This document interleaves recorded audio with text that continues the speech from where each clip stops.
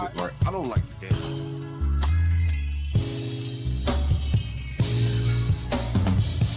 I think the only place that has been was Stanley. Hey, Stanley doesn't state the obvious, like what his talking points. Yes, he does. The nature of American culture, it's a white people problem. I literally said they need to understand. Like this. If they want to be with you, it's called Stanley versus the world. You just assume their character by stereotype? I think people do that every day. Okay, I didn't ask you. What do I think is okay?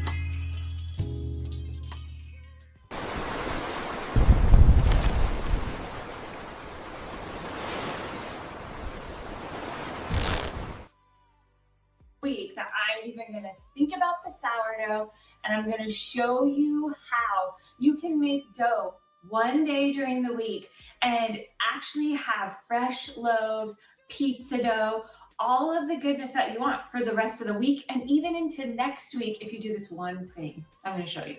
So the thing about sourdough is that once we make the dough, which I'm going to show you how to do it, this dough can go straight into the fridge and it can actually stay in the fridge for up to 10 days before we ever do any baking with it. So this isn't like I'm going to make 15 loaves of bread today and then they have to go in the freezer. No.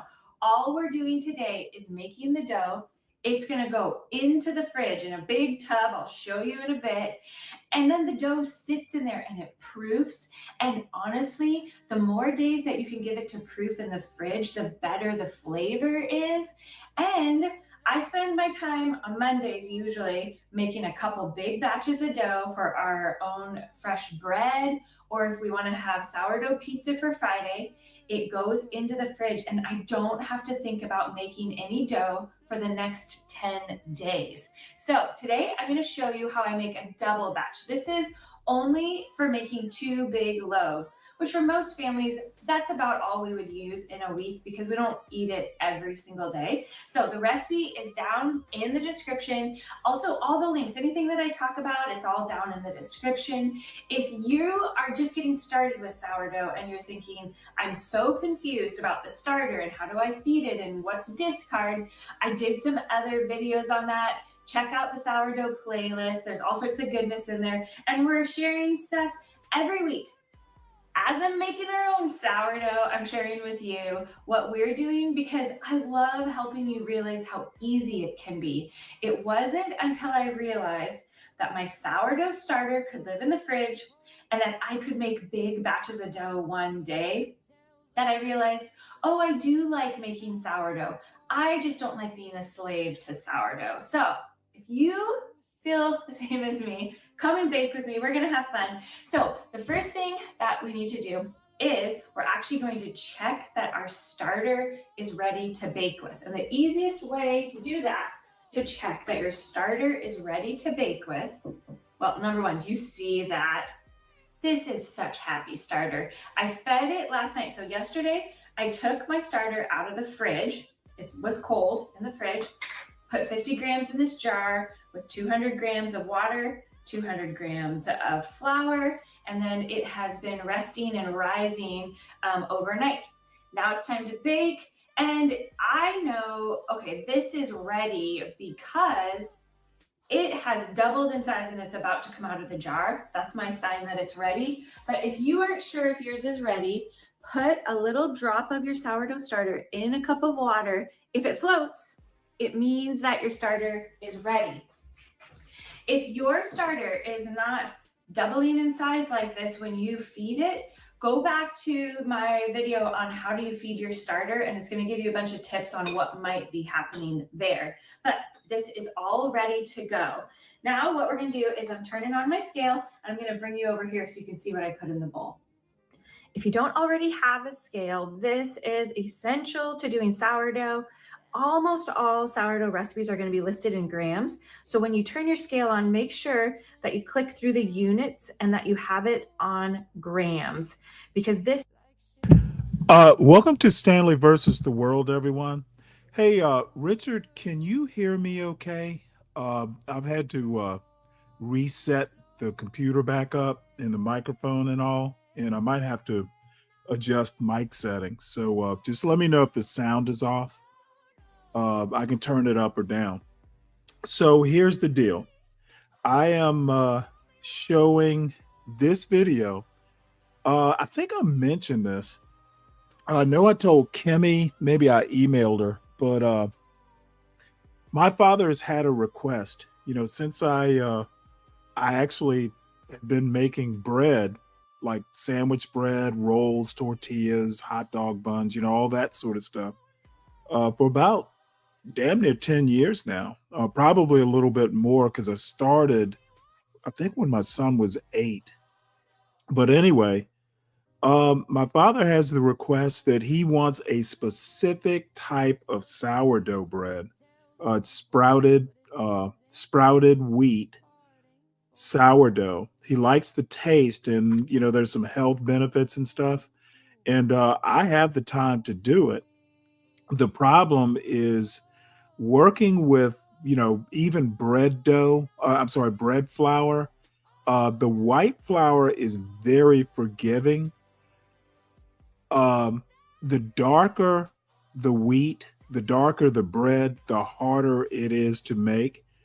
And I've never worked with, number one, I had to make the sourdough starter from scratch, which is, it's a big chemistry experiment, but I've never done it.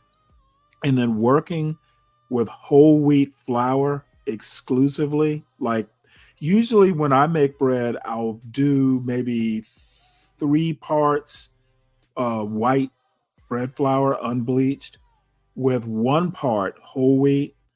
This is all whole wheat, like 100% whole wheat, and it is different. It's harder to work with. The dough's stickier.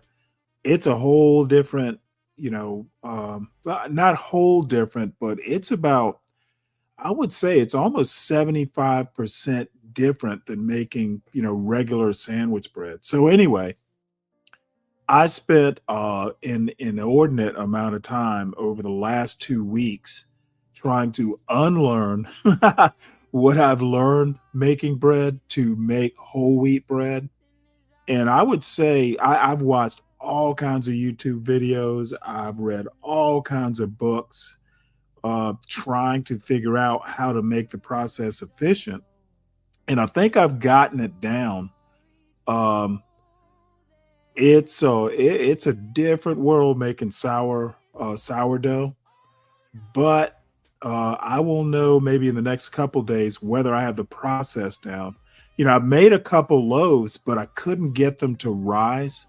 They rose a little bit, but they don't look like the loaf you'll see in a YouTube video. That's it just looks like you want to rip it apart and eat it. Mine weren't quite that YouTube video ready. So anyway, that's why I'm showing this video. I've been watching a lot of them, and this particular woman I just found attractive, and I like watching her make bread. So salute to all the trad wives out there. May you make lots of bread and be very happy and all that stuff.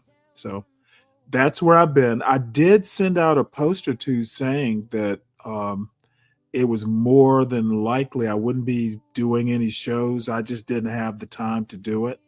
Actually, I had a really good time. I kind of didn't want to come back, but I'm back. So we'll be doing shows probably this week. But if I run back down to Savannah, it is the holidays. So anyway, good to see you, Richard. Good to see you, all you other people, and let us sally forth. But I want to watch this video mainly because I kind of like the way this woman looks.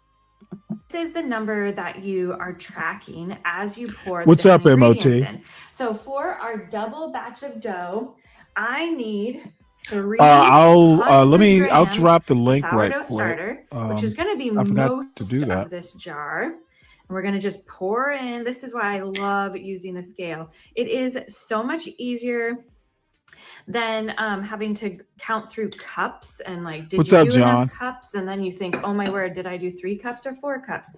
So I got a little too much in there. Just going to take a little out. Oh, there we go. We are almost at exactly 300 grams. It's okay if it's a couple grams over. That's not going to do anything bad to the bread. And we'll talk in a minute about what to do with your extra sourdough starter, because you can see that there is some extra starter in our jar. Don't get rid of that. We're going to use that in a minute. But the first thing we put into our bowl. Well, I have to say this, as most of you know, I majored in chemistry in college, and this is just like I'm in hog heaven with sourdough bread. I don't think I've been happier in a year or so. Just dealing with it is amazing culturing the sourdough. I've got like probably over the last week, because it takes a few days to get the actual sourdough starter to be sourdough starter. It starts off as just regular flour and water. And I finally got it. Like when you open up the jar, it's tangy. It's got a real pungent aroma. And I've got probably 16 ounces of it now. So what I did is I cleaned out the starter, the jar that I was actually trying to make it sourdough.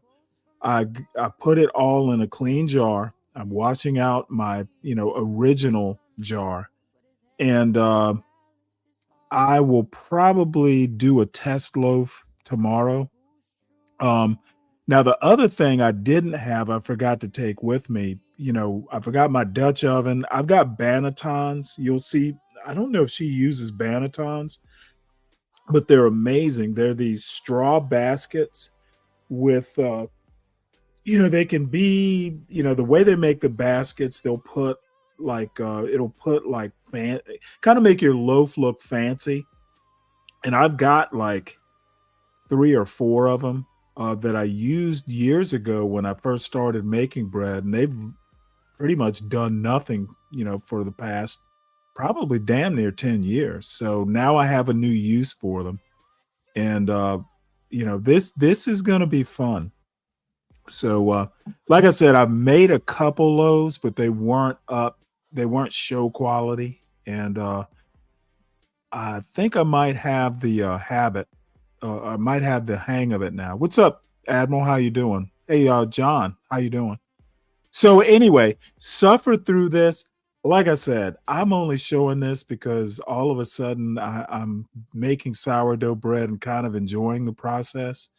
And I just like the look of this woman. I think she's cute. So indulge me. Is our starter. Then next thing we're going to do is the water.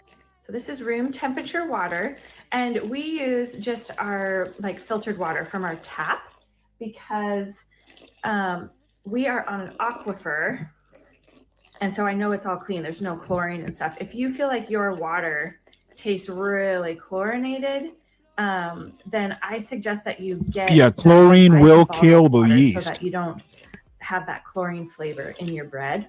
You get to make that decision. Okay, now we're at 900 because we added 300 grams of sourdough starter to 600 grams of water. And this is my Danish dough whisk. When I'm making the dough in my bowl like this, I love using my Danish dough whisk. It is so helpful, but I'll do another Danish video to show dough you that, whisk. yes, you can use your stand mixer to make sourdough bread, and we'll do that in another video. But today we're using our Danish dough whisk. The link to this is below as well. Now what I'm going to do, because I don't want to add all of it, I'm actually going to tare it. So on your scale, it will say tare. That means that it's going to zero it out. Now it's at 0, and now we can put our flour in and not have to add. So we actually need 900 grams of flour, and this recipe is down in the description, so you can follow along with it down there. But we're going to get our 900. Just so you know, kind of like a regular loaf of of sourdough is probably about 450 grams of flour. When I'm making like regular old sandwich bread, probably 750 grams of flour will make 2 decent loaves of regular bread. So 900 grams. The goal here is she's going to make like a week's worth. So there's bread, there's pizza dough, and other stuff. 900 grams that's about 2 pounds of flour. So she's going for the gold here.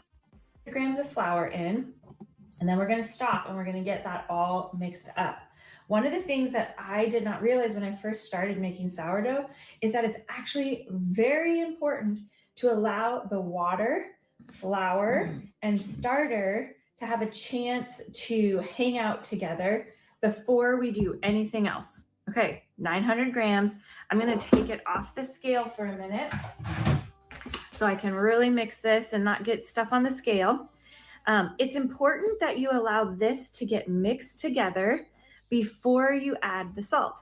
When the salt goes in there, it just starts to change the chemical makeup of the dough, and it doesn't allow the gluten to really start like absorbing the moisture and working with that starter in the same way. So see, I disagree with put your that. salt in yet. First, what we're going to salt is kind of weird.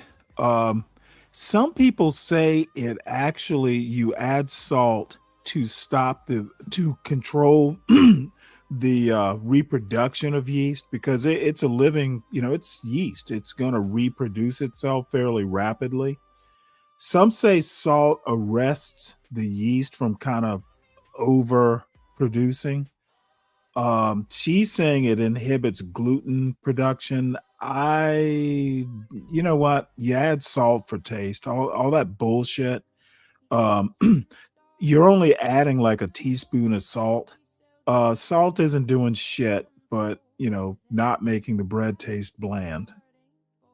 Do is get our dough mixed up, and this doesn't have to be perfectly smooth dough. The goal in my mind is that there's just no more big chunks of flour anywhere in the Use bowl. your hands, ma'am. And then I'll show you the next step. So you can see now it's still very clumpy. It's not perfectly smooth dough. That's okay. But there aren't any big clumps of flour. I've pushed the dough around to make sure there's no big clumps of flour, but it's still pretty sticky looking. That's okay. This is going to change as it goes through this first step. And this is the thing about sourdough that everybody thinks, oh, sourdough takes so much time and it's so laborious. But here's the thing is that most of the time, you're not doing anything. You're just waiting for the sourdough to do its thing. And that allows you to like go and fold the laundry or go work in the garden or whatever you want to do. Read, I don't know. You go choose. do But other you don't have tradwide to stuff. The sourdough really isn't requiring all of your time. Now that we have all those ingredients, the flour, the water, and the starter are combined, they're mixed together. I'm going to put my bowl back onto the scale and I'm going to tare it. And I'm going to add 23 grams of salt just to the top. I'm not going to mix this in. She's using It's pink just salt? going to sit on the top of the bread.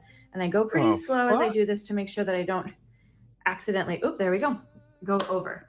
Now, our salt is sitting on top of the bread. Now, I have to say, this is the first time I've watched this video. I've watched some other videos by her. What the fuck is she doing? Why?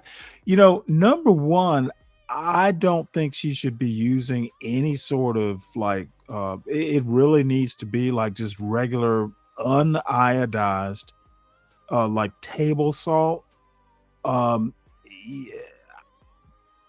Maybe she knows what she's doing. I would not be doing this. That's crazy. That's a fuckload of salt. And it's basically kosher type salt, you know, with the big crystals. Eek. And I'm gonna take my scale away, get my clean towel, Yeah, that's crazy. and we're just going to She must cover really our be bowl. rich. And now our dough is resting. What's up there, 30 Aries? How you 30 doing? minutes to an hour. Just remember, sourdough is very ish time frame. Okay, so when it says 30 minutes, if you didn't come back to do anything with this dough for 40 minutes, it's okay. Now, I wouldn't leave it sitting here for hours on end on a hot summer day, but set your timer for 30 minutes and then come back, and we're going to knead that salt into the dough. But for now, it's just going to rest here. And this is how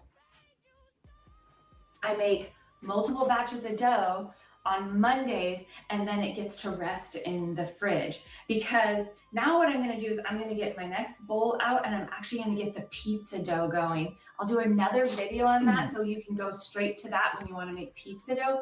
But if you wanna make multiple batches of different kinds of dough, do it all on the same day. You have all of the starter here ready to go. Use it. When you do it all in one big batch, it actually shortens the amount of time that it takes because everything's already out. You're already in the mode. When we get to the stretch and fold, it's not a big deal to stretch and fold 2 bowls instead of 1. So this is how I do all of the dirty work on one day, and then we have fresh bread and fresh sourdough pizza dough for the rest of the week. Now, look at this. We have extra sourdough starter. Don't throw this out. Put it all together. And I think my jar in the fridge is actually pretty full. Otherwise, I would just add it to that. You can add sourdough, like extra starter from this batch to what's in the fridge, and just keep adding to it whenever you have a little bit left over. I don't keep this on the counter because I don't need to do any more baking this week. I don't need any more activated starter. And so I want to put it away because I don't want to have to think about it. So I'm going to clean up this mess, and in about 30 minutes, we're going to come back and we're going to mix that salt into our dough. Now that the dough is all mixed up, we're going to go into the process of autolays and then stretch and fold. And essentially what that means is the dough is resting, and we're going to come and agitate it every 30 minutes. We're going to do that 4 times. This doesn't take a whole lot of time, but it does require you to be around, which is why I normally do it in the evening when we're just home. I'm doing laundry, or we're playing a game, or just taking care of life, and I'm around the house. And so I just set a timer for every 30 minutes so that I can come and do that process. So I'll bring you along with me as we do that. Don't worry, I'm not gonna make you wait a whole 2 hours to stretch and fold, but you'll see it really only takes like 2 minutes each time you come back. But here's the thing about sourdough that is different. When you do a yeasted dough, like, can you hear it? The laundry's going right now. That's what it is. It's like you're doing life around your house, and then you come and you take care of one part of the sourdough process. But yeasted dough, the goal would be that you get all those ingredients mixed together fast, which is why you're kneading it and kneading it and kneading it, and you're getting that yeast work. You know, I kind of wonder if just pearly things could ever be this sort of woman. Pearly things tends to be kind of brazen. Yeah, brazen. My bad. This woman actually seems to be happy as a as a trad wife. And I also have to say this. I don't know that much about her. I'm a new subscriber to her channel, you know, like maybe over the past week. So I'm kind of projecting, you know, some of my weird sense of humor on her. I'm sure she's a perfectly nice person. But in my opinion, this is what just pearly things would like to be. If you have to be this kind of trad white trad white wife, I like her better than pearly things. Through all of the dough. If you're gonna do a damn YouTube channel, be useful. You know, try and do cooking videos. I would love to see, Just Pearly Things do a fucking cooking show. Because you want that yeast. And I guarantee you, when Just Pearly Things did the TV show, I'm sorry, the cooking show, she would not wash her hands. To activate all of it so that it will rise. The way that sourdough works is think about how long it took for the starter to double in size once you fed it. You're essentially doing the exact same thing when you make your dough for your bread or your pizza or focaccia or whatever recipe you're making. You're needing that starter to have time to work its What's up, way Savage? How you all through doing? the dough. So this is why the process is different than yeasted dough, and it takes longer because we're waiting, because we really are just waiting for the process to happen. And the way that we help it happen is by doing the stretch and fold, because we're slowly like pulling it through the dough. Yeah, this is an odd thing about sourdough. Regular bread dough, like even non-sourdough bread, non-whole grain bread is very forgiving. You don't have to do stretch and folds and all that bullshit. You just do 8 minutes of kneading, let it rise a couple times, and you will get decent, if not actually really nice bread, like sandwich bread. Sourdough, just no, you gotta actually like stretch and fold. It's like fucking doing surgery. The technique is part of what you need to do to get the bread to rise. Regular bread, nah, the yeast will do all the work. You don't really need to do much.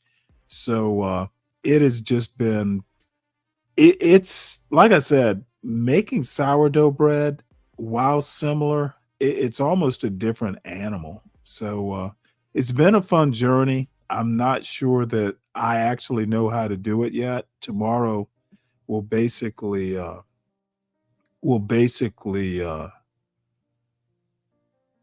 tell the story. But in my mind, the major difference is I could get up right now and I could have bread ready to put in the oven in probably, let's say, 2 hours. And most of that time would be the bread rising. Sourdough, no. To do it right, you probably need about 24 hours or more. It just, making the starter takes 7 days. So, you can buy the starter from the grocery store. You can buy sourdough starter, and I just refuse to do it. You can make it at home with just the flour you got, in a bag in a cabinet. So, I didn't want to take the shortcut, mainly because I'm cheap, I guess. But yeah, this is, and I enjoy processes. I'm a process guy. So learning the process and getting it down to where you can do it, efficiently. That's kind of what I like doing. So anyway. But what I found, especially if you're going to use your stand mixer, like your KitchenAid mixer, Roller Skater Texas girl, it's hey really there. Easy to over mix sourdough because you're thinking of like the yeasted dough, and that's not how this acts. And so if you're going to use your KitchenAid mixer, be careful not to over mix it. Okay, it's been 30 minutes. I want you to look at this. The salt is just sitting on top of the bread. I like to use the Himalayan salt. I like the Okay, yeah, I'll check it. You know what? I just got back. I've been down in Savannah for well, shoot, not quite a week, a few days, like 5 days. So I just got back last night. I'll check the mail, Roller Skater. And thank you so much. You were just way too kind to me, ma'am. And don't worry, the cooking videos are gonna come. It's just, as a matter of fact, I was talking with my sister about it over the weekend. I'm learning how to make sourdough bread, and it is a journey. So this might be, sourdough might be where I start. So, because I don't want to say it's technical. It's just not it's not like making biscuits. You know, you actually have to plan it. So anyway, I'm watching this, and I don't know if she considers herself a trad wife. Again, I just think she's cute, and I think that I need to learn how to make sourdough. And what better way than, you know, this woman to talk about it and I take some tips. The flavor of it. It's also beautiful, but honestly, once it's mixed into the bread, you don't see it. And now I'll bring you over here so you can see what we do next. I actually just put a little bit of water on my hands. We do not want to. Yeah, that's another thing. Sourdough, this whole wheat sourdough is so effing sticky. It sticks to every damn thing. And usually with regular like making bread, flour will de-stick everything. Water with the sourdough dough, water's better because adding too much flour, you know, like using flour, like putting flour down on the countertop or something like that, that's not the best thing you can do for sourdough because it'll get dry. It's a weird process, but anyway. Flour into our dough in any of the stages, because then it basically begins that sourdoughing process again, and we don't want it to start again. So if it's sticking to your hands, just put a little bit of water onto your hands. As you saw, I just was like pushing the salt into the dough, and this is what is going to be considered the first of our stretch and folds. And you can do this in your stand mixer. Now, let me put it to you this way. This video is almost 19 minutes, and we are almost 15 minutes into this video, and she's just getting around to the stretch and fold part. And I think, you know, stretch and folds, you got to do like 3 stretch and folds 30 minutes apart. So that's how complicated and kind of laborious this process is. Again, she's just getting to the part that makes the gluten stretch, and you got to do this 3 times at least. Maybe she doesn't do it, but you know, I've watched other videos, and we're 3/4 of the way through the video. So it's amazing. Mixer as well, but you can see you don't need to be doing a ton. The majority of the work, like I'm not actually like traditional bread, how you need it. You know what? She doesn't have a head camera. You know, you can have a GoPro, you know, on your head, like one of those old, you know, miner cap, you know, miner hard hat things. I'm guessing this is mounted, hard mounted over the table. I've seen cooking shows with that sort of setup. And the reason I think that is the camera is steady. It's not weaving around like it's on top of her head. And you can tell she cooks a lot. Look at those hands. Those are farm wife hands. The majority of that like kneading process, we don't actually do for sourdough. The way that the bread comes together is by it resting together for longer. So I've gone around the whole bowl, I've stretched and folded it, and now it's going to rest again. I gotta go find my towel and we're gonna cover it up. Cover and set your timer for 30 minutes. It's time for stretch and fold number 2. I just went and got a little bit of water on my hands. I'm doing the same thing, pulling it up. I'm gonna work my way around the bowl. You're gonna see, this is gonna take maybe 5 minutes if you include washing your hands before and after. Then, Pearly things would not wash her hands. It barely sticks to your hands. If yours is really, really sticky, everybody's house is different. And so the next time that you make this, what I want you to do is actually use just a little bit less water and see. The other thing is, if yours is really, really sticky, you might be over mixing it. So just remember, The sourdough itself is going to do all the work of working its way through the dough. You're just helping a little bit by stretching and folding. Okay, now set your timer. We'll be back for stretch and fold number 3 in a little bit. Stretch and fold number 3. Get my hands wet. Stretch and fold. Give it a wiggle. And I'll show you the bowl because I just want you to see that there is some dough remains still stuck on the sides of the bowl, but look at the dough is becoming softer.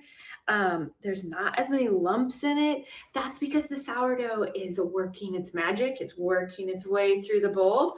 So this is the last one. Back to answering emails while the sourdough rests. Then I'll show you how I put it in the fridge. We're on our final stretch and fold. And as I stretch and fold it, I'm going to put it into the bin. This is the bin that I love to put my pizza dough in, my bread dough. This is the other weird thing about sourdough. And I didn't catch whether this is whole wheat, that she's doing like 100% whole wheat, which is what I've been working with. But it is weird. You can't take like a non-sourdough bread, like regular old bread dough.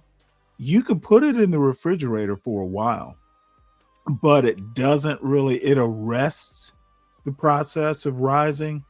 For some reason or another with sourdough, putting it in the refrigerator and letting it sit there, it enhances the rising process. I don't get it. And I think I understand the chemistry of it. Because again, rising in regular bread is kind of like brute force. You know, the yeast does all the work. With this sourdough whole wheat sourdough bread, it is all technique. And you know, I had no idea that I wasn't good at baking until, you know, this bullshit. So anyway, the bread will taste great, and the fucking pizza dough, ridiculously good. So, you know, it's worth the process. So, because this is for a big batch, and then I just take out what I need for Mr. Nichols, how you doing? First, get my hands wet. I already washed them. I'm going to stretch and fold, and you're going to find that as you get to this last stretch and fold, the dough is going to be even softer. You don't need to do anything in your bin. No oil, flour, nothing like that. Remember the bowl. Yeah, that's weird. That's the other thing. Usually, you know, when you are working with dough, especially, you know, if you're going to let it rise, you oil the sides of the bowl and so it doesn't stick. No, just plop it in there. It'll be fine. It is weird. To this, we want it to only have that flour that was in there initially. And so into the bin it goes. And guess what? This is going into the refrigerator. Now the dough.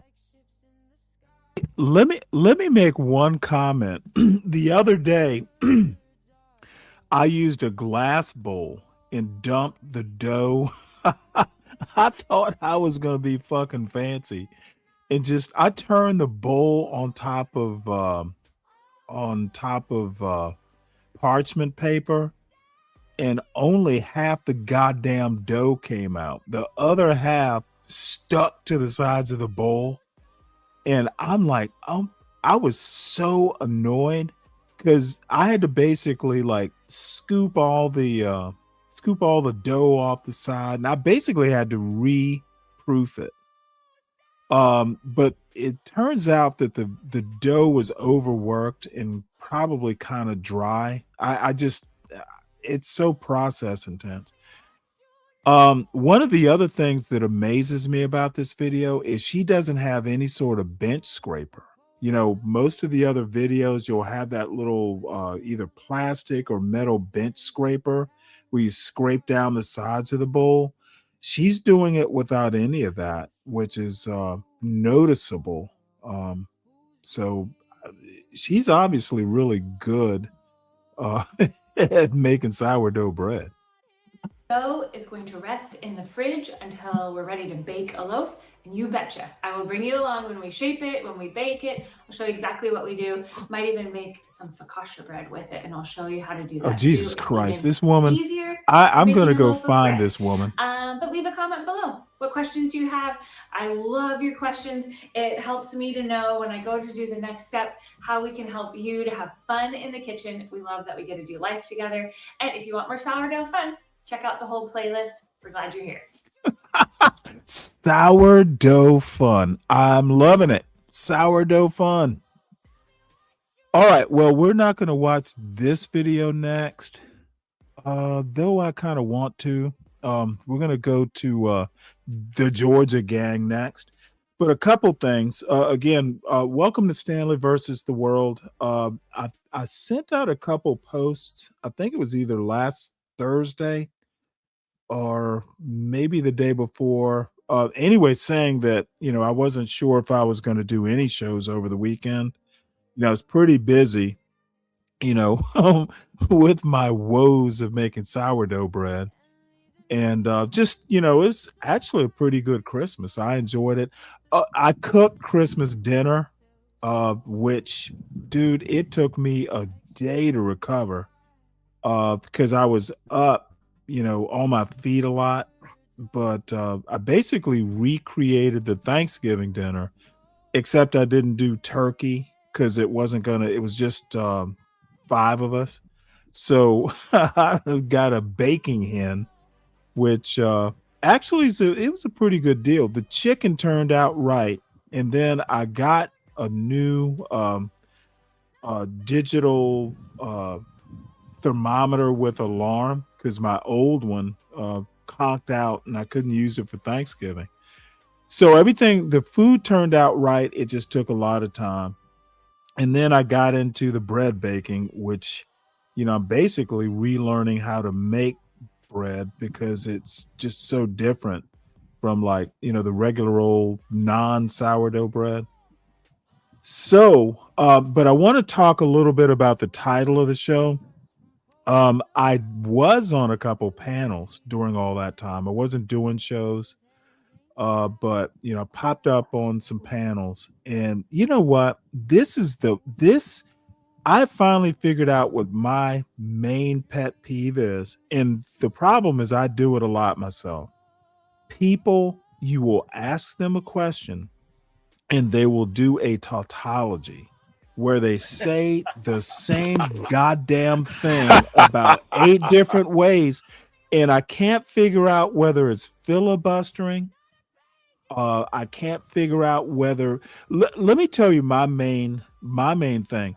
If you're doing 8 ways to Sunday for a yes/no question, you don't know what the fuck you're talking about. You're not sure of your answer. Therefore, I'm not sure of your answer, and I'm gonna say what I say. I was pissing off people, especially on this one panel. Dude, I don't have, see, this is the weird thing. I'm 60. I don't have to have patience. I don't depend on my YouTube channel for income. I don't suffer fools gladly. Never have. If I ask you a yes/no question, how about motherfucking answer the question? Don't give me why you have to think some way and oh, by the way, and did you Here's think the history of what I think. Oh my God. You know what? And then you start getting into history and what we thought in the past, and you're just fucking even more, you sound even more stupid. How about just say I don't know? That's literally used to be so what? nice. It used to be so nice. You know what? Now you're turning into me.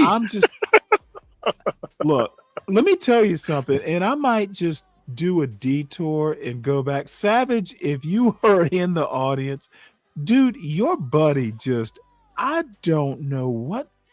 I was listening to I got to show you this. Dude, this just like, no, I can't be nice. Of course I can, because I don't care that much. But and by the way, I listened to you on Big J's show.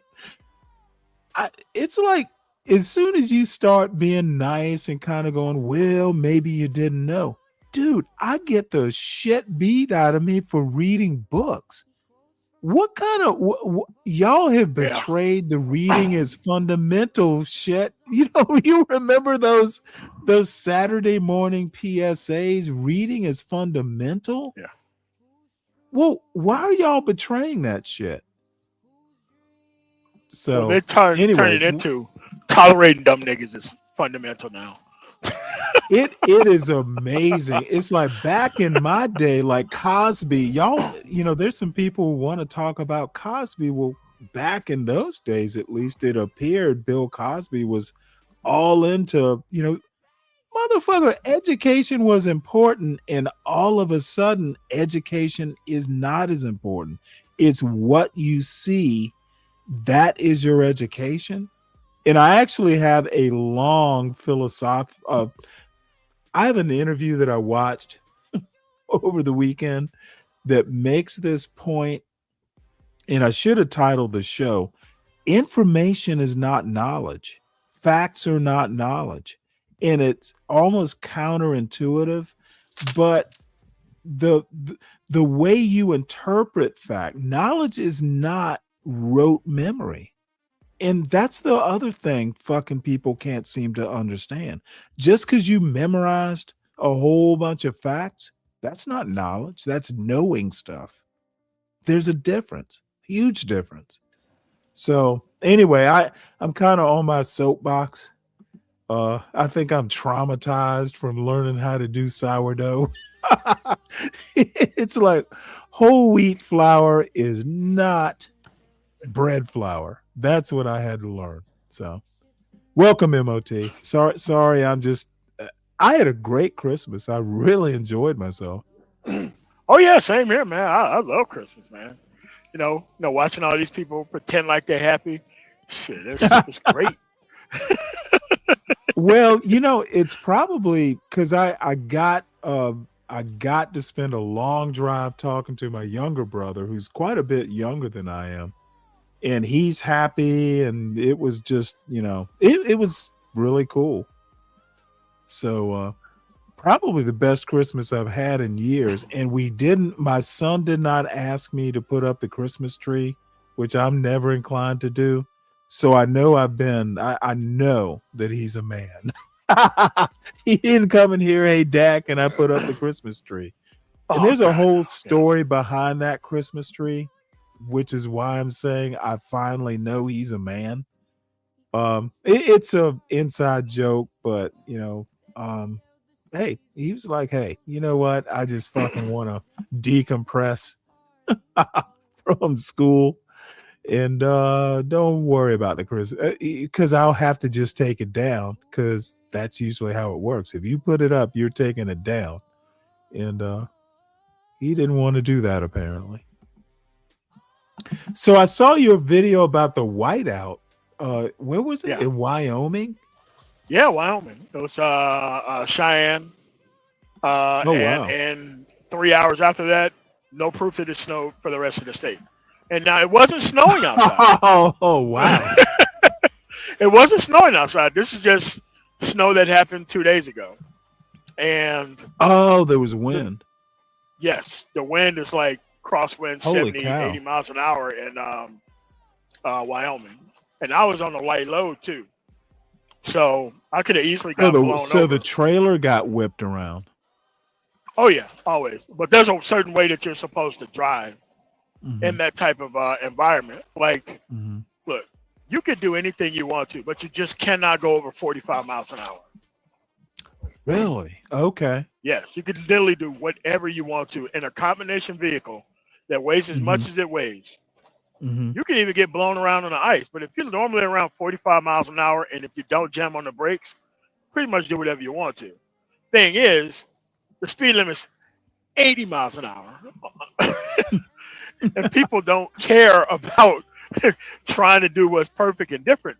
Because as you can see, the truck that had the accident was not even 200 feet in front of me. I couldn't even see halfway up the trailer that was in front of me. And that's how, and that was just a win for, what was that? 35 miles. And after 35 miles, it was pretty much dry everywhere. Because you're no longer in the mountains and yada, yada, yada. You know, but sometimes, you know, I could have went through there. I had 2 hours of drive time left on the previous day. But you're talking about nighttime, all that snow on the road is pure ice. You're talking about sloping and dropping S-turns. That's why I started at the specific time that I did start, 7 o'clock in the morning local.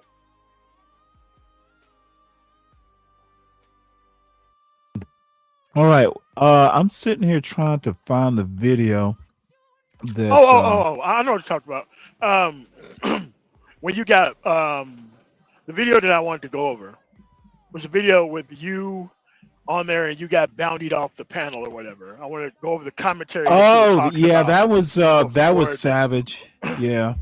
No, that's fine. But I think that we should rehab that conversation because you have to have these people have the conversation to the end, and then they have to tell us what the solution is.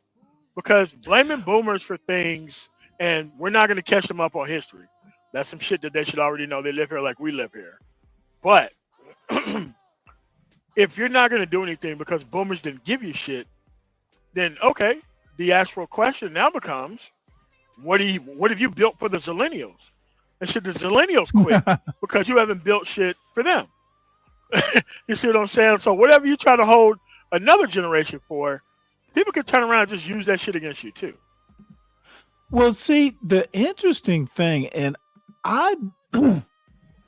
my thoughts on this sort of thing is, look, see, I still think that expertise and trusting experts is a good thing. People who have studied this shit, you know, for 40 years, you know, they're not perfect either, but I think we do a lot of, I think you have to understand the problem before there can be a solution. Okay. And, yes. my thing is, if I'm just some dude on YouTube, I understand some of the problems, but that's not good enough to be offering solutions. Honestly, and I know, please don't think this is a cop-out, and maybe it could be taken. I don't think America takes the time to understand the problems. We know there's a problem, and we just, you know, and Fred, a buddy of mine from Discord, I've known him for quite some time now.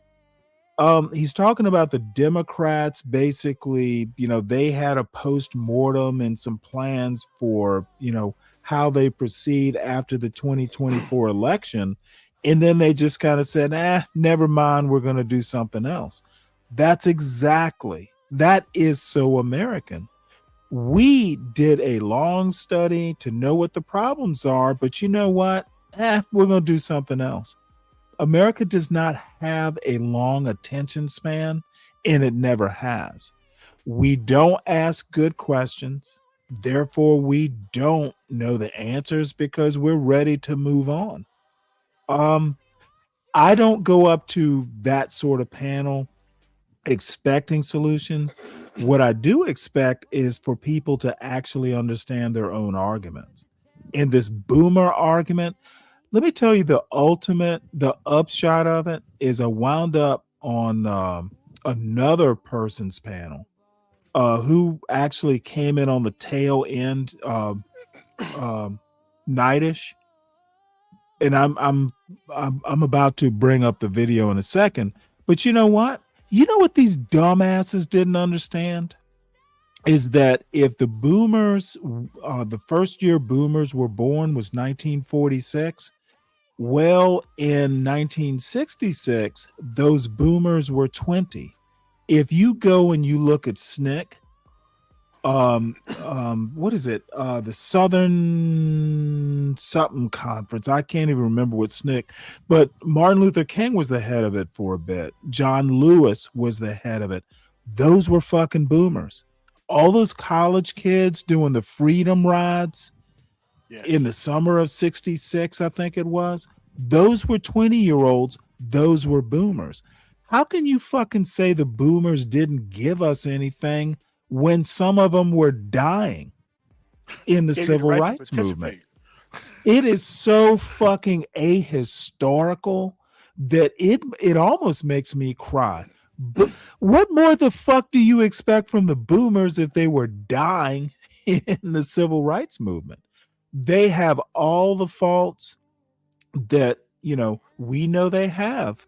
But you cannot just go, they didn't do shit and they ruined everything. Oh, that's crazy. They were dying in the civil rights movement. And I'm not as... That. Okay. Go ahead, Let's say that you come from a long line of fucking ain't shit dudes. That's a whole different argument. Right. That's a more personalized. I mean, I didn't come from bullshit boomers, okay? I didn't come from bullshit boomers. I didn't come from bullshit Generation X people. So I've never heard a good argument about the boomer shit. I just never heard of a good argument. I mean, every argument is a bullshit argument. And then they come online and then they do stereotypical boomer shit that they would claim that the boom that is only exclusive to boomers. They're online doing stereotypical boomer shit with the people who they actually support and everything else. Yeah. So it's like, so what is this? So whose argument is this? Right? It's like, and it's like, you got to start removing these arguments from these people. Okay. So. These guys, these folks, and these are 40-year-old people. They're just talking. Yeah. They're talking. They're doing talking points. And if you actually understood your own argument, you would know their limitations. How do you explain the people who were putting their lives on the line? How could they not do any good? Maybe they did ruin shit, but they also built shit too. Okay, I want to hear a balanced view on what boomers did and didn't do. And you getting up on a panel just shitting on boomers for no reason. And then here's something that made me laugh. I go, well, I'm not a boomer. I'm right on that last year that's considered a boomer. So I'm told, well, Stanley, you might not be a boomer, but you have a boomer mindset. It's like, dude, talk about moving the goalpost. No. The boomer mindset is you didn't hand shit to them that's turnkey. That makes you a boomer. Well, you're not here to give them free shit. I was Gen X and I was turnkey. Look, there were plenty of Gen X who were turnkey also. My parents, doing what they did, sometimes, I get home at 4 p.m. and, my father worked later than 4 and my mother was a teacher. Sometimes she wasn't there. So we had a key to the house. And you know what? And so see, they want to act like being a turnkey or latchkey kid is some form of abuse. No, it's not. And one of the things that I appreciated about my parents, and they were very clear when they said this, we trust you're not going to burn down the house. Here's a key. Yeah, trust the responsibility, man. Yeah, God damn it. And you know what? I'll be God. No, I'm not going to burn down the house because my parents trust me not to burn down the house. That's character building. If you have the right parents, I know my fucking parents my father would have never trusted me to be in his house alone if I was some reckless kid. So being a latchkey kid is not some bad thing. And these dumbasses went, "Ooh, I was suffering. My parents weren't there when," motherfucker, they taught me how to cook. It's like, well, you know what? We got a microwave. Don't use the stove. Use the microwave, warm up some leftovers. You're not ready to use the stove yet without me there. And you know what? I had no problems with that. Yeah, I mean, stove was always some supervision shit. Always. Yeah, exactly. And you know what? My son wasn't a latchkey kid. And no, he could bake all he wanted to bake. But motherfucker, if you're going to use the stovetop, I need to be either in the kitchen or somewhere nearby. Knock yourself out. You ain't going to kill nobody. Right. But that top of that stove had to be a grown-up around. Had to be. So anyway, this latchkey bullshit. Look, all these people are just whining about how bad the boomers were. It's not everybody else's problem. Right. It's not. And to use it as an excuse as to why young black millennials aren't doing well.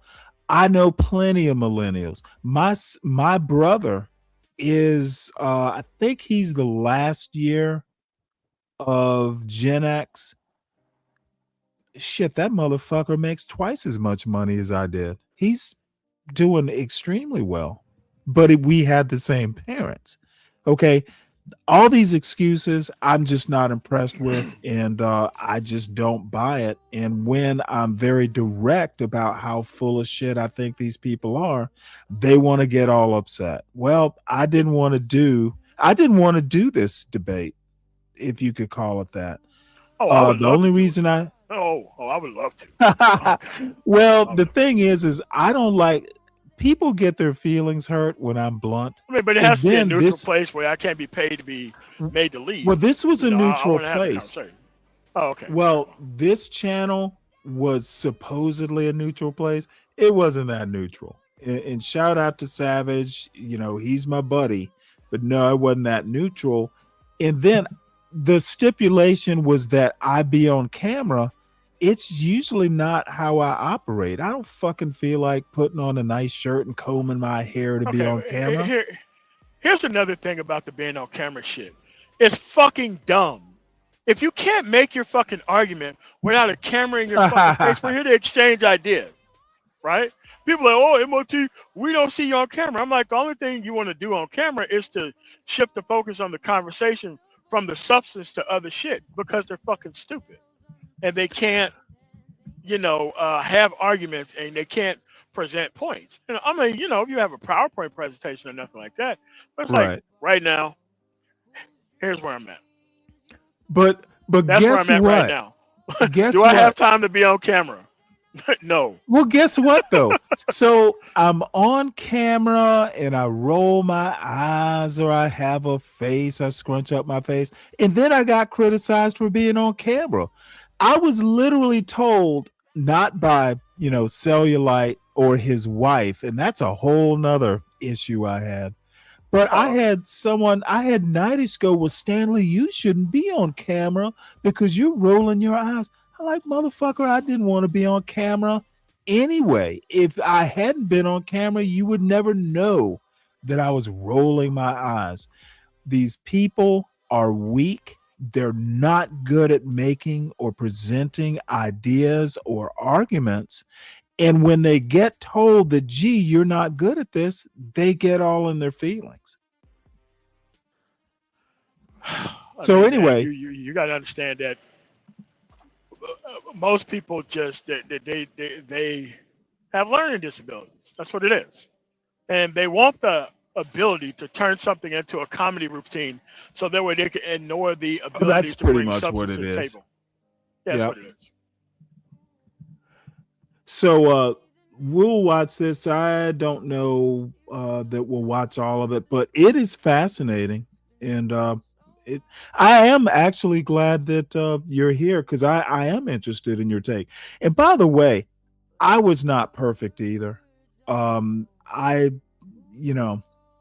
It's not like I was God's gift to this debate either. But such as it is.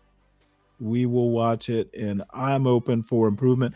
And by the way, just for everybody in the audience, I've had all kinds of conversations with Kimmy Cakes, who has some ideas for the show.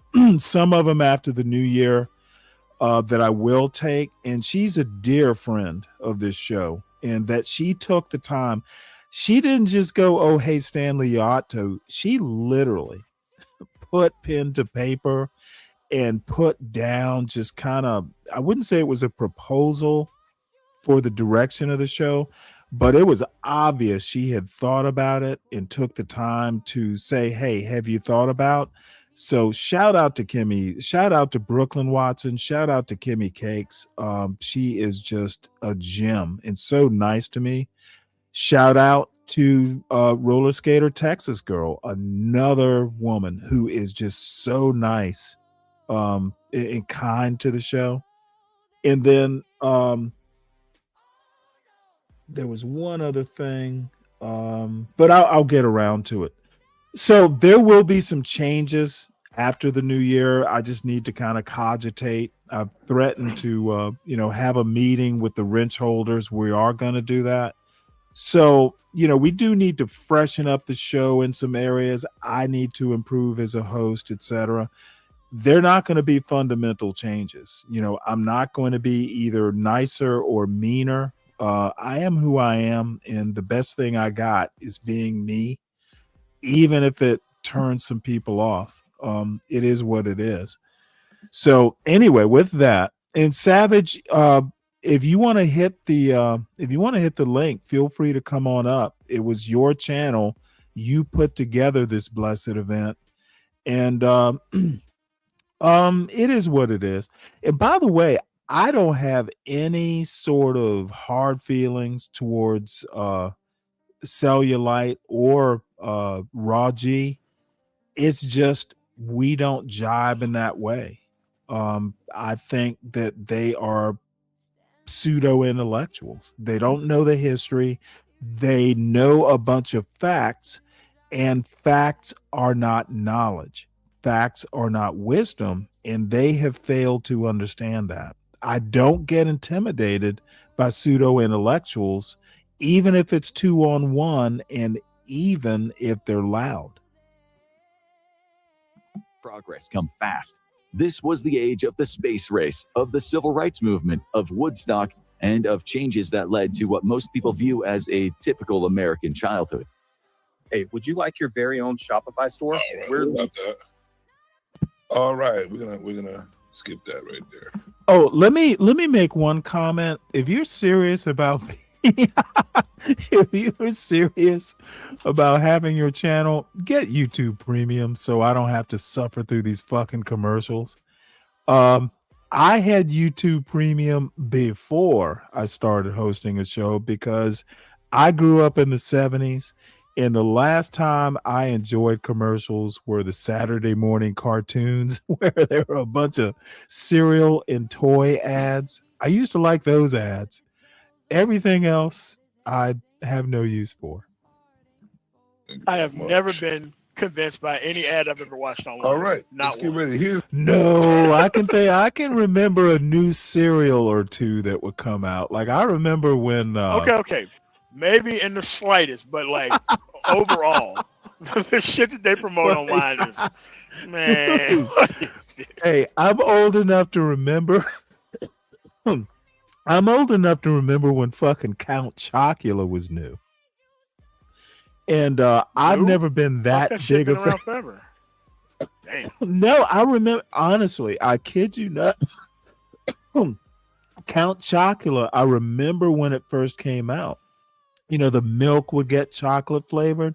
That was a thing back in the early 70s. The rules and regulations for the game, we had to be cammed up during the whole conversation. Oh, and by the way, you know what? I'd forgotten to shave. I look a little rough, but someone actually said, "Well, I just want to hear the argument. Well, I'm kind of hurt because I am a bit vain, and I had some woman that I know online go, well, he's not ugly. It's just that wild, crazy professor hair. So I am vain. In debate. Does that echo? Somebody's watching it? No, that was me. I was watching it on my phone. I'll turn it down. Okay. Yeah. All right. So the rules and regulations we have here: stay on cam during the debate. Try to stay as civil as possible. I'll give it 98.9%. Let's keep it civil, and just have the conversation. We're gonna give each person. I am gonna ask a question first. And we're gonna give each person 2 minutes to respond. Just let me know when you want me to give a pause reason it. why they responded that way. And if there needs to be a rebuttal, we're gonna give 2 minutes on a rebuttal. All right. What I want to just to preface it, I make some slip ups too. So, it's not like I'm God's gift to this video. I just know what I'm talking about. I'm just gonna make this clear. Having people on camera does not make them make better points. Doesn't make your show better. It does nothing for the argument. There's this weird I'm just thing. saying in general, because this used to be a thing. Right. I'm gonna say 8 years ago. 2000. Okay, we're 2025, 2018. Yeah, exactly 8 years ago. People thought that being on camera was like the whole thing. So this is not a new thing. And then they would have a bunch of people up there and nobody would know how to act. And then it just come into a dozens match based off of how people look and not how the audience and ideas are. Because most of these people are, their logic and reason deficient. And so when they can't keep up with the argument, then things go into looks and all types of other nonsense. But this is not a new argument about being on camera or whatever. I mean, but this used to be a thing within this the Black Manosphere. Like 2018 was like a year that everybody just wanted people to be on camera, and this is before like the Kevin Samuels thing. I was on camera a lot, when I first started, but now I work all the time. Now I enjoy what I do. Like right now, I showed you that I'm driving through Oregon right now on my way to Seattle, so I don't have the time to be sitting at home. Yeah. Let me make a couple observations, and I'm totally new to YouTube. I don't have your experience, your insight, but in my opinion, some of what now I've seen people, you get up there and the fuckery starts, and I enjoy the fuckery, sometimes when it's appropriate, but cam up, motherfucker, cam up. It's just a form of crowing. It's like peacocking.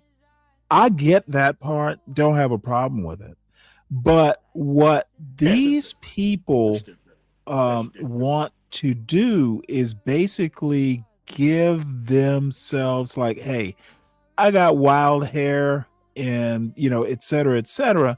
It just gives them a way to go, well, motherfucker, I'm not going to take you seriously. You're ugly or you have wild hair. See, it's just ammunition. They're not serious. With the arguments. Exactly. They're not. See, I love ad hominems. It's like, dude, I don't care. Fuck logic. I'll just ad hominem you to death. However, I recognize the game. This could have been done with 2 avatars up there and no one cammed up.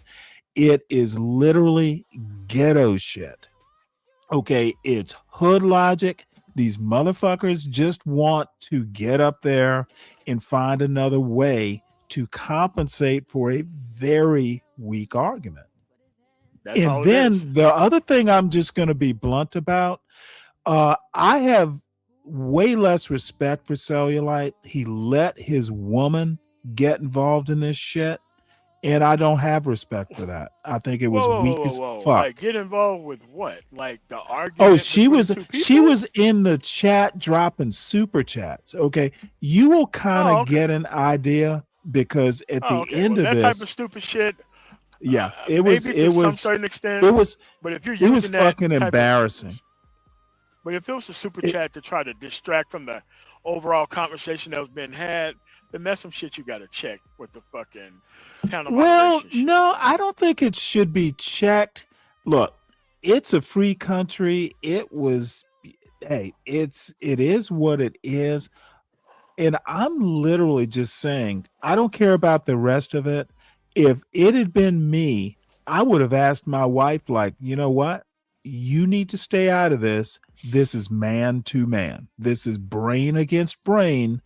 If anything, she's going to be a distraction. But this cellulite, if you were here, I'd say this. You look weak as fuck letting Raw G get involved in this because she's not that bright. She has a lot of facts, but she does not have the knowledge of how to use the facts to form a coherent or cogent argument, and neither does he. So welcome, Savage. You were the sponsor of that thing.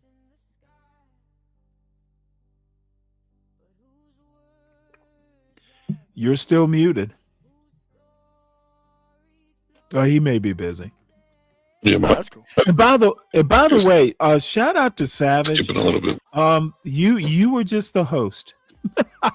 Your opinions had nothing to do. You were just the platform. So I give you that grace. You had nothing to do with the fuckery. You just sponsored it. Hello. We can hear you, Savage. Have you met Man of Tomorrow, MOT? Nightish, don't you fucking hold on one sec.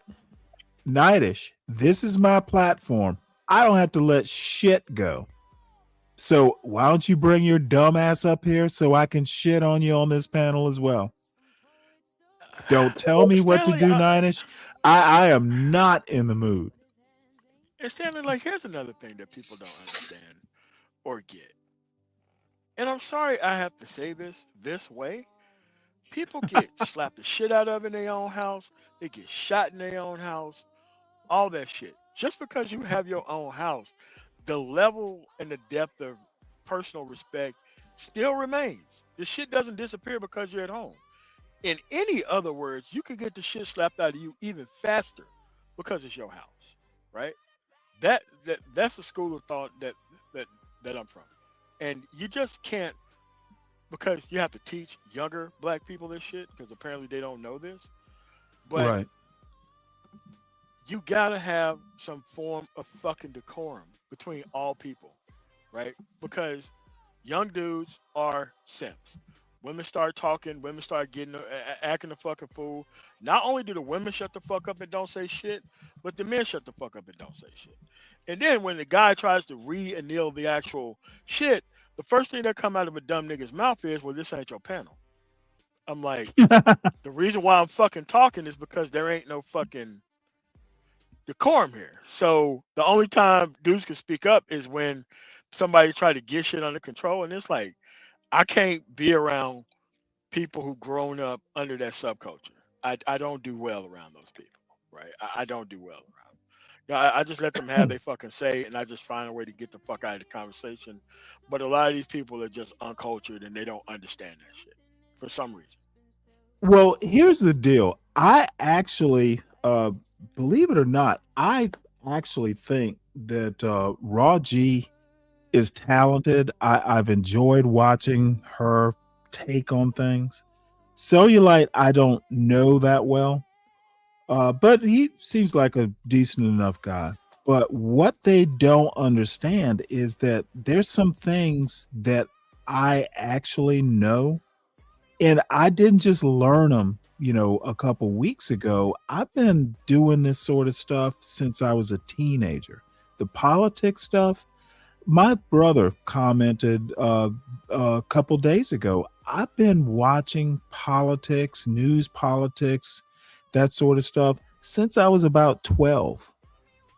So I just know stuff. And I don't get intimidated when some old YN wants to go. Well, some of the shit that Raw G said was just uncalled for. And I call people her attitude. I don't know her personally, so this is just my impression on a YouTube panel. She was acting like a fucking gum popper. You know, she's popping her gum, talking Snapping her all, fingers, hand on the hip. snapping her fingers, rolling her neck, trying to defend her man, and that's really what it came off as.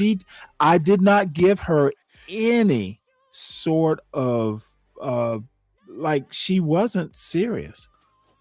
You're gum popping, defending your man, motherfucker. What is that? That's not serious. I'm not taking that sort of shit serious. That's why Nightish, you'll see towards the end of this, and since Nightish is here, I'm inclined to play this towards till the end when Nightish comes up and starts adding his stupidity to it. Well, Stanley, you shouldn't be on camera because you're rolling your eyes. Motherfucker, it's not. See, this is the other thing. It's not about the show with me. It's about being right. Okay, Yes. I don't give a fuck. only thing I I'll give a burn fuck this guy. I'll burn this goddamn show to the ground.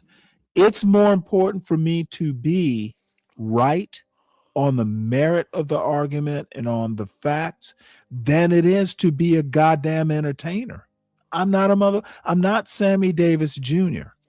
I don't give a fuck about the money. I don't give a fuck about the show. I just care that I'm right. Now, I can be wrong. And anytime anyone wants to come up and go, well, Stanley, you need to read so and so and so and consider this, motherfucker, I'm going to respect that. Because, God damn it, you stood me up, punched me in the face and go, hey, asshole, have you read this? I don't get Please that. let me know about the information I'm missing. I can't Yeah, wait. to but read. dude, I am always open to learning, but because your wife comes up and starts popping gum, or you tell me, well, Stanley, you shouldn't be on camera because you're rolling your eyes on camera, fuck all that.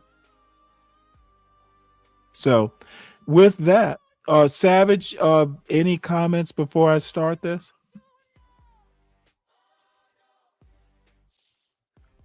Now he was kind of No, sir, just listening.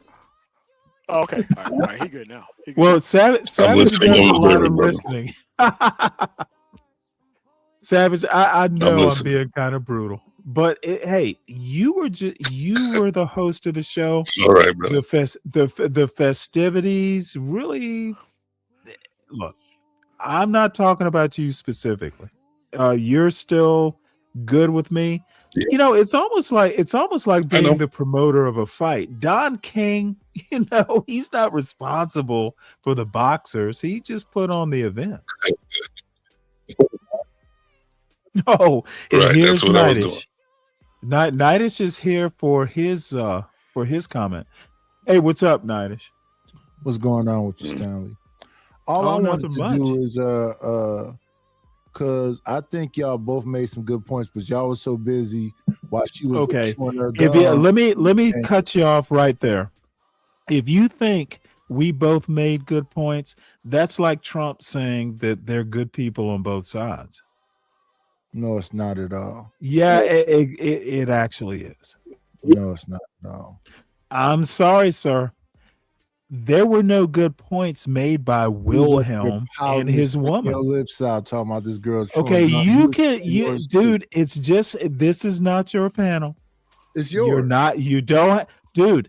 You have It's all a the power trash here, sir. point. Go to your I'm house. sorry. Like MOT just said. Don't make me treat you like you treat me on your panel. Oh, let's do that. You know you get nothing but love over there. Well, I'm giving you love right now. I simply do not agree that there were good points made on both sides.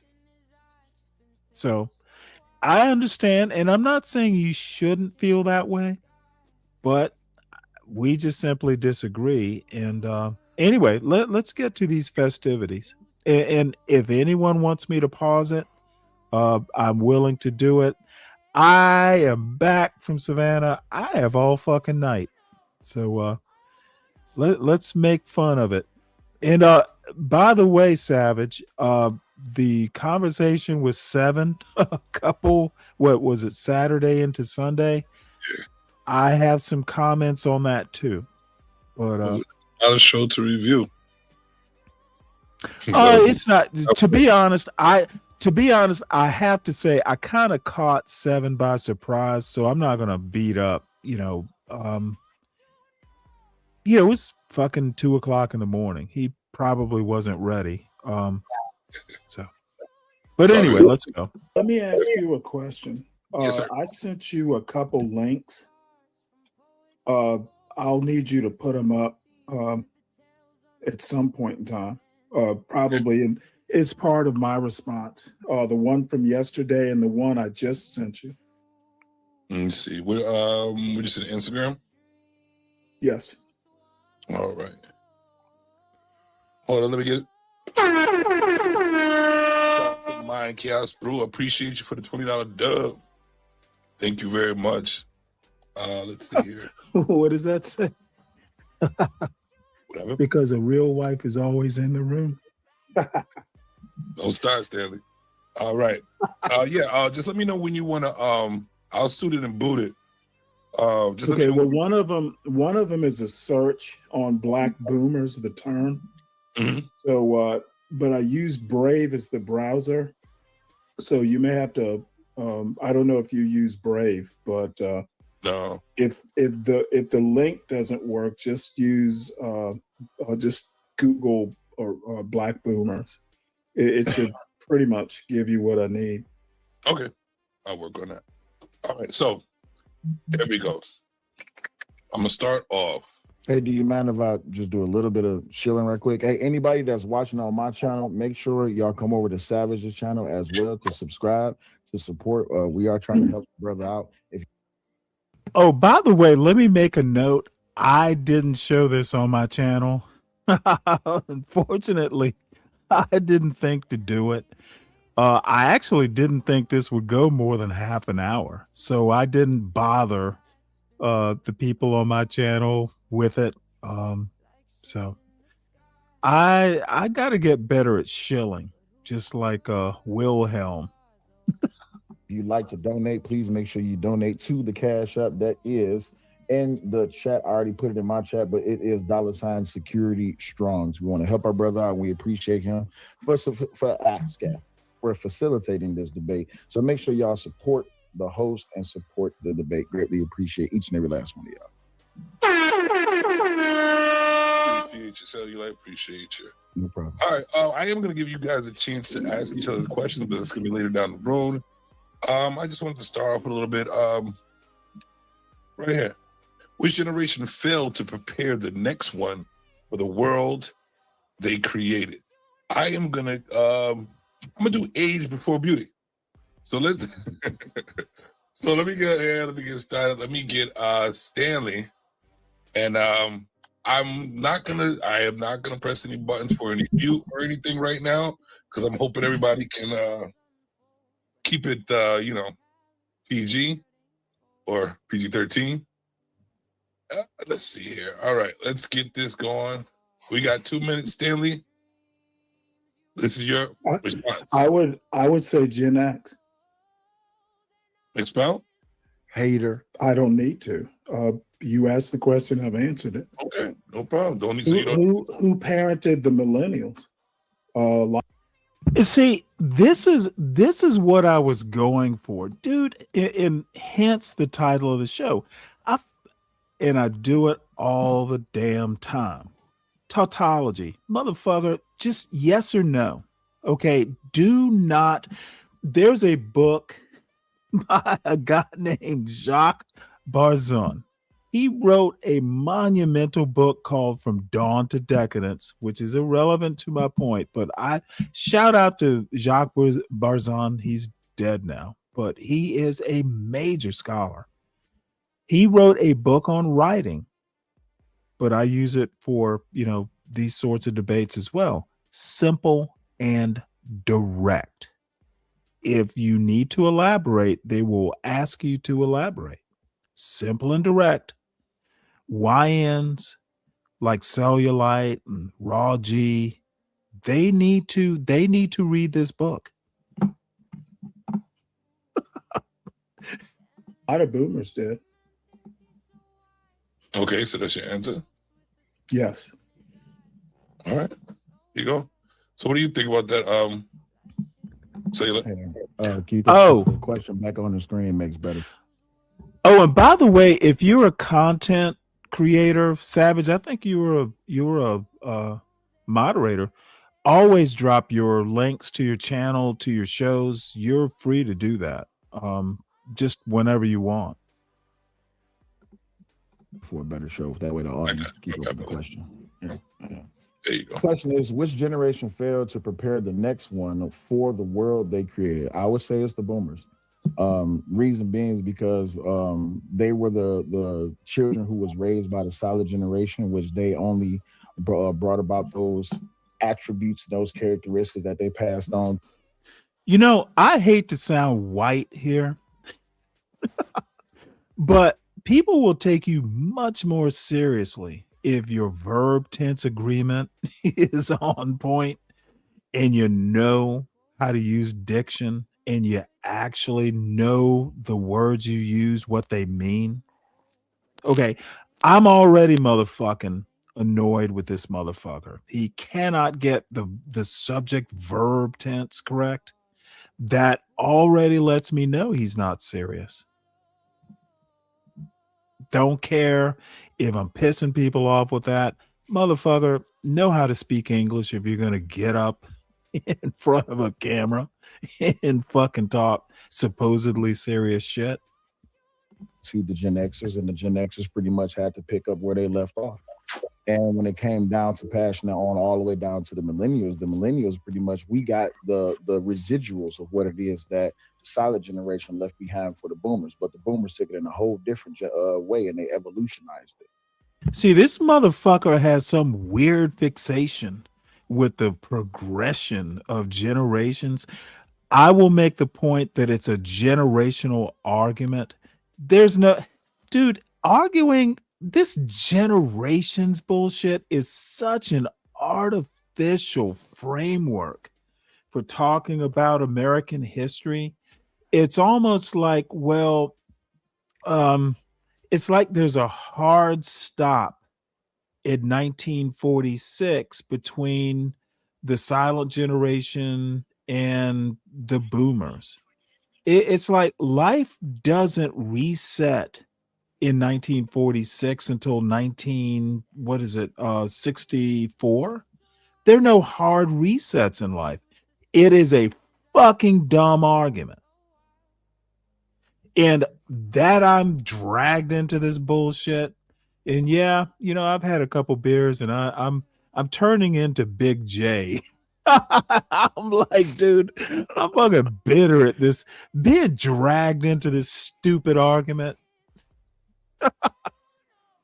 Nobody. I'm sorry for the. I'm sorry for the bitterness, dude. I do not suffer fools gladly. You weren't dragged anywhere. You went. Okay, motherfucker, don't you come up on my panel and tell me how I feel. I'm looking at you right there. I fucking just said that I feel that I was dragged into some bullshit. Allow me my feelings, sir, on my own panel. I never want to hear a grown man. May I feel some way on my panel and express my feelings, Nightish? Are you going to deny me the opportunity on my own motherfucking panel? On your own panel, you shouldn't lead with emotion. Motherfucker, it's my panel. Please allow me to feel away. Am I allowed, Nightish? Papa Nightish, am I allowed? Yes or no? I didn't think so. So I said what I said. Deal with it. Yeah, get out your feelings. It's definitely the boom. Yep, I just did. Thank you. Yeah. You have anything to say about that, Stanley? Yeah, no, wow, for real. No, other than it's shallow analysis. Okay. All right. So are you ready? Y'all ready for the next question, or you just? Or I'm ready for the next one. All right, let's do this. I'm just gonna put. Oh, Hey, and by the way, also this is going to be for Nightish, because I think you're right about the comment. Look, usually when I'm in my son's room, I usually do this show at his desk, and the microphone is right there next to me. I'm doing this in my bedroom, so the way I sit is quite a ways back from the microphone. So it's taken me some time to realize I don't have to get right up on the mic to be heard. It's an expensive mic that I bought, and look, I think your criticism is right. I don't have to, sit forward to talk on the mic. I got that point. Good point. But I'm getting used to having a good mic. Hey, I was born in '65, so you could argue that I'm right on the cusp. But your poll question, boomers and Gen Z, I think that's what it said, or did you say millennials? I just said who you rep Gen Z. Oh. Yeah, who you rep Gen Z. Where's Gen Z for representation? Huh? But There was no Gen Z. It was boomers and Gen Z. Yeah, no doubt. All right. So I'm gonna put the next question up, and I'm gonna give most of y'all time to talk about it. I'm just gonna put the question up. I don't want to do too much talking. I'm over here sweating. So let's just have the conversation. Here's the next one. And what's this ghetto shit? Why the fuck is he blowing smoke from his nostrils? What the fuck is up with that? Like on camera? Because I'm not looking at my phone. Oh fuck yeah! Let me back it up. Nah, man, I don't want to see that shit, man. I'm good, man. I'm not about to track down my phone for that, man.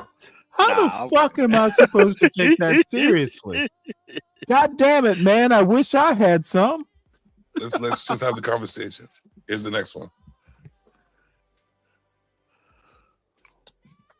Did boomers over-promise stability, or did Gen Z?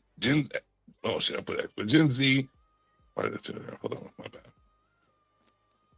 Timer off. Let me take the timer off. My bad. It's okay. We can comprehend what the question is. All right. Yeah. There we go. Can y'all see it? You got to put it back up. You got to put the question. There it is. There we go. Trying to turn this timer off. My bad. There we go. Mm-hmm. Did boomers overpromise stability, or did Gen Z under-deliver resistance? May I take a crack at this one first? Sure. All right. I wouldn't say that boomers overpromised stability, because a lot of what the boomers did was leave. What boomers participated in was, so the silent generation was seen and not heard. The boomer generation was, we just not going to be there. And what happened was that passed on to Gen X. And what they did was they was just pretty much like, this is what we picked up from our parents. But the boomers, what they participated in regulating the home up into a point. Once they was either challenged or they was met with some type of scrutiny, or they just couldn't reach whatever goal it is that they was trying to reach, they just left. The problem is they came back 20 to 25 years later trying to regulate things within the household. Like, listen to this motherfucker.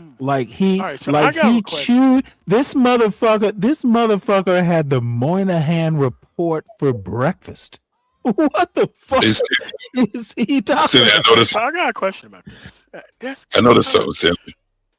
So no, go ahead. Go ahead. I did leave out. I did put the wrong one up there. I put Gen X, but I meant Gen Z. So I don't know if anybody. I think y'all understand. No, Richard's a stickler for details. He's actually a software developer, and those motherfuckers, dude. If you see, the thing is if you forget like a period or some symbol like can't look, these motherfuckers are weird for detail. So Richard, just excuse Richard. No, it's okay. I'm about the details myself. It's just I don't know how to. No, don't Savage. It was. Don't even worry about it. I think that Gen X and Boomer was perfect. Why would you skip past the Gen X's and go to Gen Z? So what you got, Manna, tomorrow? No, it's just a question of that. What does he mean by they just disappeared and then tried to come back and do something with the family unit?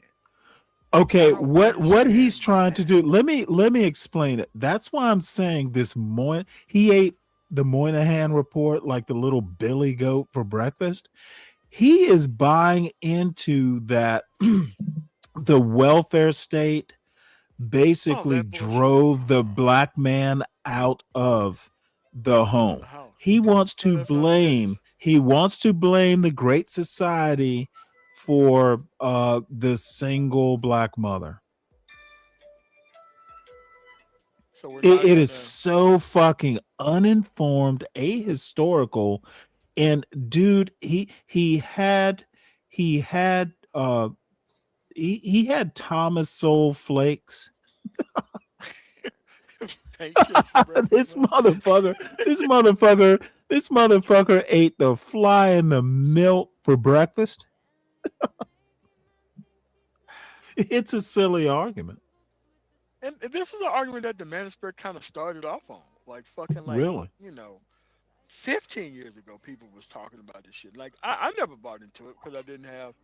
Now I did live in an area where the wide open space around our block of house was turned into projects in the early 80s. So we were surrounded by, the single mother culture and all that shit as people who actually did own homes or whatever around that. But that shit was still an avenue of, they was like, oh, the man didn't want to be in the house. Like, no, them dudes didn't want to be in their child's life.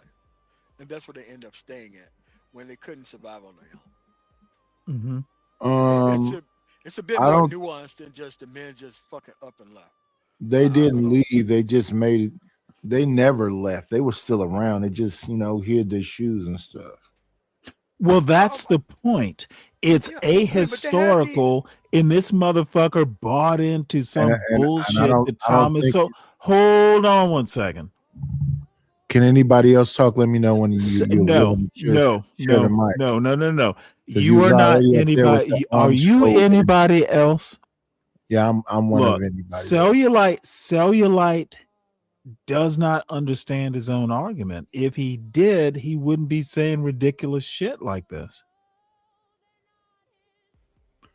The boomers were fucking 19-year-olds in like 1966. The motherfucker has the history wrong.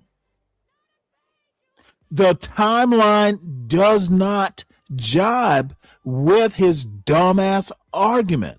That's what I've been trying to get you and him and Raji to see. Y'all want to praise a motherfucker. I'm talking. Yeah, so what? Y'all want to take the silent generation and act like dude, it's the silent generation that they're talking about in the Moynihan report, not the boomers. No, I understand that. Well, then, motherfucker, what could possibly be your argument? Well, what we were saying is that not that the man left the house. You just wanted to believe that because... Okay, irrelevant to my point, Nightish. The boomers all together. Nightish, you need to keep up with my point. I am not going to slow down for your point. Rock stars. That's what rock stars. What dude? Don't bring that rap shit to this argument. Okay, what you're gonna do is annoy me to a point to where I have to put you in the back.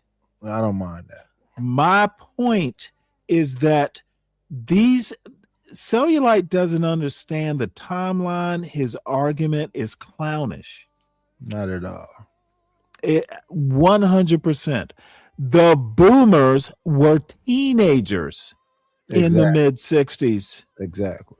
They were not leaving their homes because they were teenagers. This is what you fail to understand. Nobody If you want to make a hold on, Nightish. The silent generation were the 30-year-olds in the 60s. They were the ones born in the 30s. I have tried to teach you simple math, but Cellulite doesn't know math. Raw G doesn't know math. Motherfucker, y'all keep praising the silent generation. The silent generation was in their 30s and 40s in the 60s. Pushes y'all. Okay, don't wander away from my point. I need you to acknowledge it. Yeah. The boomers were teenagers. Even if you were born in 1946, the first year of the boomers, in the 60s, you were a teenager or early 20s. That's the math. Who's disagreeing about that? Okay, if you were talking about how the boomers ruined Gen X and all that bullshit, sorry, the math doesn't work. The boomers really didn't come into power until probably the 70s, maybe into the 80s. Exactly. Daniel Patrick Moynihan was not a boomer. Y'all have a math problem. You have a logic problem, and I don't give a fuck at this point how many feelings I hurt. The boomer argument, the boomers ruined everything. The boomers did not control the 70s. Robert Byrd was not a boomer. Nixon was not a boomer. Reagan was not a boomer. Clinton, not a boomer. Dumbasses. Do some math and your dumbass arguments will go poof. They was running things. They didn't promise any stability. They just upended all of their responsibility and their accountability and chose and went elsewhere. I still don't understand. What say you, Stanley? I still don't understand. My critique is basically, and I'm not responding to that. There's nothing to respond to. Yeah, I'm just not going to respond. The way I see it, and I tend to look at things, with a historical / political lens. I think boomers were allowed to hang on to political power way too long. I give examples, and by the way, the boomers hanging on to political power well into the 21st century, not the 70s, not the 80s, not the 60s. The boomers were teenagers in the 60s. They did not have the political power. Y'all, your argument is trash. And your argument is trash. I'm gonna know my argument is historically. If we're talking about Gen X, okay, you can whine all you want, Nightish. Do not blame me because you can't fucking do math. 65 until 80, right? So why are you talking to a Gen Xer about the fucking 60s when they motherfucker? I'm talking from a history book. Nightish. I'm not talking as a Gen Xer. I'm talking as someone who can do fucking math. A boomer. And so a boomer. You see, what you want to do is defend ignorance, and I'm not tolerating it. Go do it on your panel. You need to go back to your panel and defend the ignorance. That wasn't born until defend the ignorance on your panel, sir. Gen Xer, you understand that, right? No. Nothing you say, I'm even gonna bother giving credence. What you want, motherfucker? Is this show? Is the boomer argument okay, motherfucker? You're gonna have to go to the. What does me being a Gen Xer have to do with the boomer argument? How about rectify, connect the goddamn dots?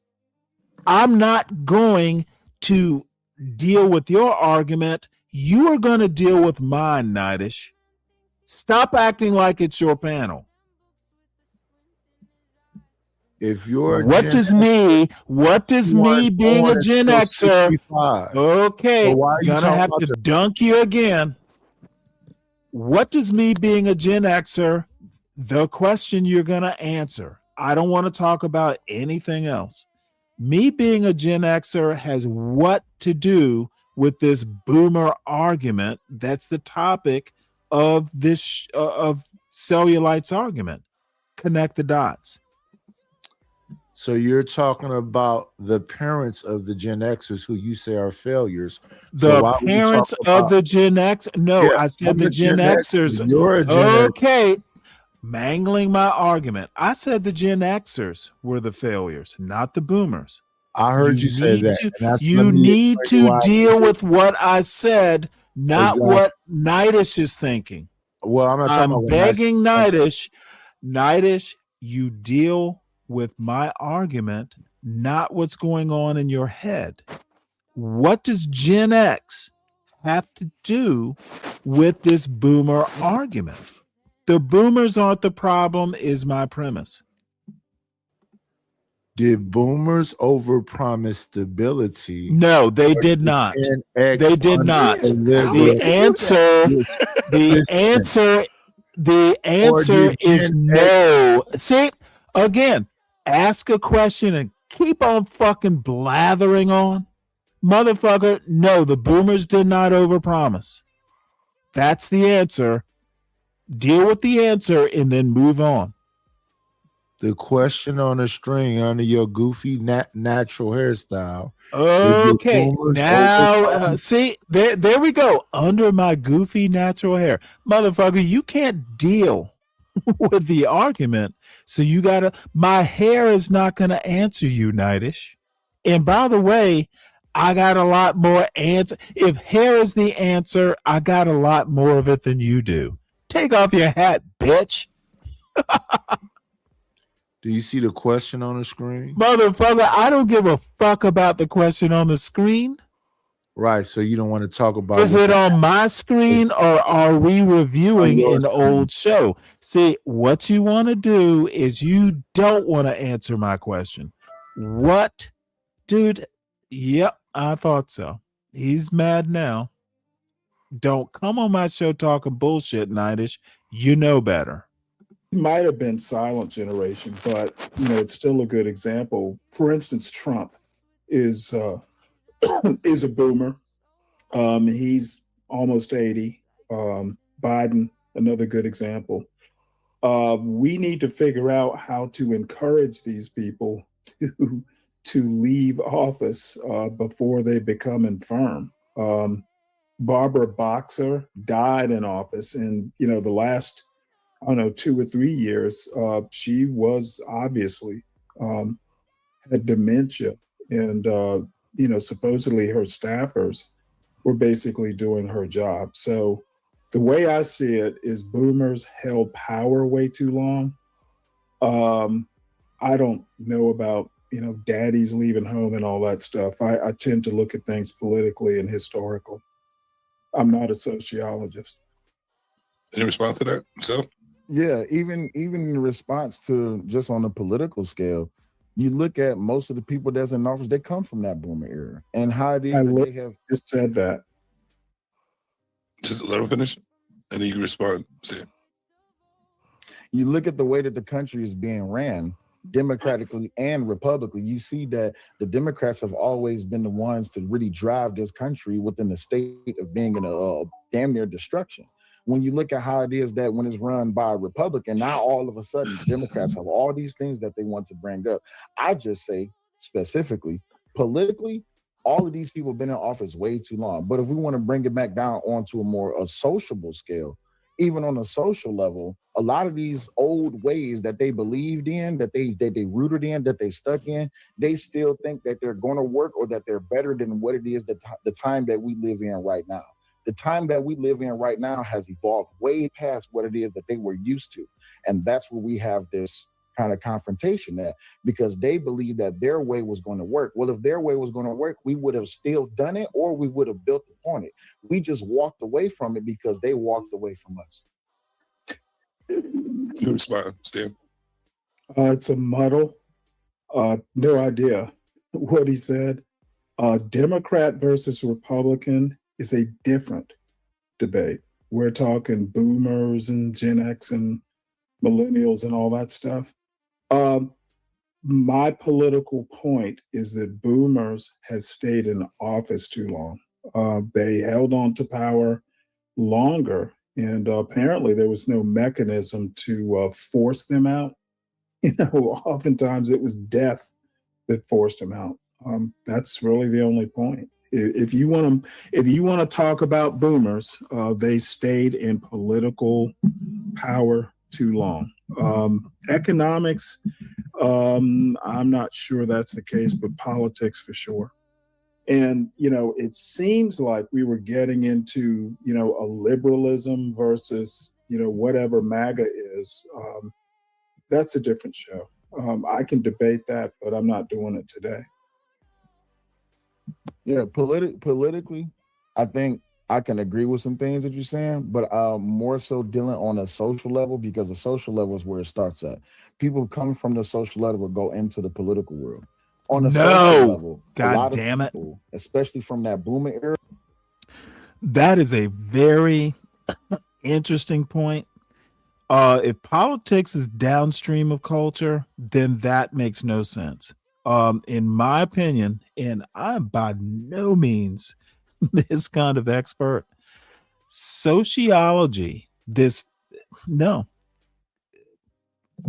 culture creates the politics. Now, I might be willing to concede that it's a feedback loop. Politics can control culture, but I agree that I really fundamentally believe that politics is downstream of culture. Again, sheer ignorance. Just the dude does not have the background to argue this point. He can't even get the goddamn math right.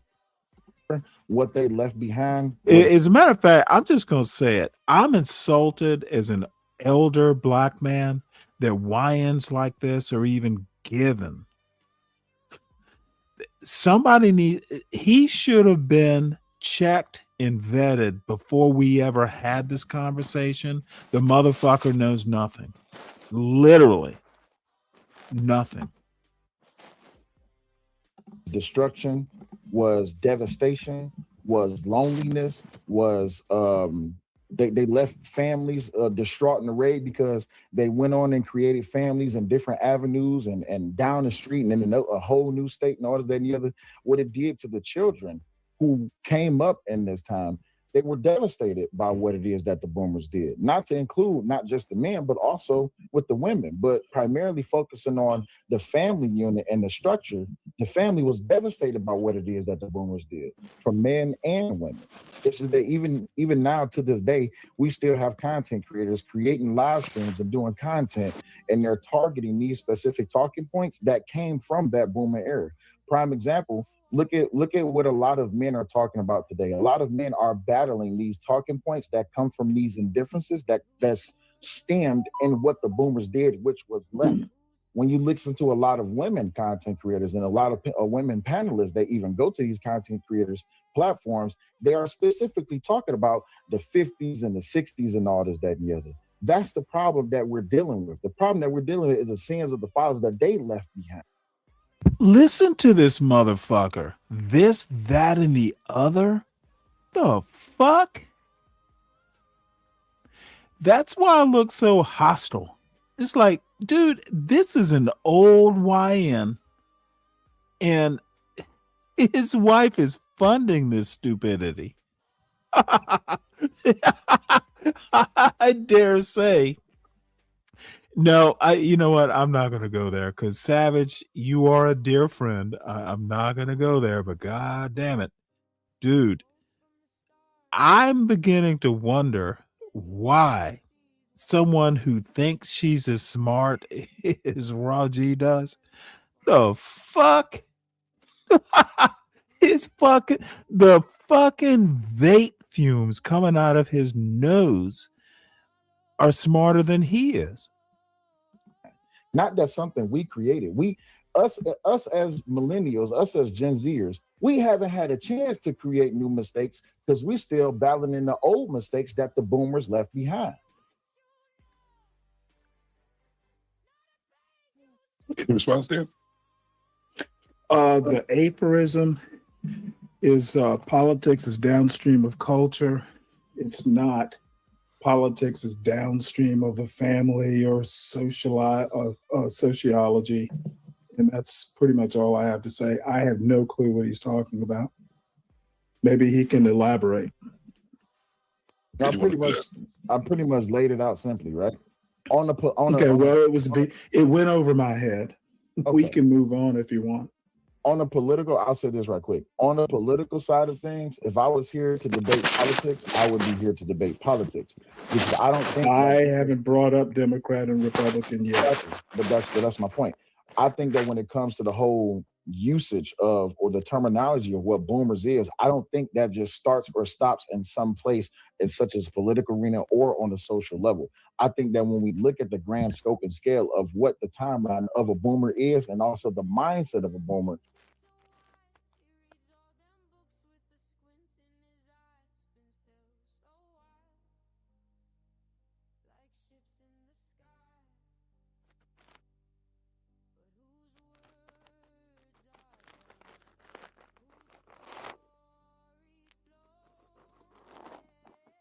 I'm sorry, I was muted.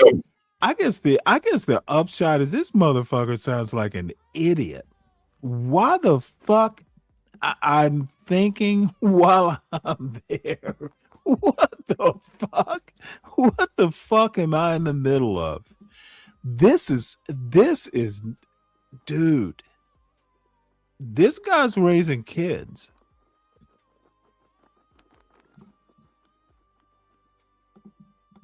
and how it was passed down through the generations, that still sticks to this day. I'm here on a social level dealing with how it is that those boomers mess Gen X and beyond up. Wait, hold it. Let me stop here. I'm gonna have to replay that. So he says, I'm down here on a social level. What? I gotta go back. Something about the boomers and a social level. What the fuck does that even mean? Social level. I think that when we wait, hold it. The social level. What the fuck is the social level? What he read is some book about this motherfucker. Dude, a little knowledge is a dangerous thing, especially when you try and stretch it into a lot of knowledge. Usage of or the terminology of what boomers is, I don't think that just starts or stops in some place in such as political arena or on a social level. I think that when we look at the grand scope and scale of what the timeline of a boomer is and also the mindset of a boomer and how it was passed down through the generations, that still sticks. Can y'all hear me right now? Put a 1. Zhang, you say I'm still muted. I can hear you. Okay. I am ranting a little bit. You know, that is an interesting thing to say, Fred. You know what, Fred? God damn, you nailed that one. I hadn't thought about that. Yeah. Cellulite actually sounds like this motherfucker. Yeah, this dude, a little knowledge is a dangerous thing. To this day, I'm here on a social level dealing with how it is that those boomers mess. Okay, he's down there on a social level trying to deal with what those boomers. The fuck is he talking about? How are boomers affecting his day-to-day life? I gotta look. I'm getting very frustrated just fucking listening to this dumb fuck. And it's so funny. I'm there on the panel with him. I didn't even realize how dumb he sounded. What the fuck? Gen X and beyond up. I dig it. And everything's cool with that question? Everybody done with that? I'm not a boomer. No idea what the mindset is. Maybe he knows what the boomer mindset is. I am ready for the next question, unless he needs to elaborate on the boomer mindset. All right, so this is because I heard this. I heard this said between the discussions we had before. So I wanted to ask this question, but I wanted to start off with Sel on this one. Here's the next question: what's the difference between white boomers compared to black boomers? Culturally, there's a difference. White boomer. Okay, dumb fuck should have just stopped right there. He's going to prove he has no clue what he's talking about. If the culture is different across race, then they're not the same. All boomer means is years from 46 to 64. It's just a way of looking at when people were born. If there are cultural differences, then you have to analyze the outcome differently. Dude, it's like the only thing I can think of is Chihuahuas and Huskies are dogs, but they live different lives. They have different jobs. They have different outcomes. The motherfucker is not. Raw G has basically taken this man and fucking told him he was smart, and look at the outcome. Even at the bottom of even at the lowest of low, white boomers still see themselves above the top tier, or I guess the upper class of black culture people. But when it comes to the whole boomer instance, I wouldn't say that. What the fuck is a boomer instance? Can someone help me with that? See, again, no one told this motherfucker he is not ready for prime time. What the fuck is a boomer instance? They're equal, because it's just that whole thing of racism. We will never forget that there's always going to be an element of racism when you're dealing with white culture, even when you're dealing with black culture. But between white boomers and black boomers, there's almost no difference other than just they see themselves above black boomers. Listen to this. Okay. Someone help me out. Savage, Man of Tomorrow, someone in the chat, he literally said there's almost no difference between black boomers and white boomers. This is the crux of, I don't think this motherfucker has ever read a history book. What the fuck? Sorry. This is about the most disgusting thing I've ever heard an old YN say. No difference at all, huh? There was one, that was the only thing I really didn't understand where that came from. This was one of the. Okay, Savage, just that alone is the indication that the motherfucker has no clue what he's talking about.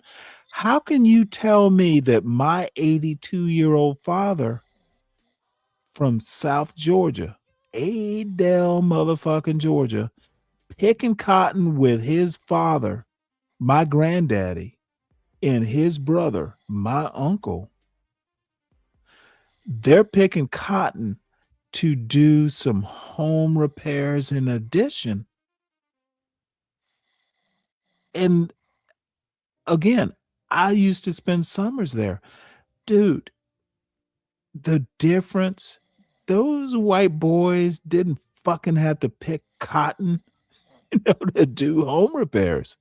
This motherfucker, Cellulite, is a fucking clown. And I will never do any sort of thing like this with this dumbass again. He's an old YN who's half educated, and his fucking gum popping wife has egged this motherfucker on to be a clown. This should never have happened. And then MCB coming up there. She's a gum popper. She didn't know shit either. You were talking about. You can go. I'm sorry. Oh, my bad. I'm hearing you on the video. Articles. There are huge differences. All right, if you could talk for a little bit while I pull it up. Okay.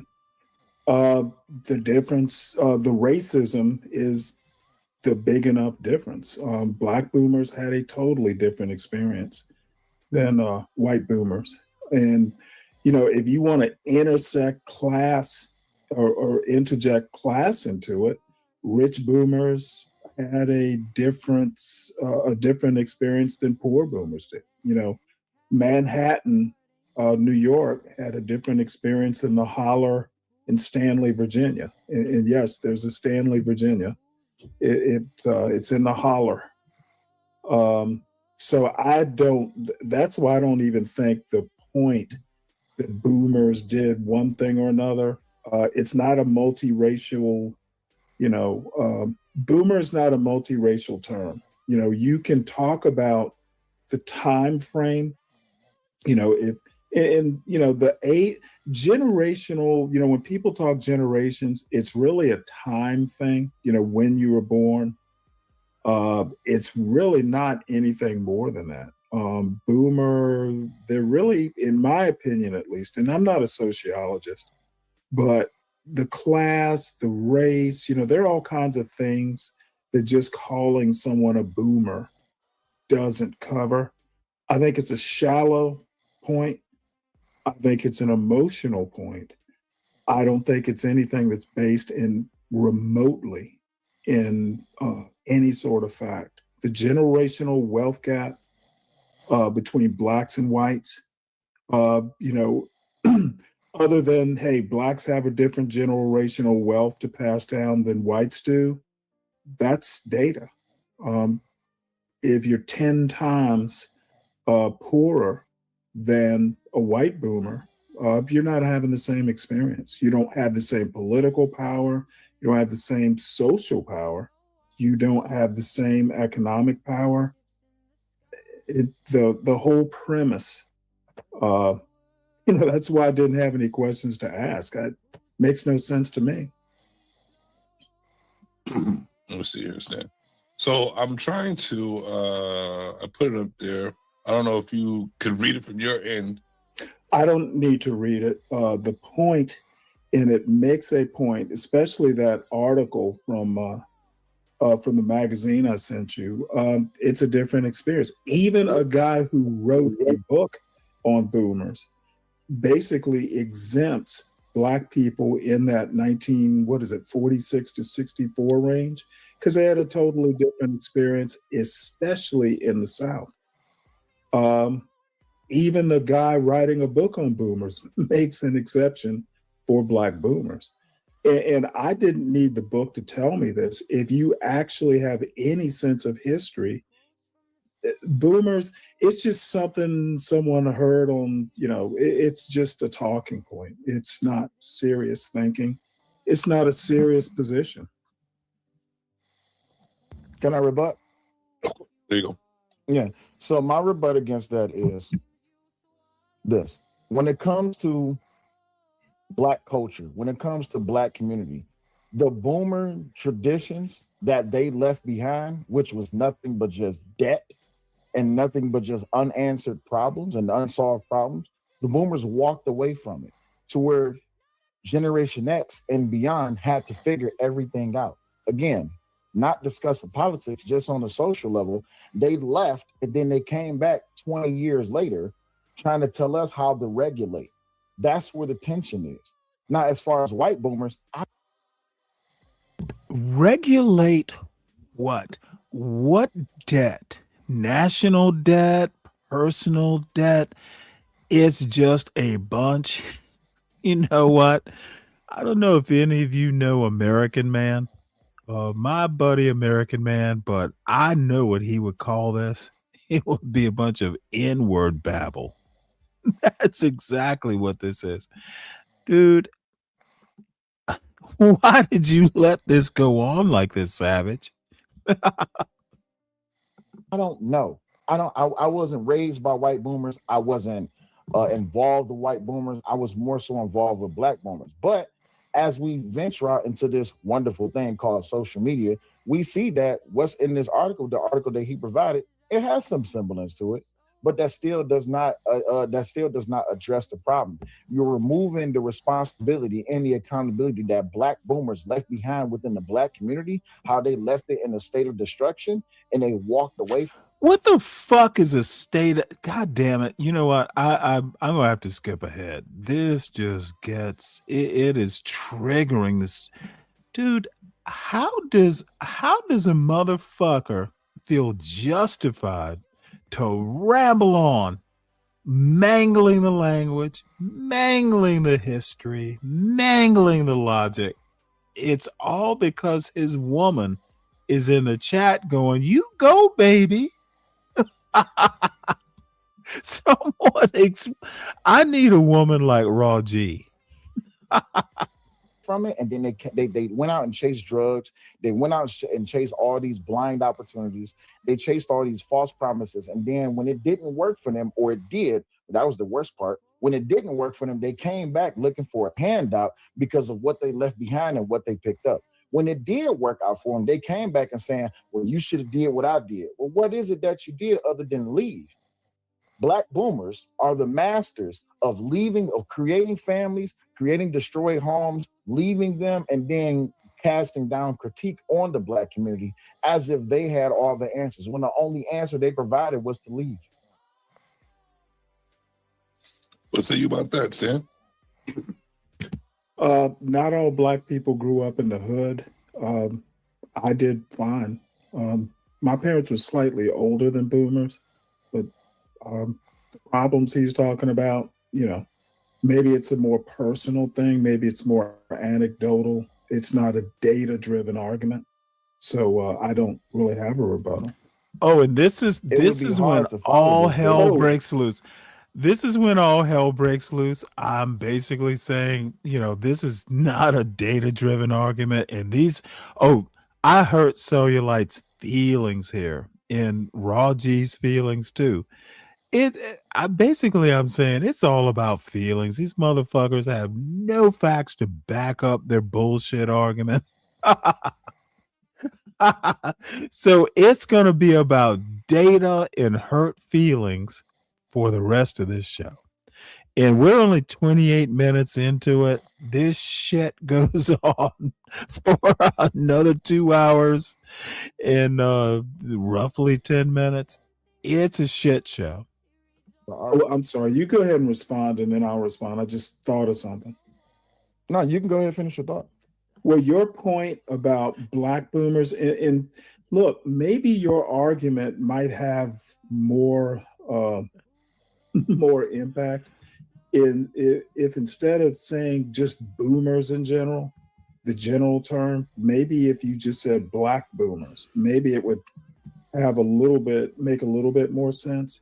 But your point about black boomers leaving a bunch of debt and all that stuff, that really reinforces my point about the wealth gap, the generational wealth gap. White boomers did not leave the debts that black boomers did. Two different factions of boomers. Mm-hmm. When you say boomers, I think white boomers, Asian boomers, just any boomer. Maybe your argument would make more sense if you just kept adding the qualifier. Right. So to black boomers instead of just boomers. To elaborate, white boomers, what they left. Even if you specify, most black people did not grow up in the hood, even during Jim Crow. Gotcha. So to specify, white boomers, what they left behind was requirements. They left behind requirements to get access to the things that they left behind. You had to be with Dumbest state. I don't even know what the fuck that means. They left behind requirements. What they left behind were assets, dumbass. What the fuck? Let's let this develop. Requirements? in a white family. You had to have white children. You had to be of a certain age and all this, that, and the other. The things that they had access to that a lot of black people didn't have access to during that Jim Crow time. That's what they okay, dumbass argument. Okay, they didn't leave behind requirements. They left behind racial. They left behind racism. Okay, you can only marry white people. That's not a goddamn requirement, you moron.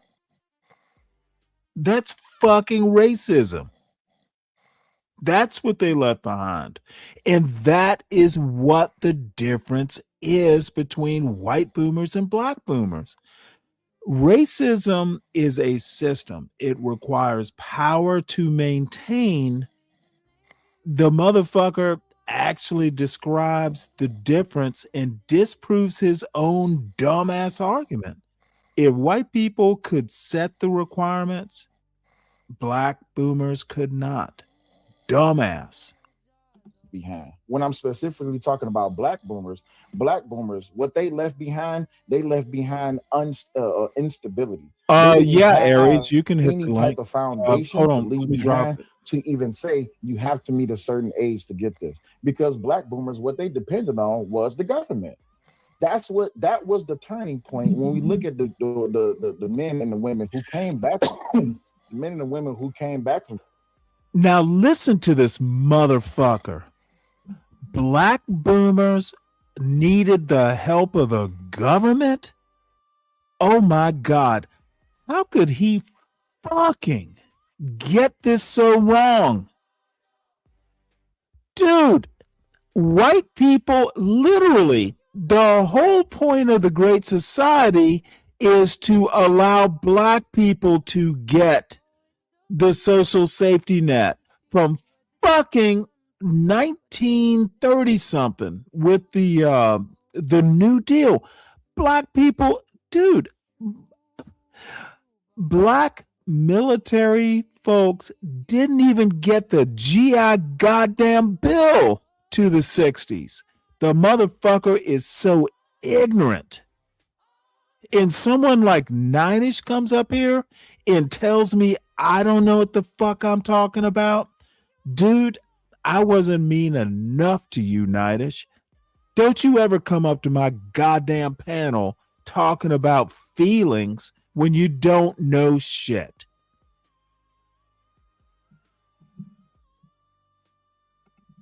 Vietnam, they came back to a whole bunch of criticism. They came back to a whole bunch of divisive tactics that separated black families, that no fucking idea what he's talking about. Destroyed black neighborhoods, that pretty much uprooted the whole entire culture.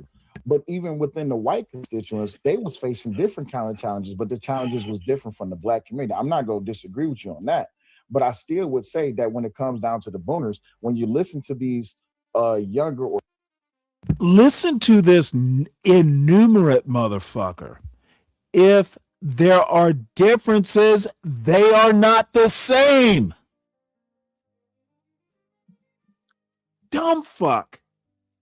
Even rhetorically, this is retarded. If there are differences, they are not the same. Or Gen X white men or white women, and as they talk about their boomer elders, they would even tell you that they had problems with them as far as the things that they had to deal with that those boomers left behind. Okay, well, here's also, the deal. Wait, one second. And the other thing is, I don't want it to come off as if this is an anecdotal experience of mine, or if this is just something that's tied to just a hood. Let me help you out here, Fred. This statement right here, you probably want to actually do a little bit more exploration of it. What legislative gains? The legislative gains, for instance, for affirmative action went away in 1978. Dude, Fred, you're not making a good argument here. There were no advantages to be had. Look at busing in the early 70s. Look at all these motherfuckers fighting busing, fighting integration. There was never integration. It was fought all the way up to the Supreme Court. Bakke decision. There's a Michigan decision. I can't remember the exact name of it.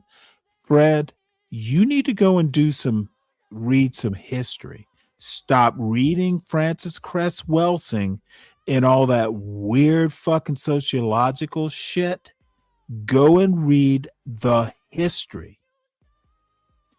In my opinion, the civil rights era, the gains during the civil rights era were Pyrrhic victories. Go read The Loneliness of the Black Republican. There are all kinds of books. Civil rights in the United States never took. There were some gains, but it was 2 steps forward, 1 step back, just like DEI. DEI had nothing to do with the Washington National helicopter plane crash, but the damage is done. Trump got rid of DEI by blaming it on some airplane crash that had nothing to do with anything. Fred, I'm disappointed, to be honest. There were no substantial gains. One Supreme Court justice being replaced by another Supreme Court justice is not substantial gains. Advantage of the legislative gains in the 60s.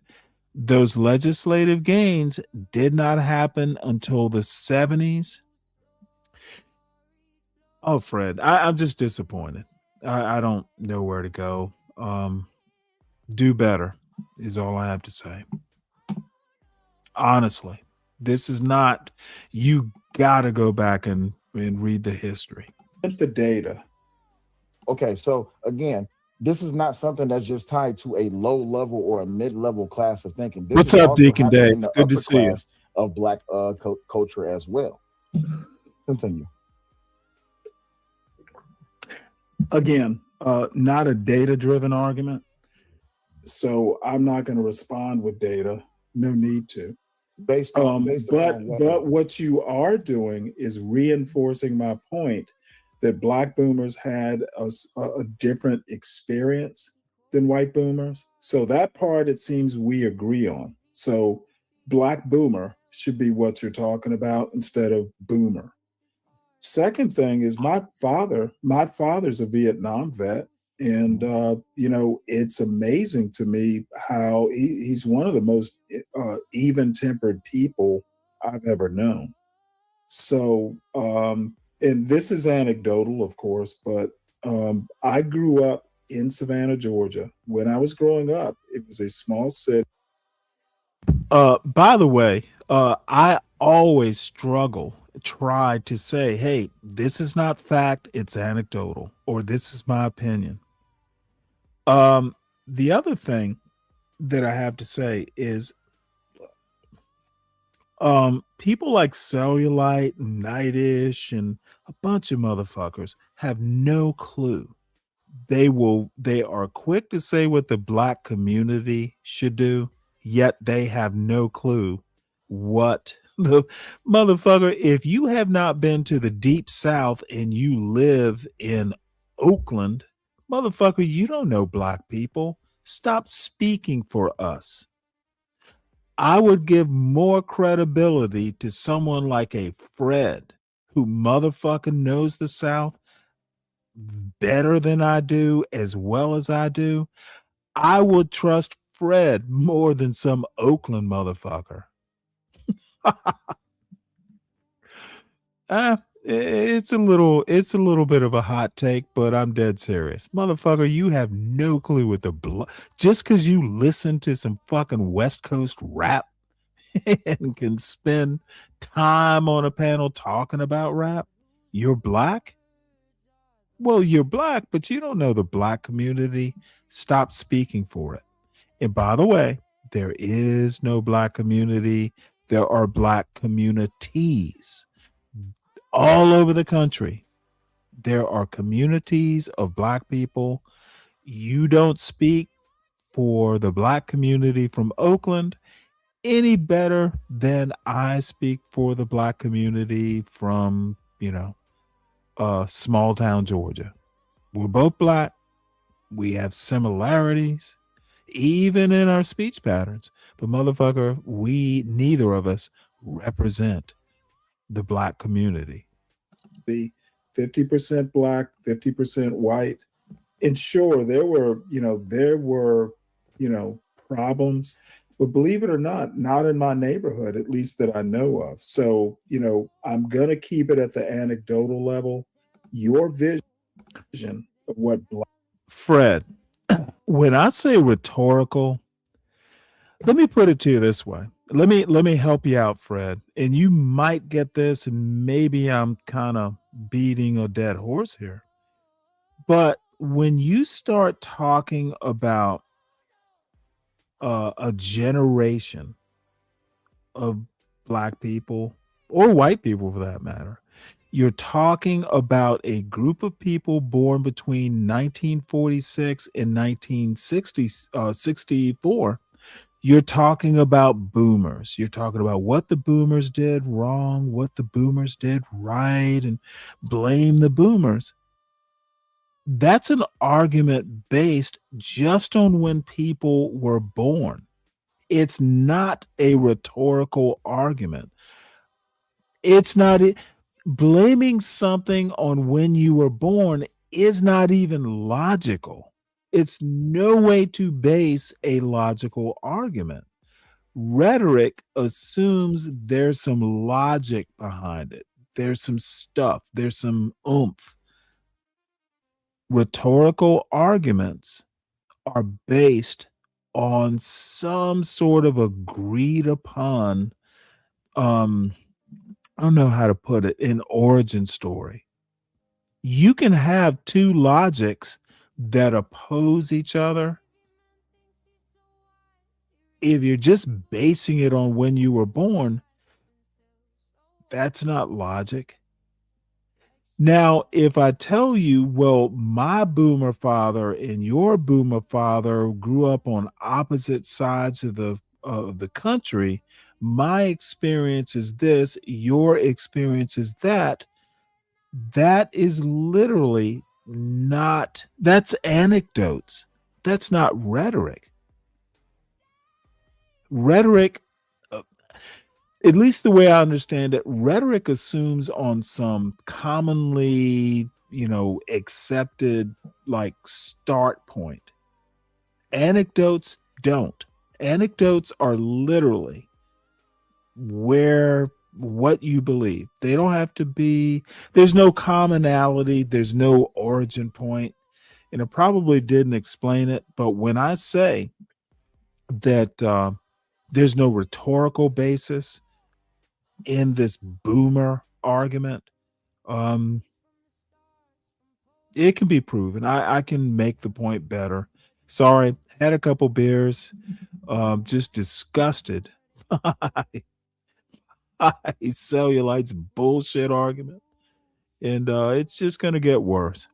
Black boomers and black Vietnam vets went through and the destruction they wrought or the experiences they had when they got back. My experience is different than yours, but mind you, I grew up in a black middle-class neighborhood in the 70s and the 80s, and it's still there. My father still lives there. After 50 years, the neighborhood's a little run down, but old people still live there without much of a problem. My experience is just different than yours. I have to take you at your word, but The one thing I do know is that,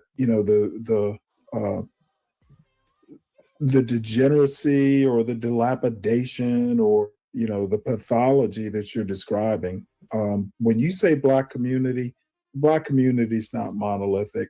Most Black people were never, the majority of Black people were never a part of the welfare state or receiving benefits.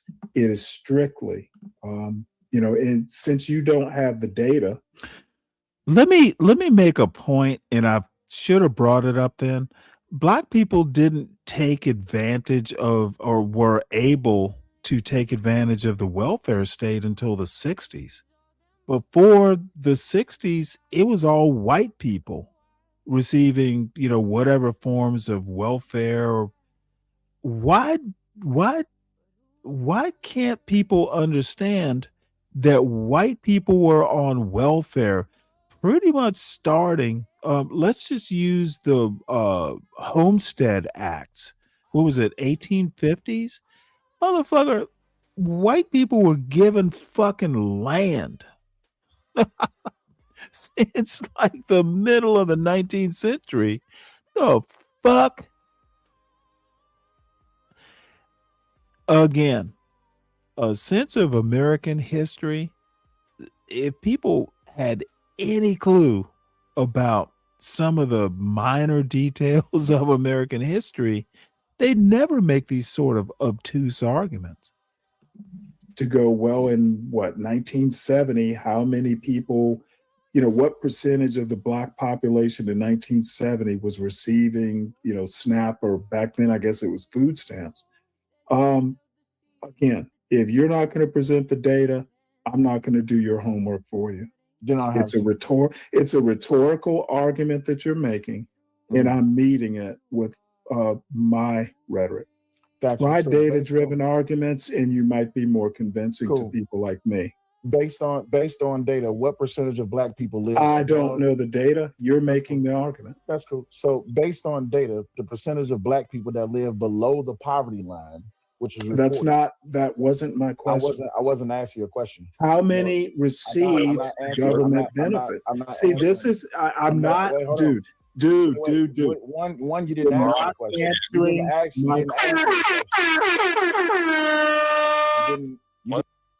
And see, this is where I'm going to fuss at Savage here. Motherfucker, you are treating the arguments as equal is not a good thing. Cellulite is literally an idiot.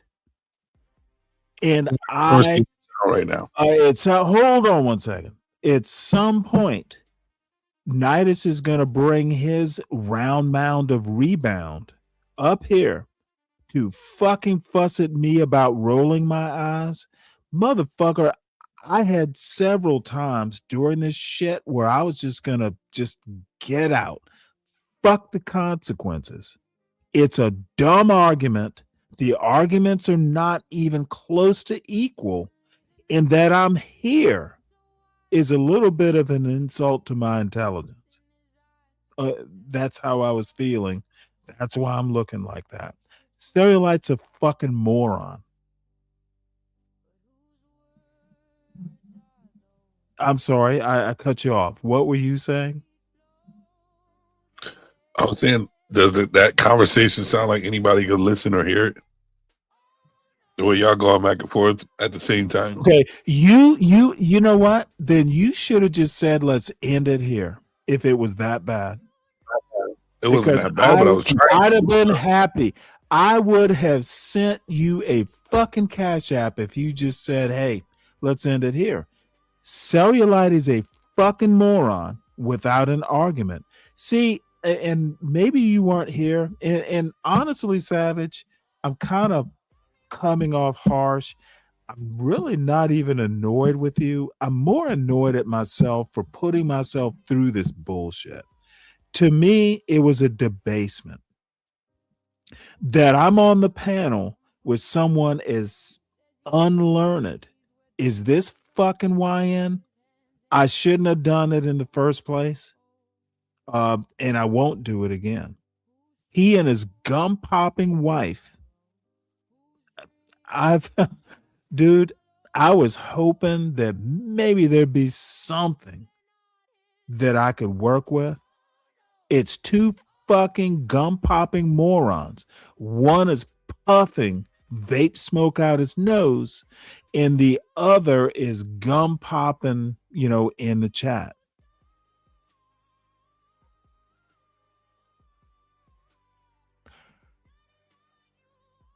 These people need to fucking.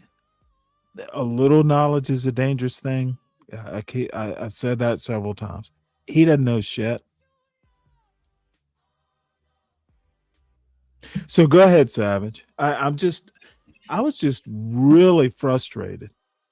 I was just the only thing I was pointing out is how the conversation was going, and that's about it. You said something about it. That's how I'm talking. Okay, I understand that you want to put on a show, and you missed the part.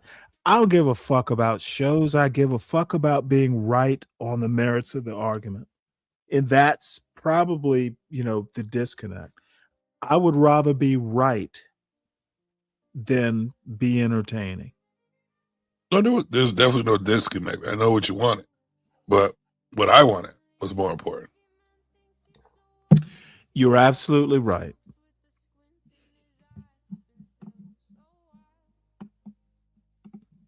Ask me a question. No, poverty line wasn't my question. You didn't ask me a question. Okay, well, you go ahead and present your evidence, and I'll destroy it after you present it. Let's take a quick break. Let's go to the chat. Let's go to the chat real quick. To Mind Chaos. And going to the chat is where I just started getting more irritated, because Gum Papa Raw G, she's Cellulite's biggest problem in this show. And I asked for her not to be included, and the response was less than satisfactory. And we'll just let it play through, and then I would love to go to Saturday nights or Saturday night into Sunday morning 7. Dude, that's another motherfucker who has no brain. Bro, again with a $5 bar. Appreciate you. Of course.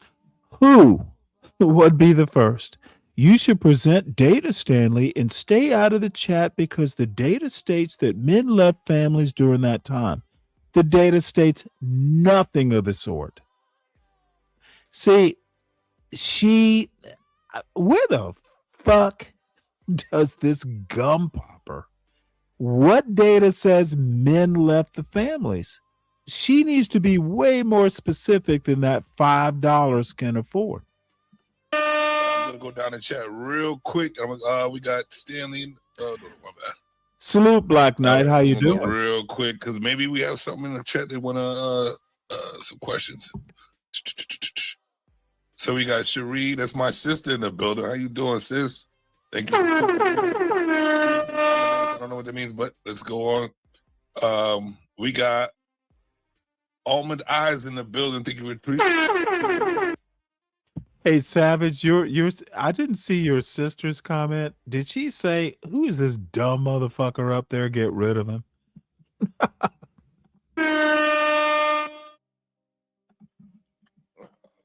She said, "Oh my goodness." Okay, let's see right there. We got there. Nightish is here in the building. What's good with you? Yeah.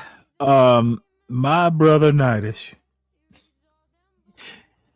he became part of the problem. And you know what? I'm one of these motherfuckers. I will stay as long as I can just to push back. I should have bailed. After Raw G contributed that $5, that's when I should have gone. I think I do say, yep, I'm gonna leave, and god damn it. Yeah, I fucked up. I should have just left. It is what it is, man. It was a learning experience. So yeah. as well. I just know that I know what I'm capable of, and I know what I'm not. And I'm glad you did well on the show. You know, that's the silver lining. It was a good show. It was a decent show for me. I didn't do well, but it was decent. Well, you know what? Behind the scenes, I don't think I'm ever going to be able to, you know, look. I'm open to people who know stuff, not this ghetto shit. This ghetto understanding of American history. I'm not going to even say it's invalid. I'm just saying it is one note. The whole point of knowing, you know, having a sense of history is to get out of that one note understanding. I think Raw G and especially Cellulite know their history. They know what happened in their city or their neighborhood. But what happened in Detroit did not happen in Atlanta, did not happen in LA. It's just so uneducated. And that's the whole point of history. History, the difference between anecdote and history is history has a broader view. Yeah. I'm not going to discount what happened in Detroit, but Detroit is not the center of American history. And dumb fucks like these two, they honestly are so narrow in their perspective. It's a detriment to them, to be honest. But it's my opinion. You know, I have my one note point of view too. I just try to be a little more broad in my perspective. Yeah. Almost dropped the ball on the Niners. I got you. We got Rocket G in the building. What he said? Greetings to the salute, salutations. You got Eugene in the building. Thank you. Let's see. Angry Snowman. Oh, I was worried. I thought it was Angry Man. I'm like, all right, how you doing, man? Salute. Who else we got in the building? You know, when I saw Angry Snowman there, I was waiting on that motherfucker to hit the link. I'd have been real interested to know. And by the way, I like, you know, he and I have had our differences, but we've made our peace. But that he was there was rather interesting. Ominous. All right, who's this? Candy Cane Lane. Yeah, I know who she is. She's got a show, by the way. Pretty good one. Put your link in there so I can subscribe, man. I'm out working with everybody. We're chilling with everybody. Coming to see everybody. How you doing? Eugene Still, how you doing? What does he say? He said, I think we delivered resistance. Generation X, which we were saying Z, had a different attitude from the boomers. I think this is where the more liberal what does that say? Mentalities started. Dim's tears taste good, do they? Boomers hang on to political power. Shit, we talking about when they started, not now. All right. Shout out to you, brother. Thank you for tuning in. Well, I made that point. Yeah. But these are all old, Stanley. I'm going through the whole line of. Oh, okay.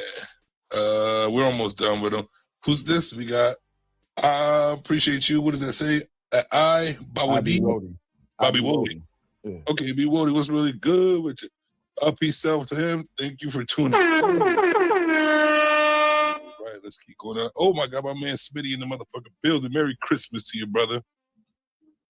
All right, let's keep going. First, best Gigi. Let's see what else we got here. I think that's everybody that's in the building right now. We're gonna get back to. Gotta get back. Oh, we got a new one. Jackalope. Jackalope, that's how you say it? Jackalope in the building. Trump is a. Don't read the troll. Don't read the troll. That jackalope. Don't read the troll. Don't read the troll comments. See, you know, people trying to get some dumb.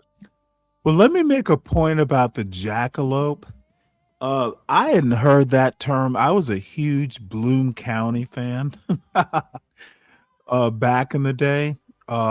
If anyone ever wants like a good fucking, retrospective of, I guess it was mostly the 80s and into the 90s, fucking Bloom County. It's so fucking funny. I wish I had that kind of talent. Shit going on. Yeah, it is what it is. Always trying to fuck shit up. Let's see. And that's it. Okay. Oh, and my friend Slick. And I also want to. Hey, Rick, it's actually good to see you. Salute to you there, Slick. Get the $5 ball from the Mind Chaos Brew. What we say right here, you should present data, Stanley, and stay out the chat because the data states that men left families during the time. All right, thank you. Okay, you commenting? You commenting on data is not data. Excuse me. I believe it's my time to retort. So this actually goes back to my point. Facts are not knowledge. And this is, God damn it, the ignorance is stunning. Like, they're supposed to, the data. Motherfucker, data is not knowledge. Data is data.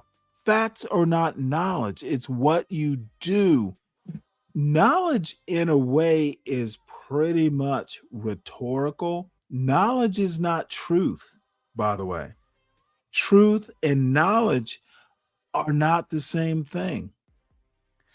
Why can't people fucking understand this simple, everyone should take a philosophy course one of these days, like in their high school. These people do not read enough. This knowledge is not to be found in your fucking rap song. And that's what Raw G, this hip hop bullshit that they want to base their truths on, it does not work. Rap is entertainment. It's not life. That's what they're failing to understand. And bringing that rap truth, John Galt, that motherfucker is an idiot. Cellulite is a sober John Galt.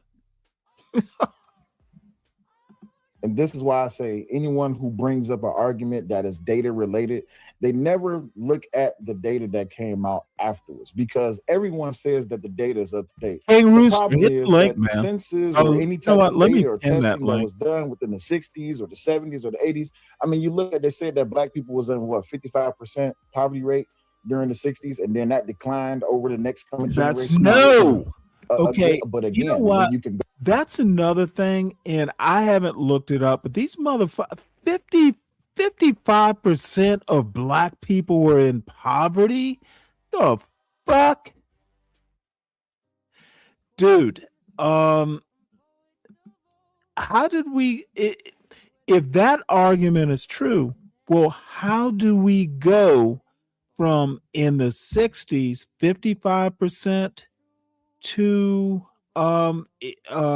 let's say in the last couple years, 60 some percent are above working poor? Okay, so how if we were at 55% poverty in 66 and we are 60, I'm not even talking about below the poverty line. I'm not even talking about working poor. Working class or above, 68%, I think, last I checked, of black people in America are above the poverty line by quite a bit. Well, then the boomers did something, you dumb fuck. See, motherfuckers cannot pull disparate pieces of information from different sources into a goddamn narrative that holds up under scrutiny. Cellulite's a dumb fuck. He does not know enough. He does not know how to think. And the other problem is I don't have a motherfucker. I would be kind to a 19-year-old, but this motherfucker is raising the next generation of idiots. And I don't take that kindly. God damn it. Do not tell me I don't know what the fuck I'm talking about. You can't think your way past your wife telling you what to do. I see you, Nightish. Hold on one second. I'm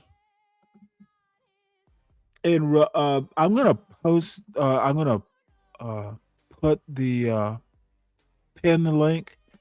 And again, I don't really give a fuck about the show as much as I do about being right. I don't care about the entertainment. I'm not Sharon Bracey. I'm not DJ Hamp.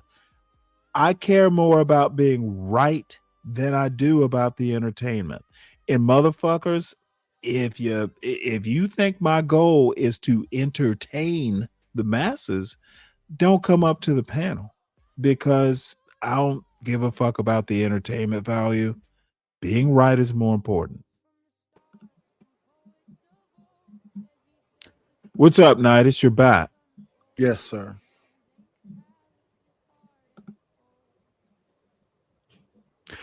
Rooster, hit the link if you want. Rooster and I had a very good conversation. That motherfucker is about as Southern. He's more Southern than I am. And I honestly wish I could be that Southern. That motherfucker has some comments. Mo love. Oh my goodness. Now I have to behave. Damn it. I was doing good. So what's up, Nightish? Well, I'm listening. You bloviate. And bloviating I am. I'm not gonna argue with that criticism. You're probably right. Hey, Mo Love. Let's see here. What I was gonna do, I was gonna look at this again and and the points that I like that you made and that he made, because I think it can be a synthesis where you know the two things can come together. I wish y'all could have got past. Well, let me ask you. Oh, well, you have to watch it and then you'll go. So I'll wait for your erudition to come up with the synthesis. I think the motherfucker doesn't know history. I think the motherfucker is a pseudo intellectual. I think his wife, and I actually like Cellulite. I actually think Raw G is funny. She is mean, and I kind of like the her acerbic wit, but they don't know shit. They would be 3 times as good if they had any clue of what they were talking about. And you know, they're always welcome up to my panel, but they're not bright. They're not smart. They don't know shit. They half know shit. And you know what? I hadn't really thought about it until I started re-listening to this show. Because I really haven't reviewed it, oddly enough. You would think I would, but I didn't think it was. I didn't think the debate was important, and I literally did not even. I think I did a post like, "I'm gonna be here." Honestly, this debate was beneath me. I shouldn't have done it, but sometimes you gotta do things for friends. So I just posted the link. Notice it's called the Dare link. Stanley. Oh, motherfucker. Fuck you. Dude, I think you're awesome, Savage. I think you ought to do more IRL shit. Because you're, dude, out and about in Boston, in New York. Dude, I love that stuff. You were funny. Dude, you got to do more IRL shit.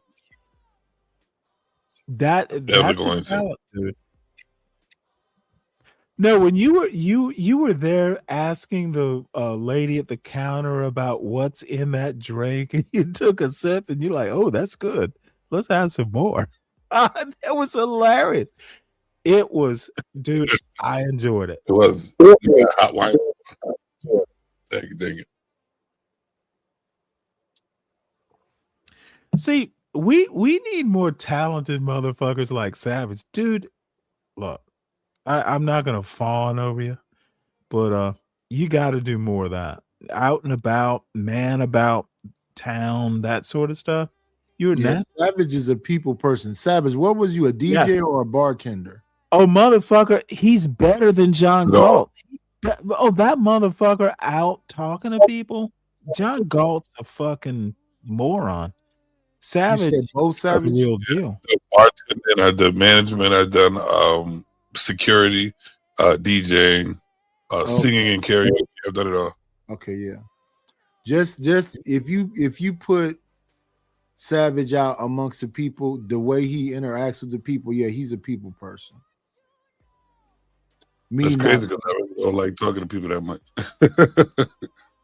I remember seeing you. I think you was in front of your club or something.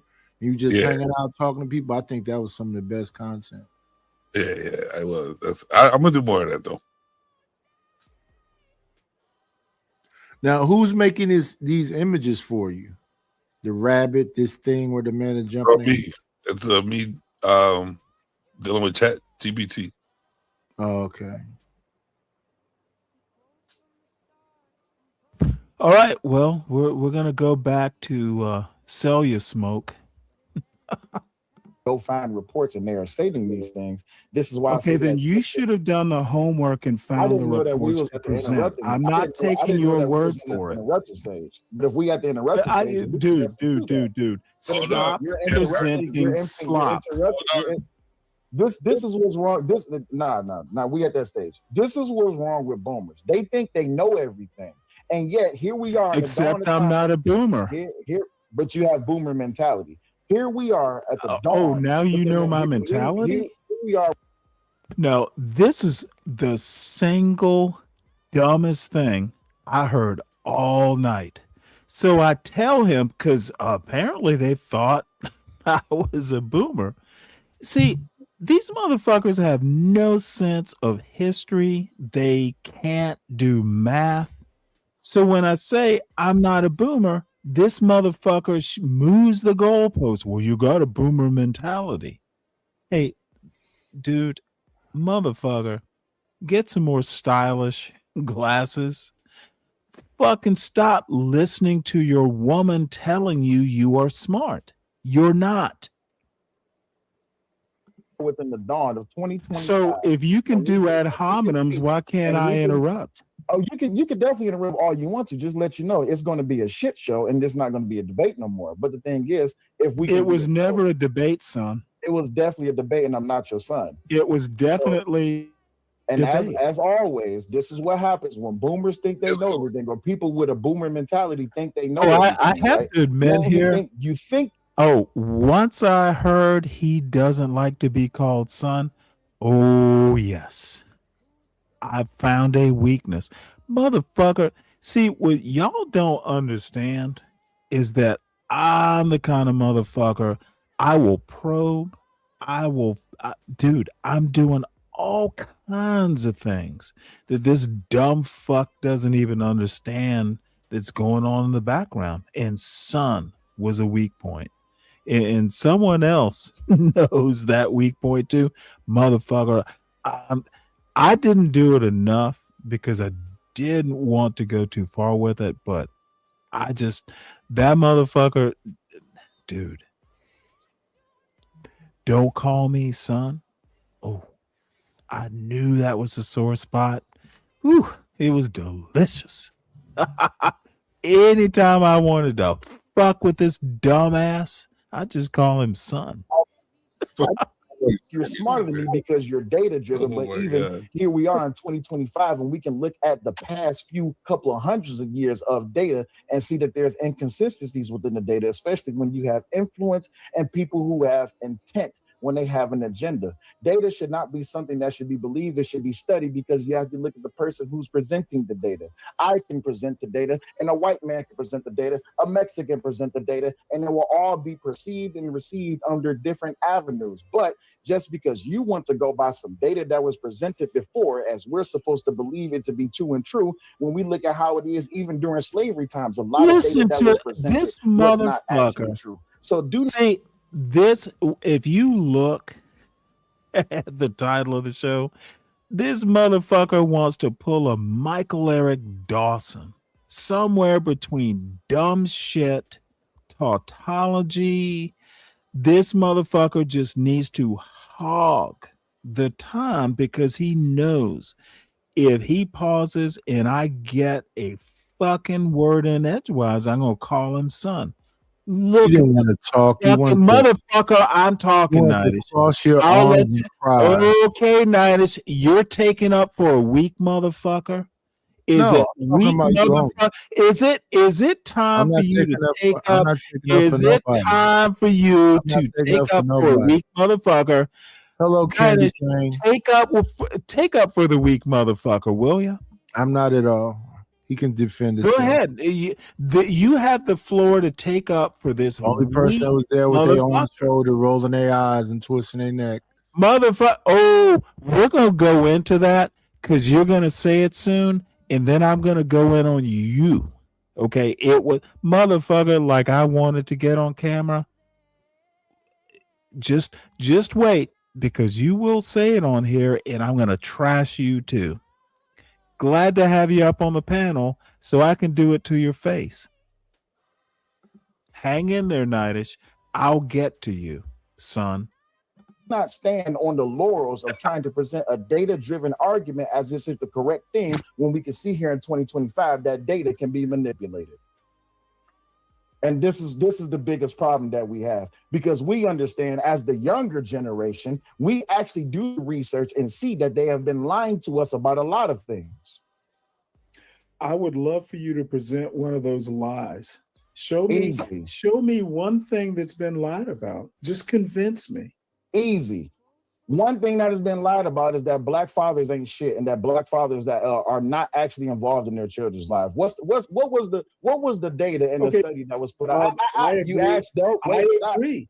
Okay, so if you're going to agree on that, then also you can agree to the notion that it was data in an article, and there was a study put out that black women are the ones who participate in baby deletion. This motherfucker is literally trying. Dude, talk about facts are not knowledge. This motherfucker is the superhero of not understanding facts and weaving them into a coherent argument. Motherfucker, what the fuck? So the lie about black fathers not being involved in their kids has what the fuck to do with, let me back it up. This motherfucker was all over the place. The dude's a dummy. And his wife has encouraged this sort of reckless rhetorical behavior. The fuck, Raw G? What did you build? Because he wasn't shit, obviously, before you built him up. And I don't know Raw G that well.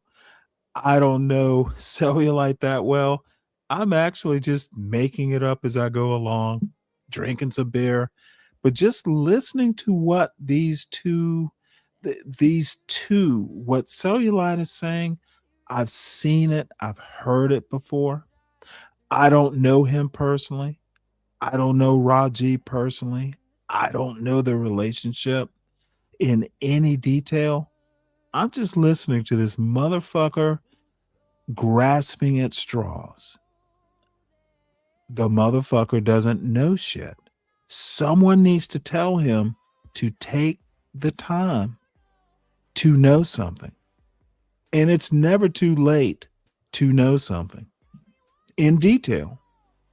This fucking ghetto fucking bullshit of over talking facts, that's not knowledge, son. What was the data in the study? It sounds good. And then, you know what? I swear, if Savage hadn't been there to moderate, this motherfucker would have started talking about. Savage was eating and sleeping. Motherfucker, don't do that. This motherfucker would have started talking about it. Okay, I don't know why you have to overtalk. Why are you doing this, Nightish? Are you trying to head off? You want to share the conversation. Okay, no. I never want to share conversations. Oh, you just want people to be up here while you blow until they need to. Did I not just say that I care more about being right? Which part of I care more about being right than entertainment did y'all not hear me say that? Oh, you're definitely not entertaining. Yeah. The motherfucker, I'm true to my word. Fuck the entertainment. I'd rather be right. Glad you get the point now. So where I was going, I got it that day. Well, hopefully you're getting it today. My point is that Cellulite is an embarrassment mostly to himself. I don't give a fuck. I know what I know. Why is this dumb fuck going up against something? This motherfucker, I know he wants to talk about music right now. The motherfucker wants to talk about rap music. Why is that? You get up here to talk about something you can't support, and all of a sudden we're talking about every goddamn thing. I go up to panels like this to stick to the point, make it as short as possible, and be done with it. This motherfucker wants to talk about everything other than the point. He can't say yes or no to a question. He wants to talk about, oh, Stanley, you have a boomer mindset. The fuck does that have to do with anything? He's a weakling. His wife is a weakling too. And all the people who want to defend this moron are weaklings as well. And I said it anytime Cellulite wants to hit this link or Raw G. Hit the goddamn link. I don't give a motherfucker. Don't interrupt me when I'm talking, Nightish. If I'll only let you know when I'm done. I don't know why you got to do it, Nightish. Let me cook, please. Anytime. It can be on Savage's channel. It can be anywhere else. Being right. Hey, Boomer's gonna boom. boom. Black man. Motherfucker, why do you have to interrupt me? Boomer's gonna boom.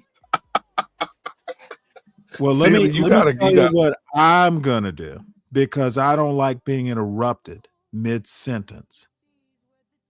Being right as a black man, as a boomer, whatever you want to call him, being right is more important than being entertaining. I'm not a goddamn entertainer. I am me. Y'all be you. But when you come up to my goddamn panel, I'm gonna be me, and you'll just have to fucking deal with it.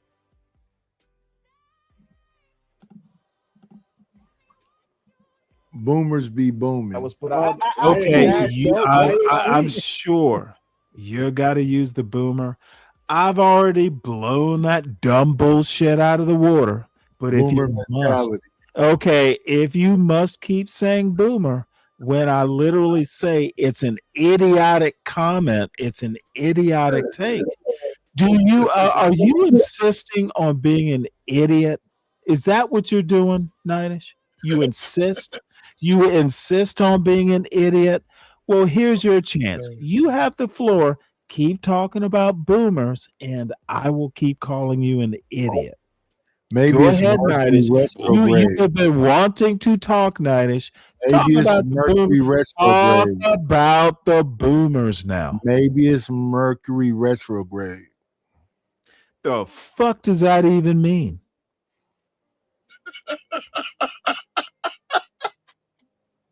Y'all are Tell fucking insane.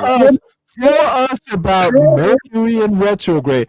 Motherfucker, I have no clue what that means. Tell us about your astrology. Look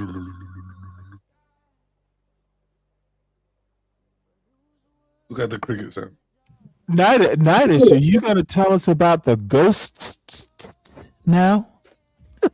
Dude, keep I like to talk when you're talking. Keep that shit. I like to talk when you're talking. Value. I like to talk when you're talking. Motherfucker, you have the floor. Tell us about Mercury and I was going to say nitrograde. Tell us about Mercury in retrograde. You have the floor, Nidish. I am listening eagerly. So you say you was born in 65. So motherfucker, just to get to the point. Don't ask me when I was born.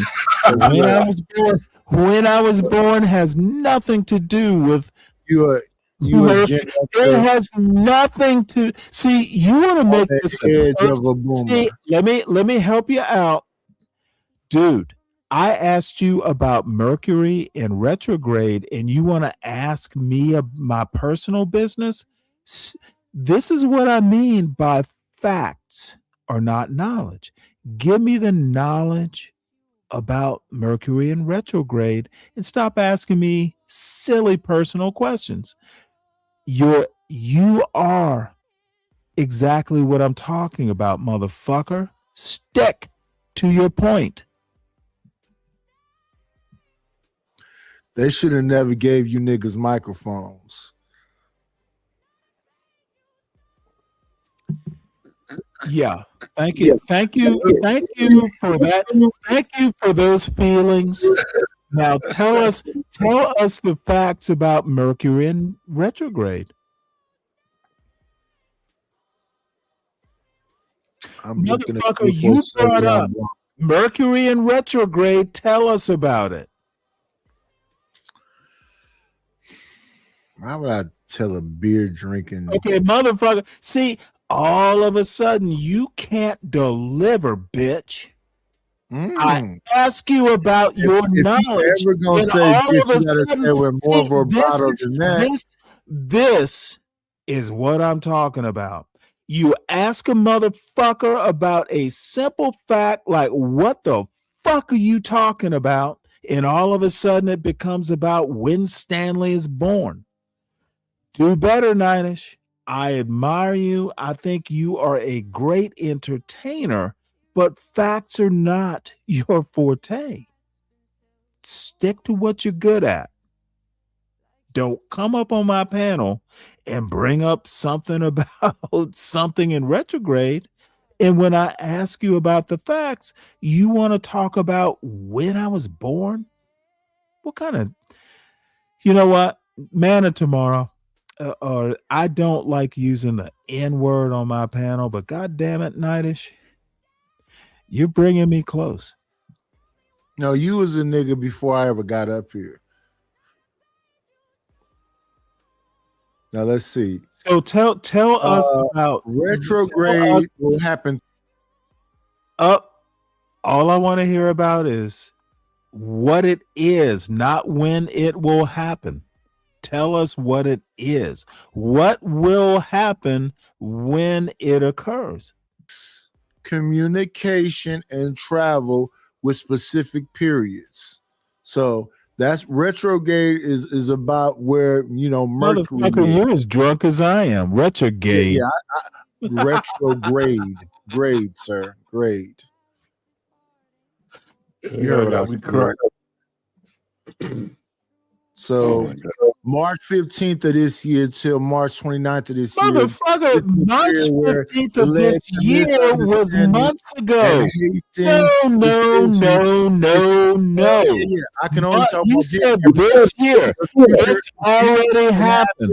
Every year. It happens every year. But You said this year, bitch. We're still in this year. Motherfuckers don't like it when I start asking them to be precise in their language. You didn't say March of next year. You said March of this year. I'm going to be precise and demand it. Every year. Irrelevant to my point. Motherfucker, if you're going to come up on this panel, be precise in your language. No, I'm gonna do what the fuck I want to do. This is not virtual Oakland. No. It's my world, no matter where I go. Oh, motherfucker. Not on this panel, is it? For sure here. Your world ends when you click the link. Over you, drop me again. Much control I have over you, drop me again. Nightish. When you click the link, your world is over. It's not world at all. now. It only just begun. Yeah, okay. I can let y'all see Stanley crash out every 2 seconds. Who the fuck is dude? I don't crash around. See, okay, Nightish. I don't crash out on my own panel. Everything and all. Other people crash out on my panel because I make them crash out. I will literally ask you questions like music about to your ear. bullshit. You said, I got to stop this. This is overpowering me. This is something greater than I. Okay, Nightish. Now that you got your wildest fantasies out of the way, what is Mercury in retrograde? We know it'll happen. You've told us the symptoms. What oceans lift up. Okay. You've the told weather us changes. Okay, motherfucker, that's not the see again. And a lot of people, it is so frustrating. You're telling me the symptoms. I want to know the cause. That is the question. What's the cause? It's astrological. Astrological? Yeah. Okay, which planet? Obviously, Mercury. one of the planets is Mercury. Okay, Mercury, gotcha. yeah. So we know the planet. What causes the planet to cause the symptoms? When it's in, well, I know what Mercury in retrograde. You're a bad listener. I bet you don't. You're a bad listener.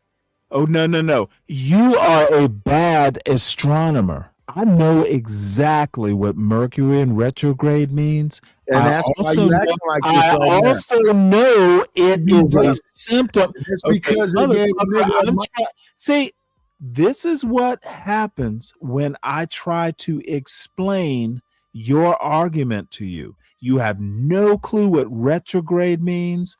You don't know where Mercury is. You don't know what the phenomenon of Mercury in retrograde is. All you know is the goddamn astrology. Motherfucker, I know my argument. Do you know yours? I don't seek to entertain.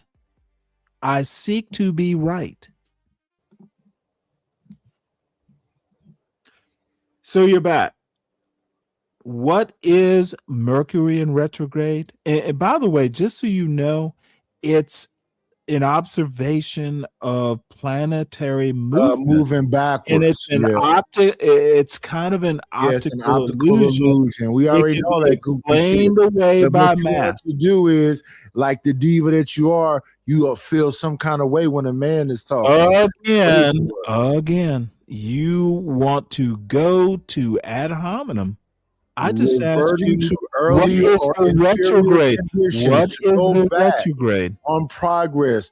Are you crashing out when you start? It would be a retrograde step. It would go, it would. Motherfucker, what is a retrograde step? You do know that you could just Google this, right? You could stop looking ridiculous by taking the time to Googling it, and you Are you wouldn't talking about the see. adjective? You the would noun, or the literally, verb? you could Are you Google talking about this the and adjective, the noun, defuse or the the question. verb? I don't need to Google shit. I The already adjective, know. the noun, or the verb? Dude, Mercury is a verb, adjective, or noun. It's got to be one of something. Right. Is So Mercury? when it comes to you, and I talk to This you is about lame. I'm when just it comes to you, and I'm talking about Nidish. I'm Mercury just going retrograde. Nidish. What I'm saying Don't is that you're a degenerate. Nidish. I You're a beg of you, degenerate. Nidish. You're a I beg degenerate. of you. I beg of you, Nidish.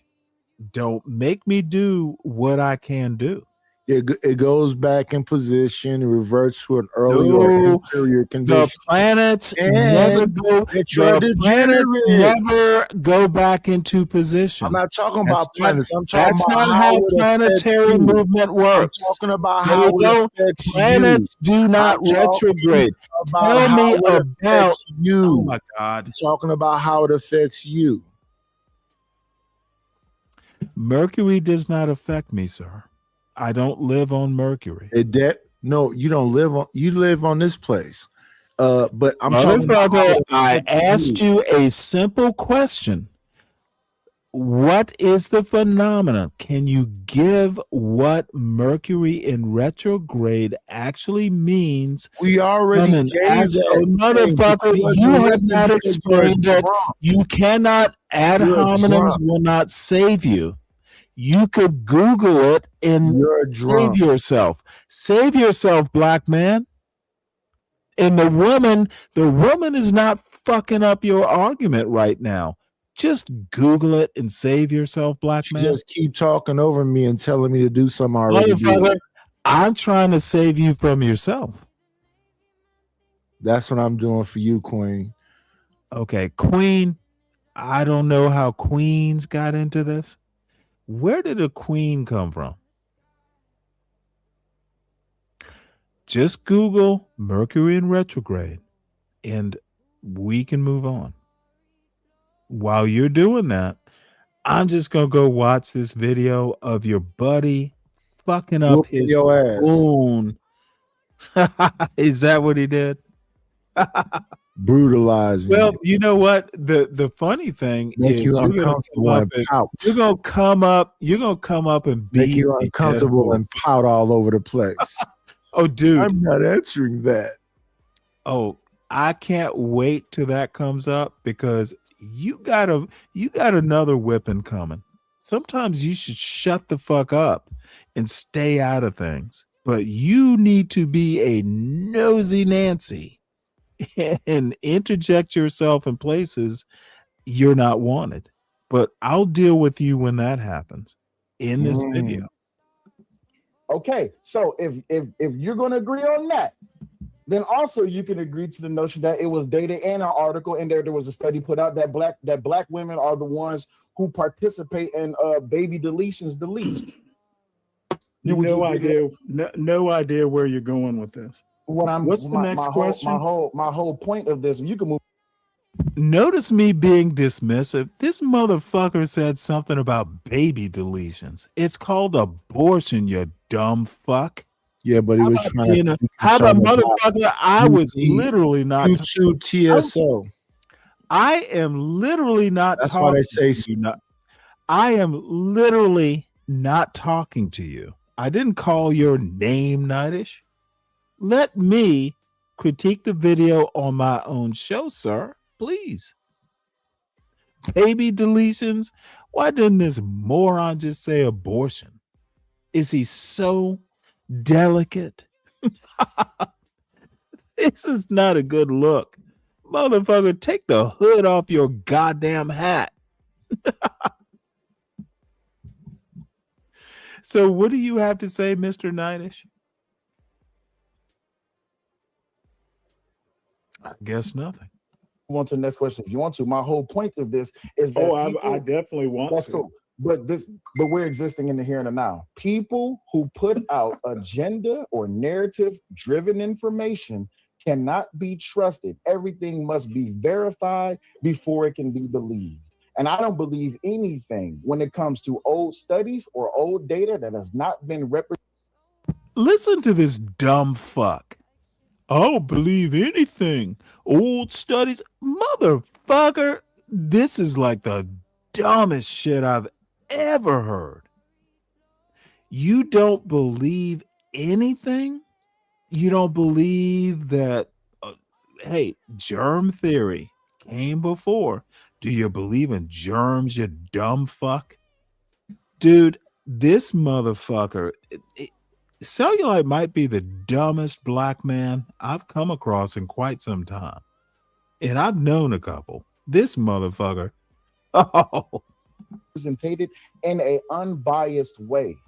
This is what happened this is what happened Gen X and moving forward, because what we had to do was we had to do look at this dumb fuck, Gen X and moving forward. The fuck does that even mean?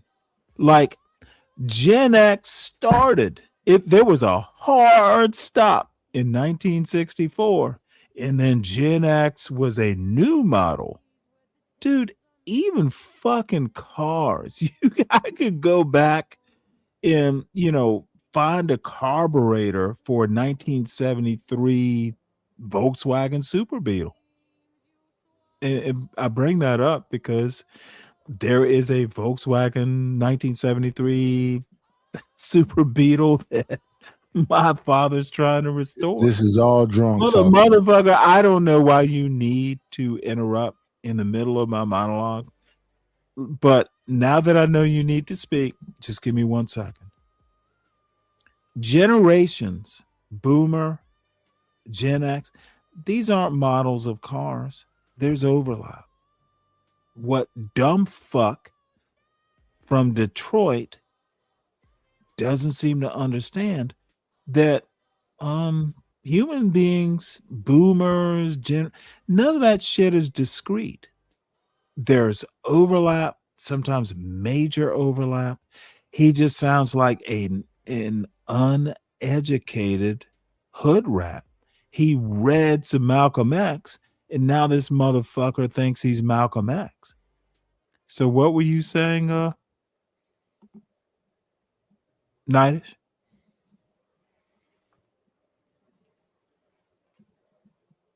Well, I guess nothing. Constant research and not just believe what was told to us. Like in the 60s and in the 50s, when they was told that it was going to be better for black people to become Democrat, but here we are finding. Listen to this dumb fuck. So in the 50s and the 60s, who is the they that said black people should? Dude, this is like the dumbest goddamn. Dude, this motherfucker's driving me to use the N-word with the hard ER. This motherfucker doesn't know American history, political history. I've told the story, and it is literally, motherfucker, do not interrupt when I'm pontificating about how ignorant Cellulite is. Look at how you pouting right there. Okay, motherfucker, I will flush you from this panel if you keep this up, Nightish. Like a little girl in school. Okay.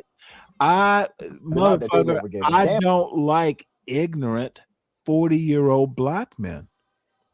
And the motherfucker knows nothing. And when I call him out, his wife comes up and gives fucking $20 to make the dumb fuck seem right. Blacks. Oh my God. Let me put it to you this way, and let's see if this little bit of information might be interesting. Martin Luther King Jr. and Sr. were going to vote for Nixon. Nixon was a Republican in the 1960 election. Martin Luther King was in jail. I can't remember. I think it was Birmingham, but I'm not sure. So Nixon called Coretta Scott King and the other people, and the thing is, hey, you know what? Someone needs to intercede to get Martin Luther King out of jail. It's a civil rights issue. You know, JFK was running against Richard Nixon. And both candidates, Democrat and Republican, had the chance to intercede. Nixon got cold feet. Kennedy did not. Kennedy interceded and was calling Coretta Scott King, hey, if you need anything. So Martin Luther King Jr. and Sr. were Republican voters. And fucking Kennedy was able to do more than Richard Nixon. And Richard Nixon was vice president at the time. Nixon could have done it. He was worried more about politics than he was doing the right thing. Kennedy probably as much into politics, probably the same way. But, you know, the accident of history is Martin Luther King Jr. and Sr. Hey, you know, Kennedy did something. We're going to vote Democrat. That is a linchpin. How do I know about it? Leah Rigueur, a Black woman, political science professor at Johns Hopkins University, wrote a book called The Loneliness of the Black Republican. I didn't know the story before I read the book. Here's the rub. I can take the knowledge that I learned in the book, apply it to a dumb fucking argument that Cellulite is making and Nightdish wants to support. I learned this all from a book. I'm able to take the knowledge, apply it to a dumb fucking argument and win it, all because I read a goddamn book. Thank you, Nightdish. Motherfuckers, y'all need to be taking advantage of the shit that's out there to read. You might win an argument. Cellulite's an embarrassment. Nightdish, don't support embarrassments. Please. I beg of you.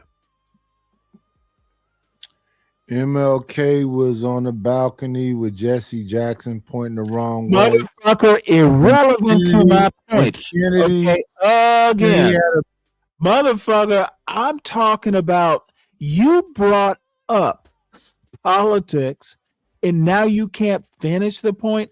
What the fuck does Martin Luther King getting killed have to do with who he voted for in 1960? Again, there's a knowledge gap, motherfucker. Do not come up and you're not skilled in all ways of contending. Stay down, Nightdish. Just go, hey, I'll read about it. There's a way to save face. Motherfucker, I just know the history. There's nothing wrong if you don't, but don't bow up when you're just gonna get slapped down. Stop it. and shout out to JFK from the grassy knoll and the drop top, respectfully. Shout out to JFK. I don't know what happened to his scalp, but it looked like upshot? his whole scalp flipped backwards. But no, shout out to that guy. Rest in peace, JFK and MLK. Yeah, okay. About black people. They only cared about the vote. Again, this is not about politics, is it? You asked, I present a point, I presented it. It's up to you to do. Okay, you know what? That's why I'm ready to move on. You're not doing a good job of it. That's entirely up to you to interpret. But I can tell you this right now, when it comes down to it, because this is what the boomers left behind. They only want to deal with what they want to deal with. Well, thank you for proving my point that you only want to deal with what you want to deal with. You don't want to exist in what's happening right now and how we can address it and then move forward from it instead of just sweeping it under the rug, which is another problem. That's the problem with the boomers. The boomers want to sweep everything up under the rug, and they just think that, oh, that's happened in the past. We have nothing to do with that until it's a data piece that can prove our argument. What the? This is like, this motherfucker is getting dumber, sentence by sentence. Number one, who is our, and what data point is he talking about? This motherfucker is lost in his own wilderness. And the wilderness is between those two muffs on his fucking ears. What the fuck is he talking about? Dude, this is why I don't like talking to dumb fucks like this. Well, I would tend to agree. And the reason I tend to agree is, number one, if you're talking politics, everyone has an agenda. You know, Democrats have an agenda, MAGA has an agenda, Republicans have an agenda. So you're preaching to the choir on that point. I guess all I really have to say, and I think one of the reasons you and I don't agree on this stuff is I don't think Black people are a monolith. There is no we in the way you think a we is. There is no one Black community. There are Black communities, plural. What happens in a Black community in Atlanta may not necessarily be happening in a Black community in Oakland. We cannot think monolithically.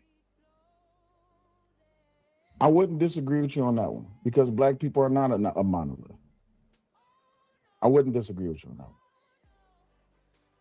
one. You know what? I'm gonna give a shout out to that right there. So much disagreement, and now we agree on something. I believe this is progress, and this is what we're looking forward to. All right, you're an optimist. I'm definitely an optimist. Shout out to My Chaos Brew. According to the new report from Charles Schwab, almost half of boomers surveyed, 45% confessed they wanted to enjoy my money. Yeah, I'm going to spend some time on this. Again, Raw G sending $10 to get her husband to look like a motherfucker who is an idiot. This Charles Schwab point, and I was kind of in the moment, so I didn't get a chance to think it through and articulate it. This is like the dumbest thing this woman could have possibly have done. It's idiotic, and this is what half knowledge will do. She spent $10 to look stupid. While I'm $10 to look stupid. Gum poppers. And I think Raw G is actually smart. She's just sticking up for her man. And I'm not sure if the $10 is problematic here. Still alive. What do you think about that? And shout out for the $10 ball. Thank you. Go ahead. I think that Charles Schwab, being an investment firm, of course they're going to want to enjoy their money. Who doesn't? Means nothing. It's a mean. Why she took the time? I'm sorry. I'm a goddamn idiot here. I should have asked, since you two are so into data, the boomers in the Charles Schwab report, break that down racially. Overwhelmingly, Charles Schwab, the demographic that Schwab asked about, overwhelmingly white or non-black.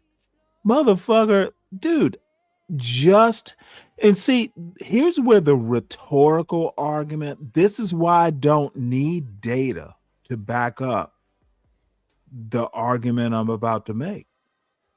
If you know that the wealth gap in America in 2025, white people generationally, the money they pass down from one family to another is 10 times higher than the Black community.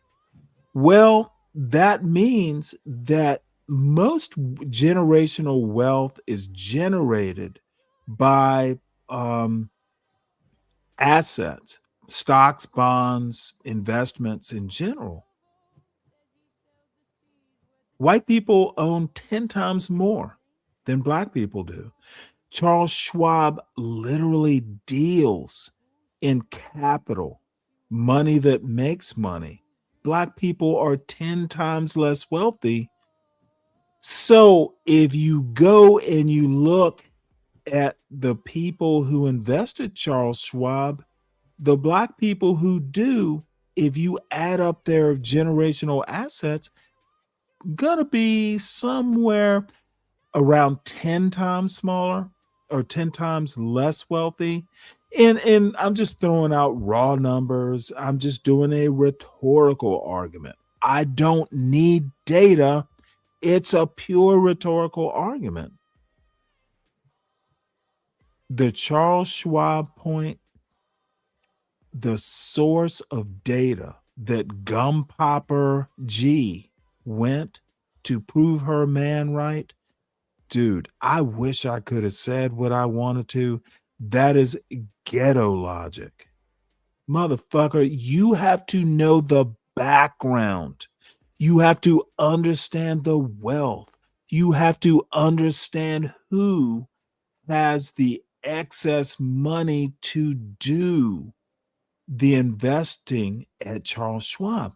It is the dumbest shit I've ever heard a Black woman. It's the dumbest defense of a dumb Black man by a Black woman that I've ever been aware of. Oh, God damn, that was stupid. I cannot believe. You know what? I thought these two were just uneducated. Now I know they're way more uneducated than I ever thought possible. Why the fuck do you come up to a panel and let your wife prove you a bigger idiot than she is? Dude, I do this for the fun of it. I don't need data when your rhetoric is fucked up. You couldn't think your way outside of that fucking hat. At least you got something out of it. I did not. It's data. It's irrelevant data. Oh, Data, I do, data, motherfucker. yes. I do this shit for the fun of it. And I'm not the end all and be all. I'm not the smartest motherfucker. I'm just some pedestrian motherfucker. But dude, you cannot cite a source if you don't understand. Oh, listen, the MCB Ron G will come up. Well, you don't believe Stanley, you don't believe in data? You don't believe in data? Motherfucker, data is not knowledge. Facts are not knowledge. How was the data derived? What is the background of these motherfuckers? A little knowledge is a dangerous thing. And dude, I'm sorry to say this.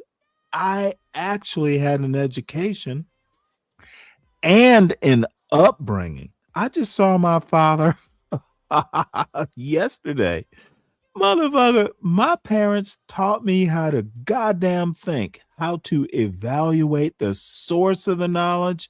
Is the source of the knowledge? What's the background? Motherfucker, if I don't know how to do anything else, common sense, critical thinking, motherfucker, dude, I don't know how many times my mother would look at me. My mother used to go, "Don't you have common sense?" Dude, that shit used to hurt. Dude, it's bull. That's like my mother saying, Stanley, you're full of shit. Can't you think better? Dude, it's how I was raised. Now, you get it by the time you're in high school. You don't step to your parents with some bullshit. Oh, because they will pick it apart. Dude, my mother could pick me apart. You know what? Wait till your daddy gets home. He's going to pick you apart some more. But you know what? I love those motherfuckers.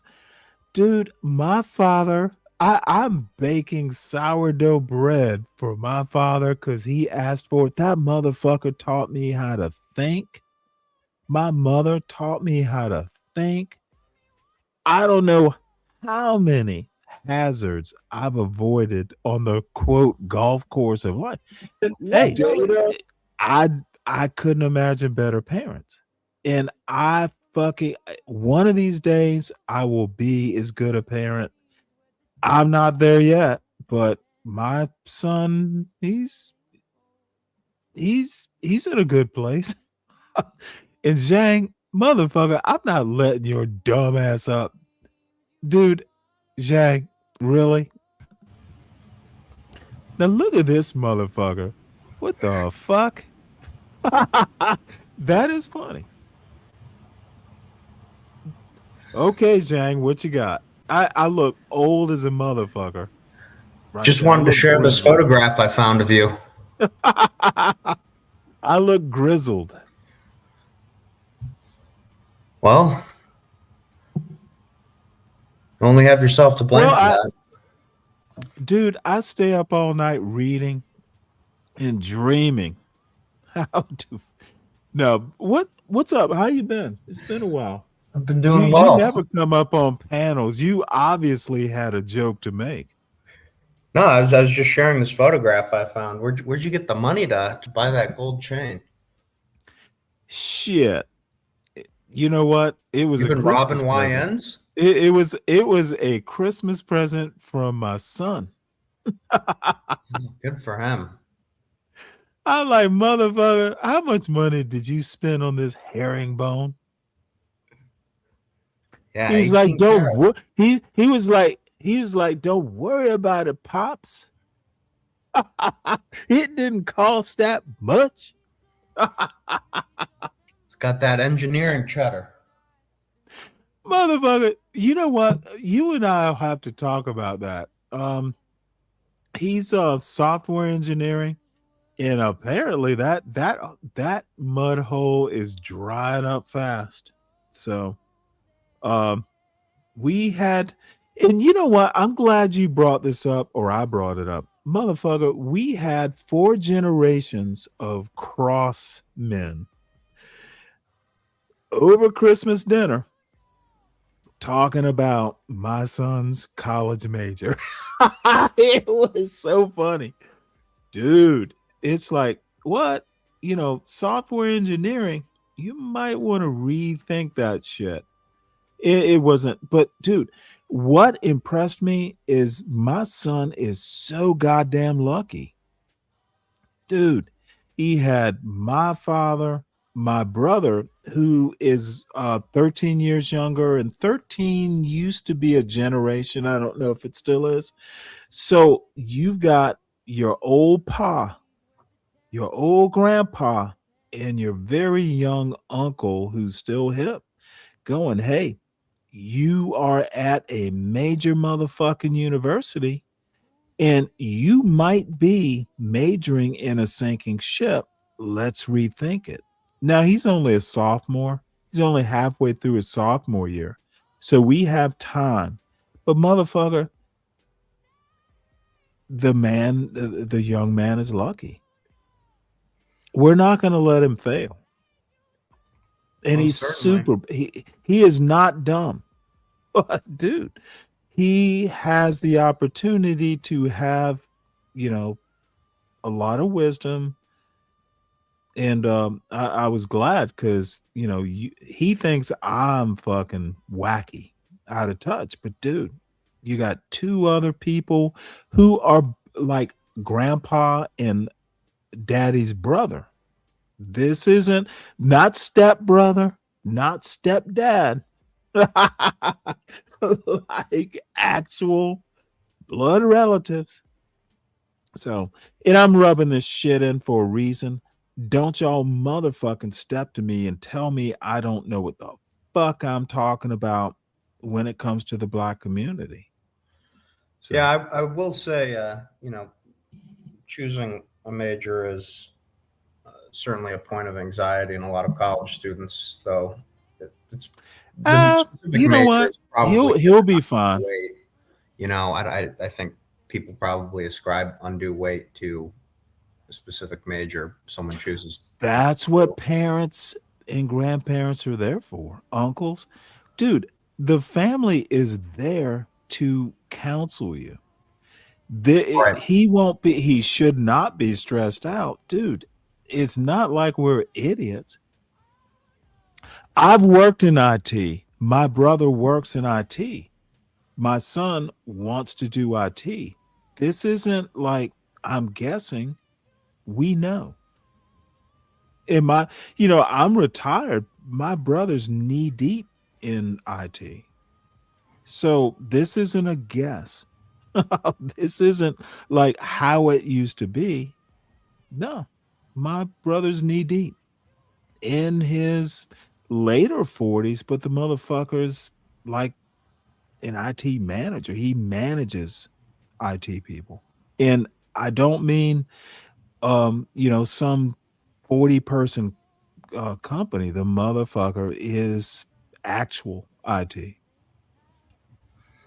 Well, very good. I just wanted to share this image. Did I bore you? No. I got some stuff to do, but I just wanted to share this image that I found of you having scraped. You know what? Archives. Could you please you emailed it to me, didn't you? I did. Oh, motherfucker. Yep. This is gonna become I think I'm gonna replace the this is the real Stanley versus the world. Nice. Yep. This is Stanley versus the world, motherfuckers. So, Zhang, as always, it's always a pleasure, motherfucker. Nice speaking with you, Stanley. Happy New Year. Never stop being a stranger anytime. Will do. Happy New Year. All right. Bye. Nightish, before I start this video again, Nightish probably fell asleep. And this is the other thing. Motherfucker, don't be coming up here talking shit when you're on your way to slumber. Data for data. Look, talk about bias, talk about an agenda.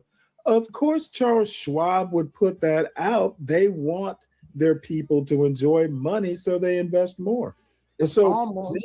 Presenting data that's obviously got an agenda. That's why I'm saying present a data.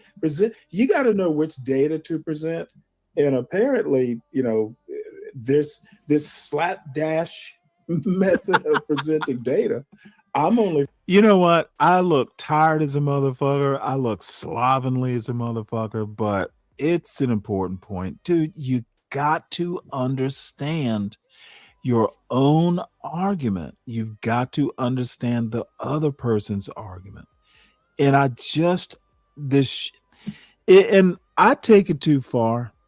I swear I do, but I'm not kidding. I would rather be right than get a cash app. It's just that important to me. I cannot sleep at night if I fuck some dumb point of rhetoric up. Precision in language, and I'm horrible at it, but I was trained by two Black parents to be this way. Black excellence is a way of life. It should be inculcated. It should be a standard you hold your kids to. Motherfucker, I'm not accepting second best. Let me tell you something.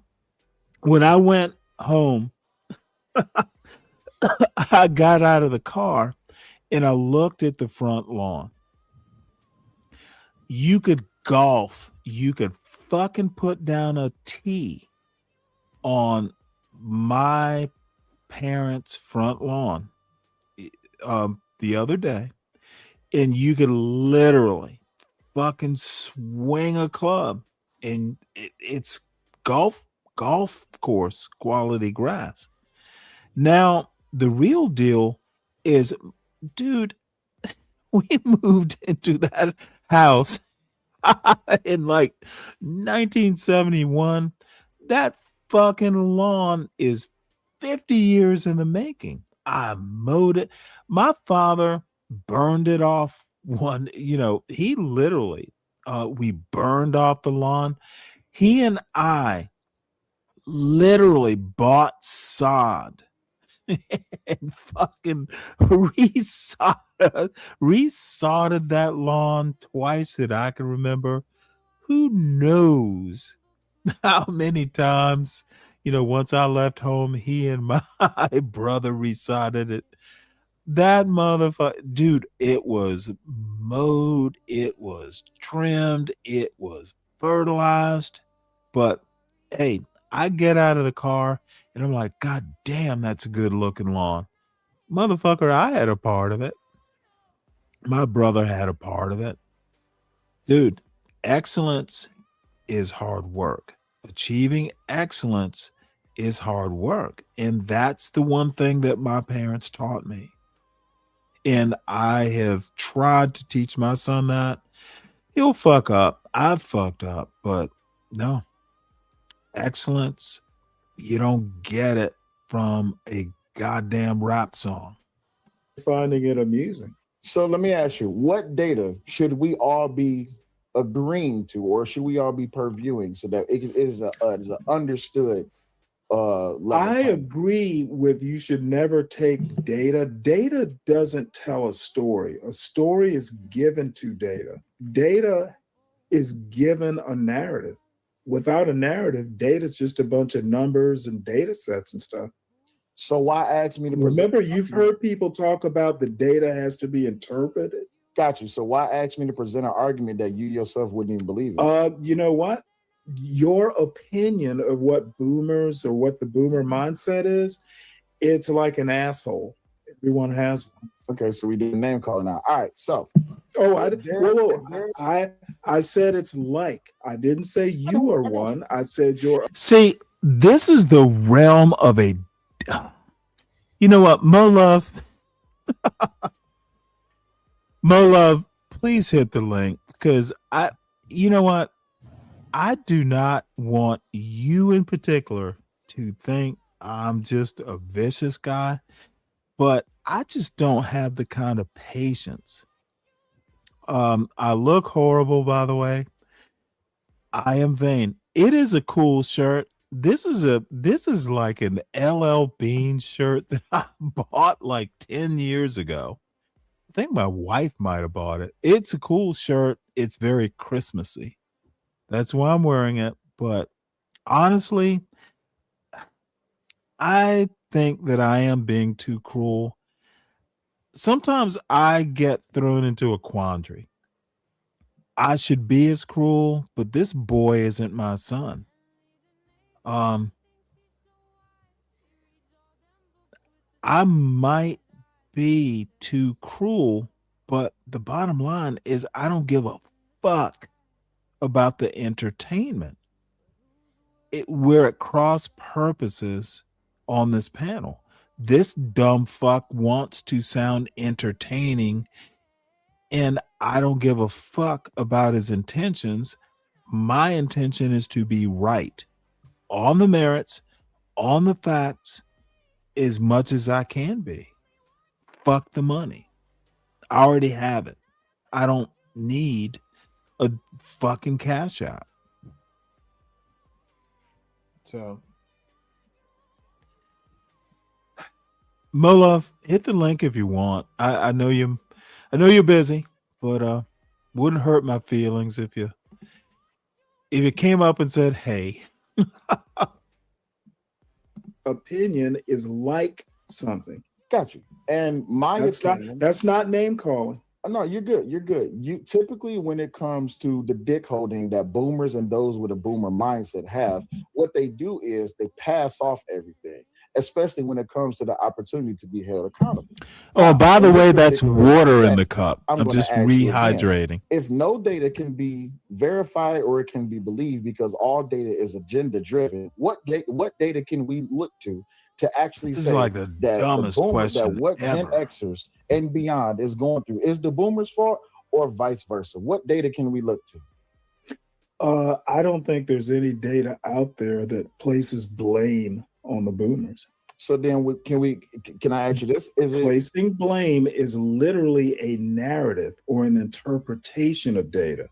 Got you. So when we look at the interpretation of the mass, we call the majority over the minority or reverse. When we look at what is being said on a social level, what is typically being said about boomers and what is typically being said from boomers? I have no idea. I got a bunch of YNs complaining about boomers. See, this motherfucker is smug for what? What the fuck? Let me backtrack this. I don't even know. Dude, at this point, this is performance art. Blame is literally a narrative or an interpretation of data. Got you. So when we look at the interpretation of the mass, we call the majority over the minority or reverse. When we look at what is being said on a social level, what is typically being said about... Okay, I think what this dumb fuck is trying to say something about population, the whites become the majority minorities. You know, the term is majority minority. All the minorities, if you total them up, outweigh or outnumber the majority. This motherfucker, and the weird thing is he's totally sober in slurring. That's being drunk on dumbness. I gotta replay this. Why didn't Savage stop this shit? The motherfucker is an idiot. So then can I ask you this? Placing blame is literally a narrative or an interpretation of data. Got you. So when we look at the interpretation of the mass, we call the majority over the minority or reverse.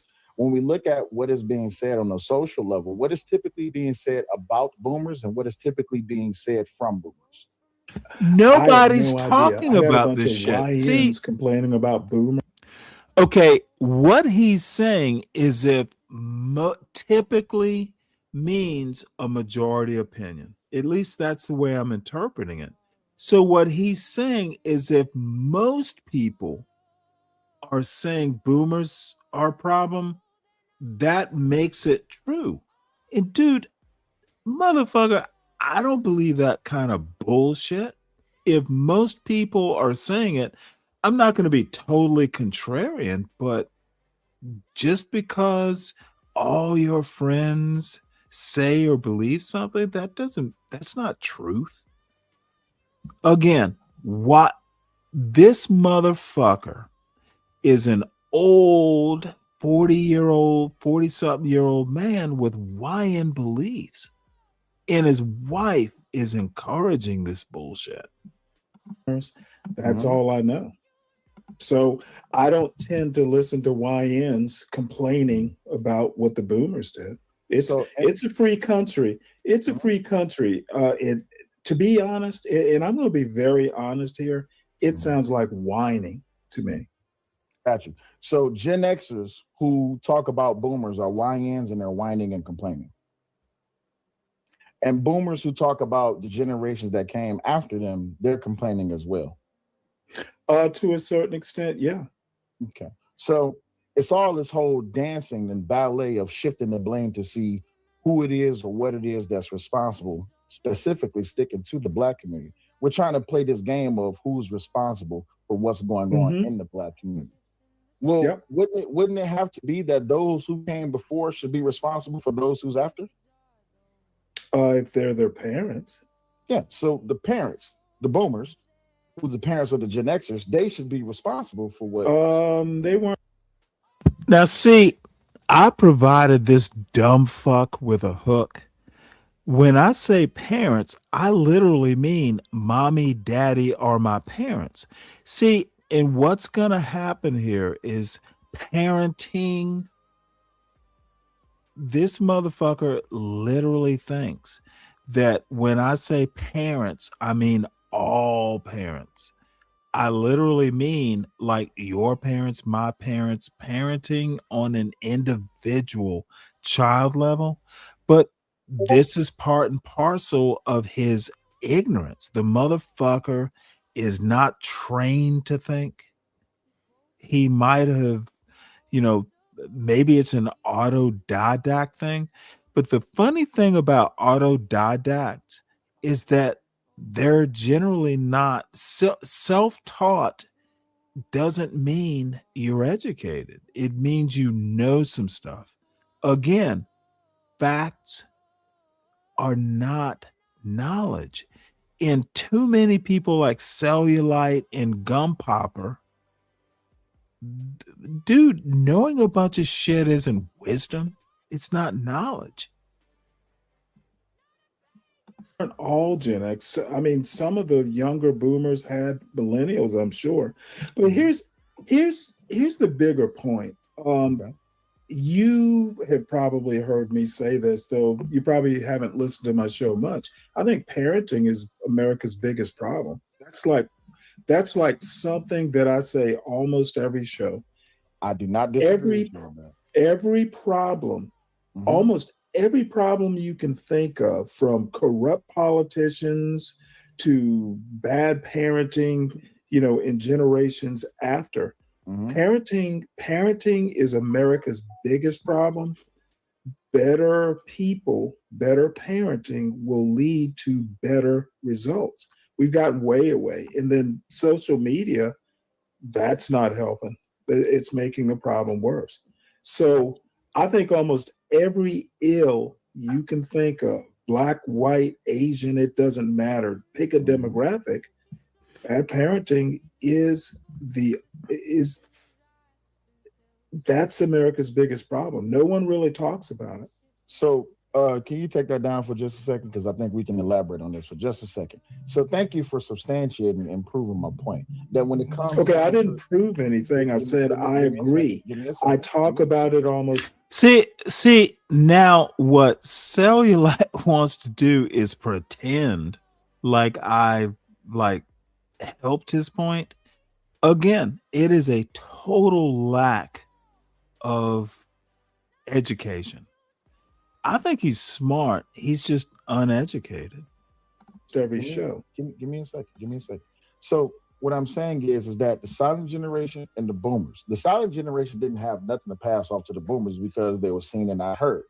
The boomers, they themselves participated in a different style of parenting. The children wasn't seen and unheard. They just wasn't there because what they did was they left. What do you think that taught the Gen Xers?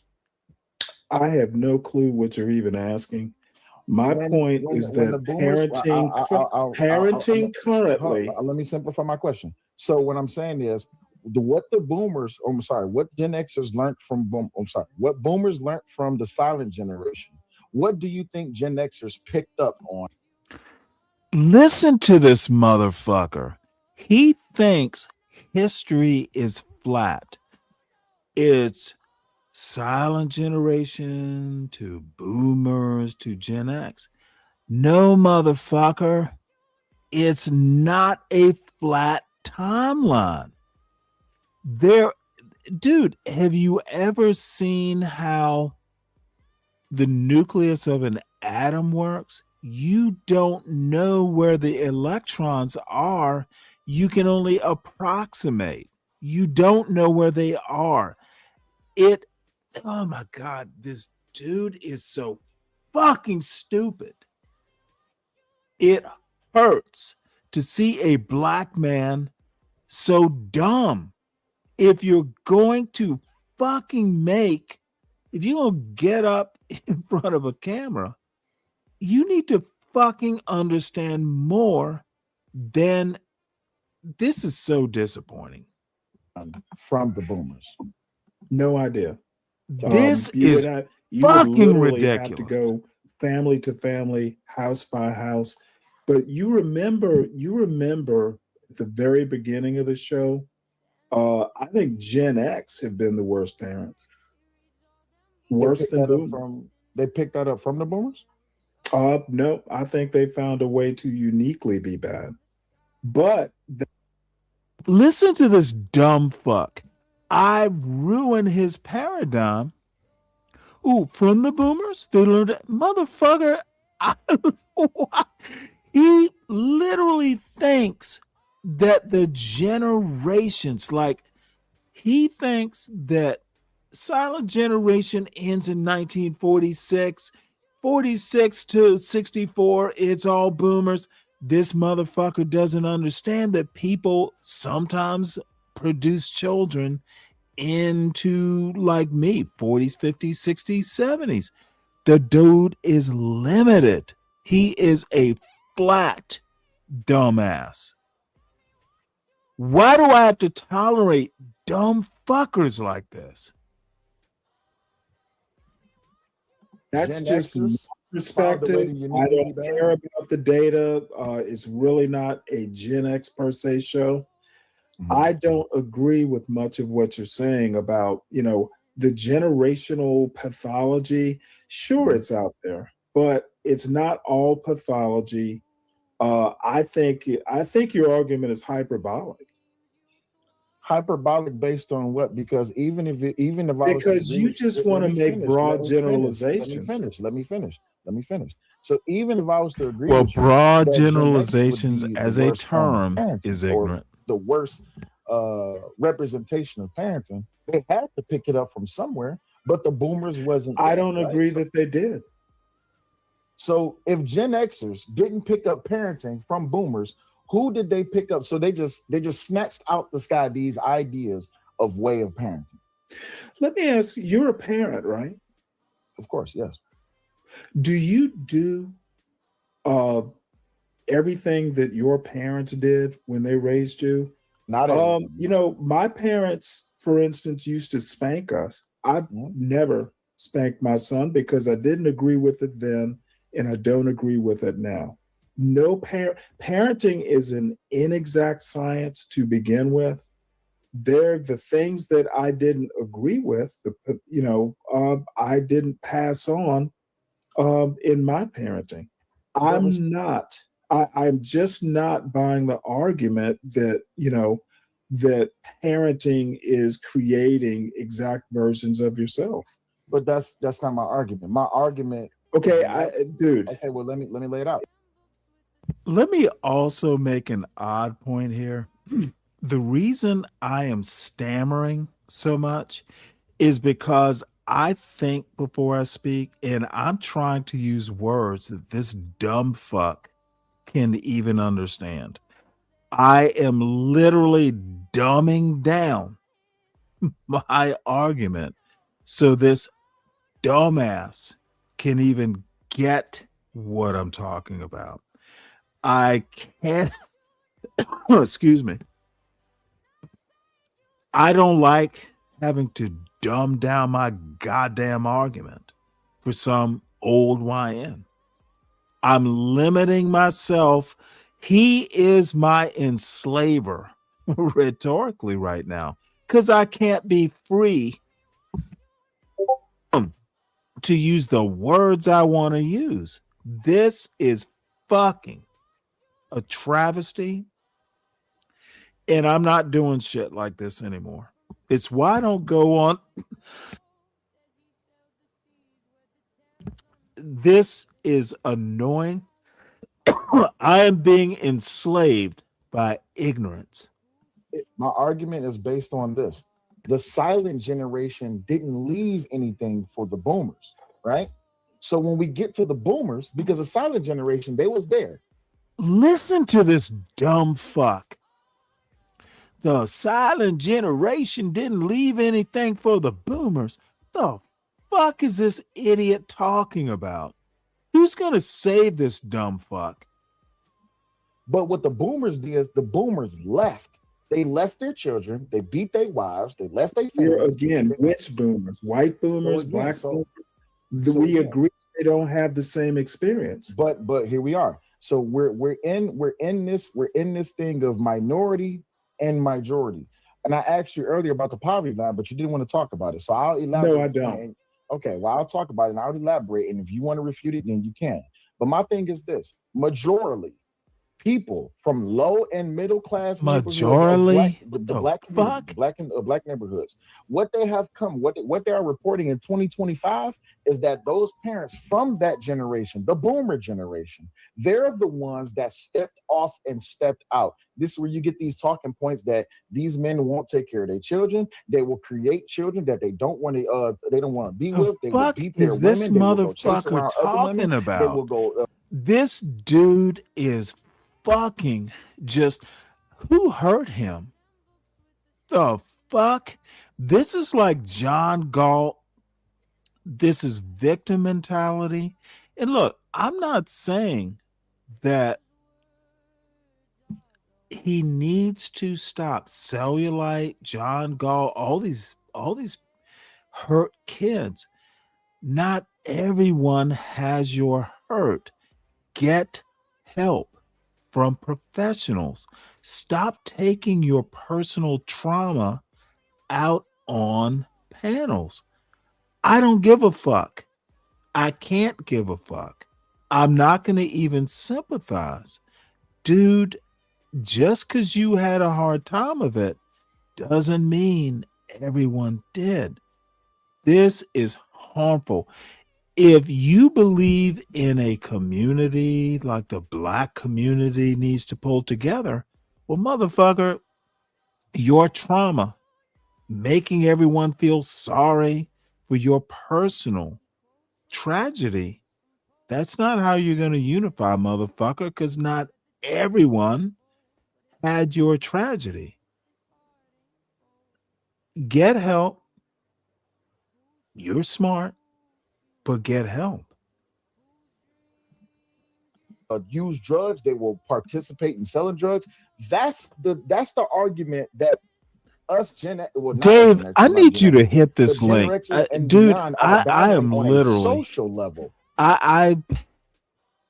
Dave, I need your counsel. This motherfucker's like the stupidest black man I've ever met. Literally. I don't think, and maybe I shouldn't have even bothered reviewing this. This is a tragedy, and I am not helping this motherfucker. Going up and fucking calling this idiot an idiot. I should have never gone up to this shit. I feel worse now. I feel like I victimized this motherfucker. Now, when we move past that and we go to the parenting aspect, since the silent generation didn't have anything to offer to the boomers other than the fact that they were just there. The fuck is he talking about? The fact that their parents was there and they rebelled. So what they did. The silent generation didn't have anything to offer. Motherfucker, they were parents. If you survive your childhood with your parents, I'm not sure that this dude is a bitter fucking child. And he's taking it out on me. I'm the victim now. With their children is they left. Also, let's not forget that you was dealing with a whole bunch of things that was going on politically. The structure of the world was coming up, infrastructure, economics, and all this, that, and the other. What the boomers decided to do was they didn't decide to fight. They decided to just become handout receivers, and they left. So the boomers formed one big hive mind and made a group decision.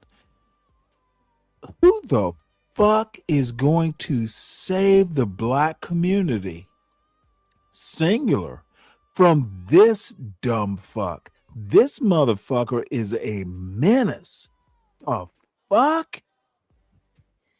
I'm gonna have to skip ahead because I'm getting annoyed.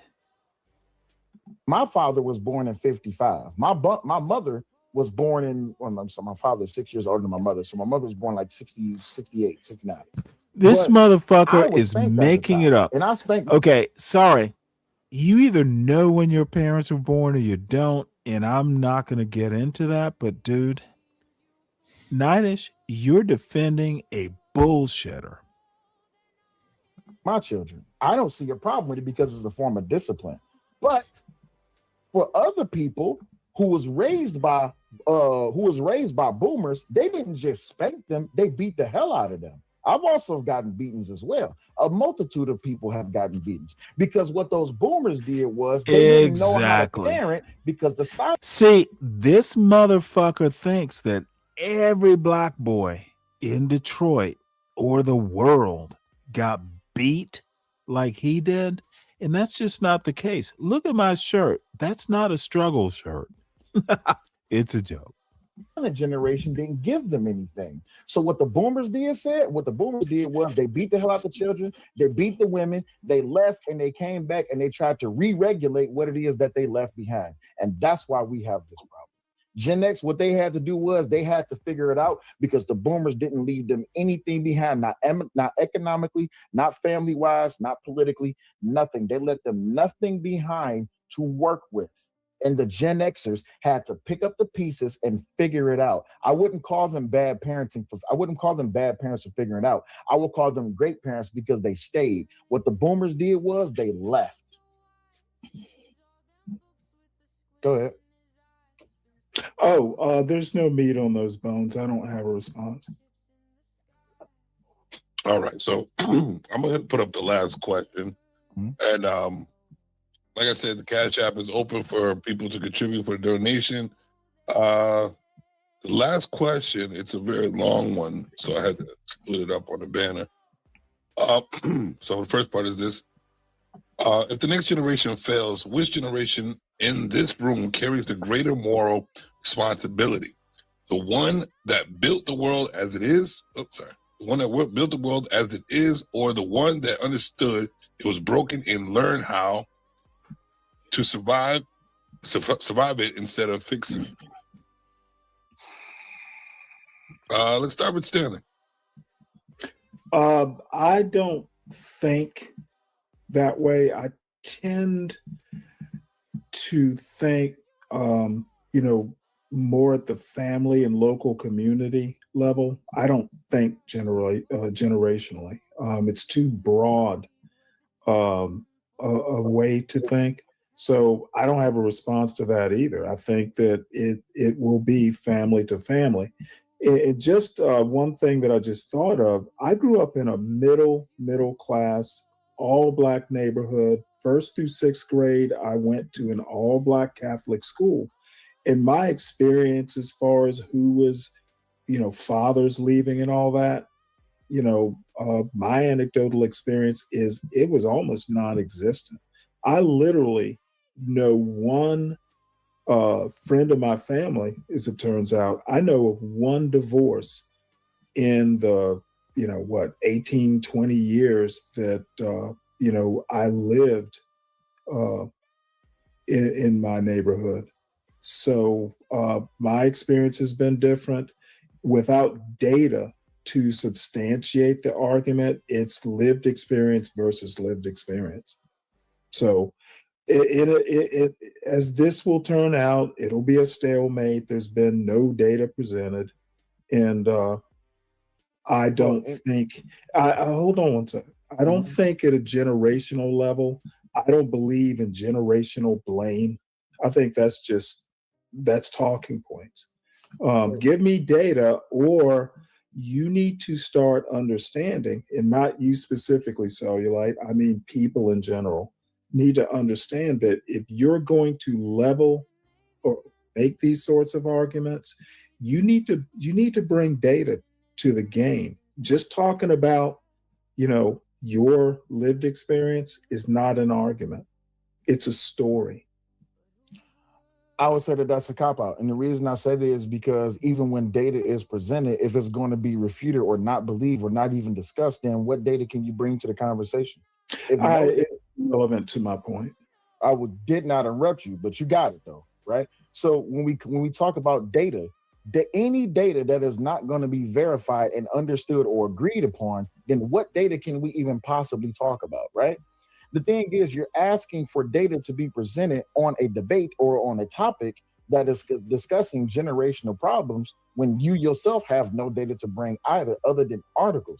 The thing is, here it is in 2025, data is easily findable and researchable, but it all depends on who brings the data. So if we're going to have a conversation that's specifically built upon data and that's discussed upon data, then leave it to those who only exist within the realm of data and let them tell you that even they don't believe other people's data because their data is right. When we're talking about on a social level, See, I'm struggling here to figure out what his point is. Again, see, this motherfucker would have you believe if you bring a Charles Schwab poll about boomers, that's data, motherfucker refuted. What he doesn't understand is that just bringing data to a knowledge fight, you're gonna lose. Data is not knowledge. Facts are not knowledge. The dude is uneducated. His gum popper is uneducated. They have a lot of facts, but they came up against a motherfucker who knows what to do with facts, how to put them, taking facts, making sense of facts is knowledge, not the facts themselves. The motherfuckers are kids and I'm the adult. And it's more obvious now that I review this. And by the way, I didn't react to it right after it happened. I did not tell the people, who happened to be, in this, the Stanley versus the world audience. I didn't advertise. I think I did put out a post that, hey, I'm going to be here. Dude, I didn't ask to simulcast or can we do the live stream on my show? No. Why would I? I knew it was just going to be a goddamn confederacy of dunces. And I'm one of the dunces.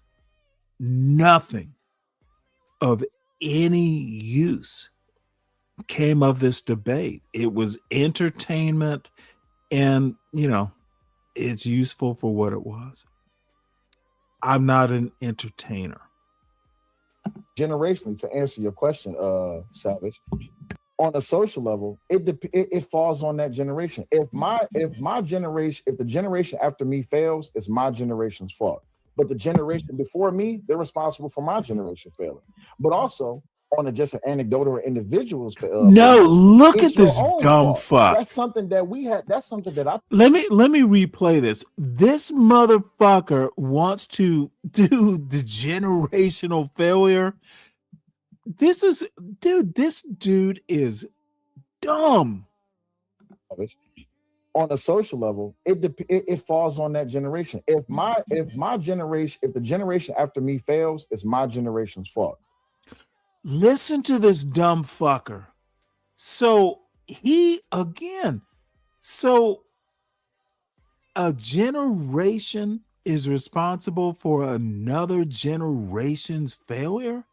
Dude, that is this motherfucker has a cloud for a brain and he's blaming clouds for other clouds. This is like the dumb Slick Rick. I've been wanting to use the hard ER all goddamn show. And now that you're here, I need a rally around the goddamn this motherfucker is an idiot. Bigger, dude. I didn't review this show until now. I did not tell, the Stanley versus the world folks to tune into this shit. And I'm goddamn glad I didn't. Cellulite's a fucking idiot. He's an uneducated idiot. And dude, I regret wasting my time with this dumb fuck. That's how annoyed I'm more annoyed at me than I am at Cellulite. What the fuck was I doing? Was this one of those shows where somebody tries to use an external force and says that's the reason for their failure? Is that what's going on here? You were there, weren't you? Or Uh-uh. some of your gulag folks were there. Yeah, I shared the link in the gram. You know but what? I didn't stay and watch it. Let me tell you something. Fuck it. I think I told you this. Fucking of all people, Clue was like, "Hey, you're a fighter. You did okay against a bunch of fighters, but SKC fucking sent me a Cash App." Yeah, I shared it on the email. I did share it out. This motherfucker said, "You need a beer after that." It was like, yeah, you were in the belly of the beast. I don't know much about this guy or beast, though. in my opinion. Look, it's just routine stupidity. In a way, it's understandable. Well, I don't claim to be the smartest guy, and you've been up here with me. You know I got a lot of shortcomings on knowledge. This is not a matter of being smart. Honestly, Dave, this debate was not about being smart. It's I say that with a humble approach. Like, I don't know nothing. Okay, dude. All right? You need to take off your humble pretense and feel superior. Dude, it can't be that bad. These motherfuckers are actually dumb. I'm not surprised. They refuse. Dude, how can you blame a whole generation of people for the failures of another generation? That is so broad. It's impossible to support that stupidity. Well, that's what MOT is good at articulating the takedown of this type of mentality. MOT is my goddamn hero, and he's still here. He might have fallen asleep or something. This motherfucker's what. And it kind of surprised me when he said, "Well, Stanley, you're being a lot more mean." I'm like, it's asking for a hard critique. It's necessary. Yeah, but these people can learn. No, they're not going to learn. I take it all the way down. I said they can. They can learn. They're not going to want to. And I can look at how they're coupled together. There's not good decisions being made here. But that's an extremely low blow. It's probably wrong, and I shouldn't say nothing. I will keep taking up for motherfucker, dude. You know what? Cellulite would not be that big a deal, except you know who Raw G is, right? Yeah. Okay, well, she fucking. Dude, you ain't seen nothing yet. Raw G, she is a lioness and her husband is her cub. It was embarrassing. That's what I'm saying by the way they're coupled. Okay, like, dude, kind of a dominant woman, you got to be the kind of maggle brain. Is that no? That's like not. That. I don't think that was dominance. I think she makes, dude. I have so many critiques, and then Nightish is fucking up here taking up for them. Sorry.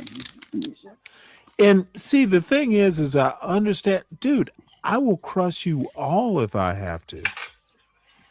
Nightich wanted to come up on my panel and act like he was going to dominate it.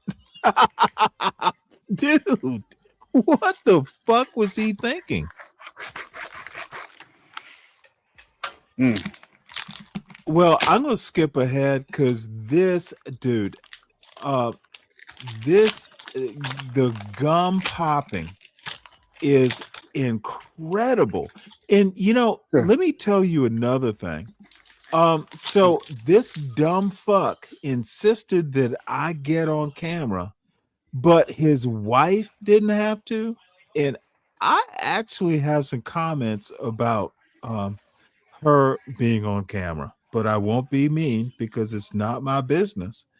But dude, they don't want to know Stanley in his true form, because motherfucker, ignorance is not their biggest problem. I wish their problems were all between their ears. I'm gonna get the smallest slot over the corner because I'm not gonna do too much. Now, talking. at some point, I like calling her MCB because I like Mind Chaos Brew. That's a cool name. But Raw G, I'm telling you right now, she is good at over talking. She's smarter than her husband is, and she ain't that bright. I could think of many more women that I would rather talk to who actually know more. She's kind of ghetto. Yeah, that's the whole persona that I avoided my whole life. I spent my whole life avoiding these types of people. Hey, one of the best women I ever knew was now it's a Savannah ghetto. It's not ghetto. I'm not saying that they're ghetto. That's what you're saying. But I've known women from the ghetto who were whip smart and who could think. I've never met one. I dated one for like 6 months. She was gorgeous. She was awesome. But if I'd been, look, bottom line is I have met at least one woman who is my age. She'd be 60. Raw G isn't even a good hood chick. She's a dumb hood chick. No, seriously. I have met motherfucker. I'm saying it. It's my panel. You don't have to have any part of it. Raw G is a failure as a hood chick. I've known smarter, more talented, better thinkers. This silly woman read something and she thought she understood it. And then she married this dumb fuck. Hey, give me a cherry. Give me a cherry Coke out of there, please. Is that little Dave? No, older brother. So anyway, you're gonna love this. The cherry one, the other one. I want y'all to just talk and say what you got to say, and let's have the conversation amongst each other. And Savage the Peacemaker. I'm just gonna put some slots up. Go ahead, dude. Hold on, she's gonna be up in 1 second. Sorry. Yeah, it devolves once the hood check. I haven't set spots for everybody yet, so that's why I didn't. That's why I can't wait to hear that part. All right, here you go. Bro, geez, I lose. By the way, of course you do. That's God. That's Mama. That's Big Mama, baby. Hi, my love. Hey, Savage. Hello, Stanley. Y'all are cute. Where we at? There we go. What's going on, Roger? Nothing much. I mean, we want to talk about data points and, how the boomers potentially fail future generations. One major point is the birth control technology. See, now this is the weird thing. She comes up with that little tanker girl, white girl. Hey, Stanley. Why the fuck isn't she coming up being her full self? See, you see through this shit. Hey, I gotta be, motherfucker, come up with your angry black woman self. See, she, motherfucker, I can take this angry black woman bullshit and be okay with it. She thinks she needs to be a white girl, and that is truly scary. That's because she thinks she can outsmart you. It's showing off the range. It's like, you know, it's the she can the be feathers a in the hat. valley girl.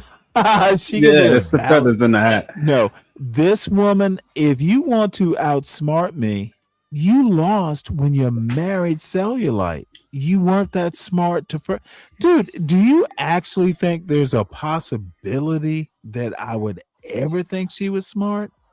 She's up there to defend a motherfucker who can't get subject verb tense agreement.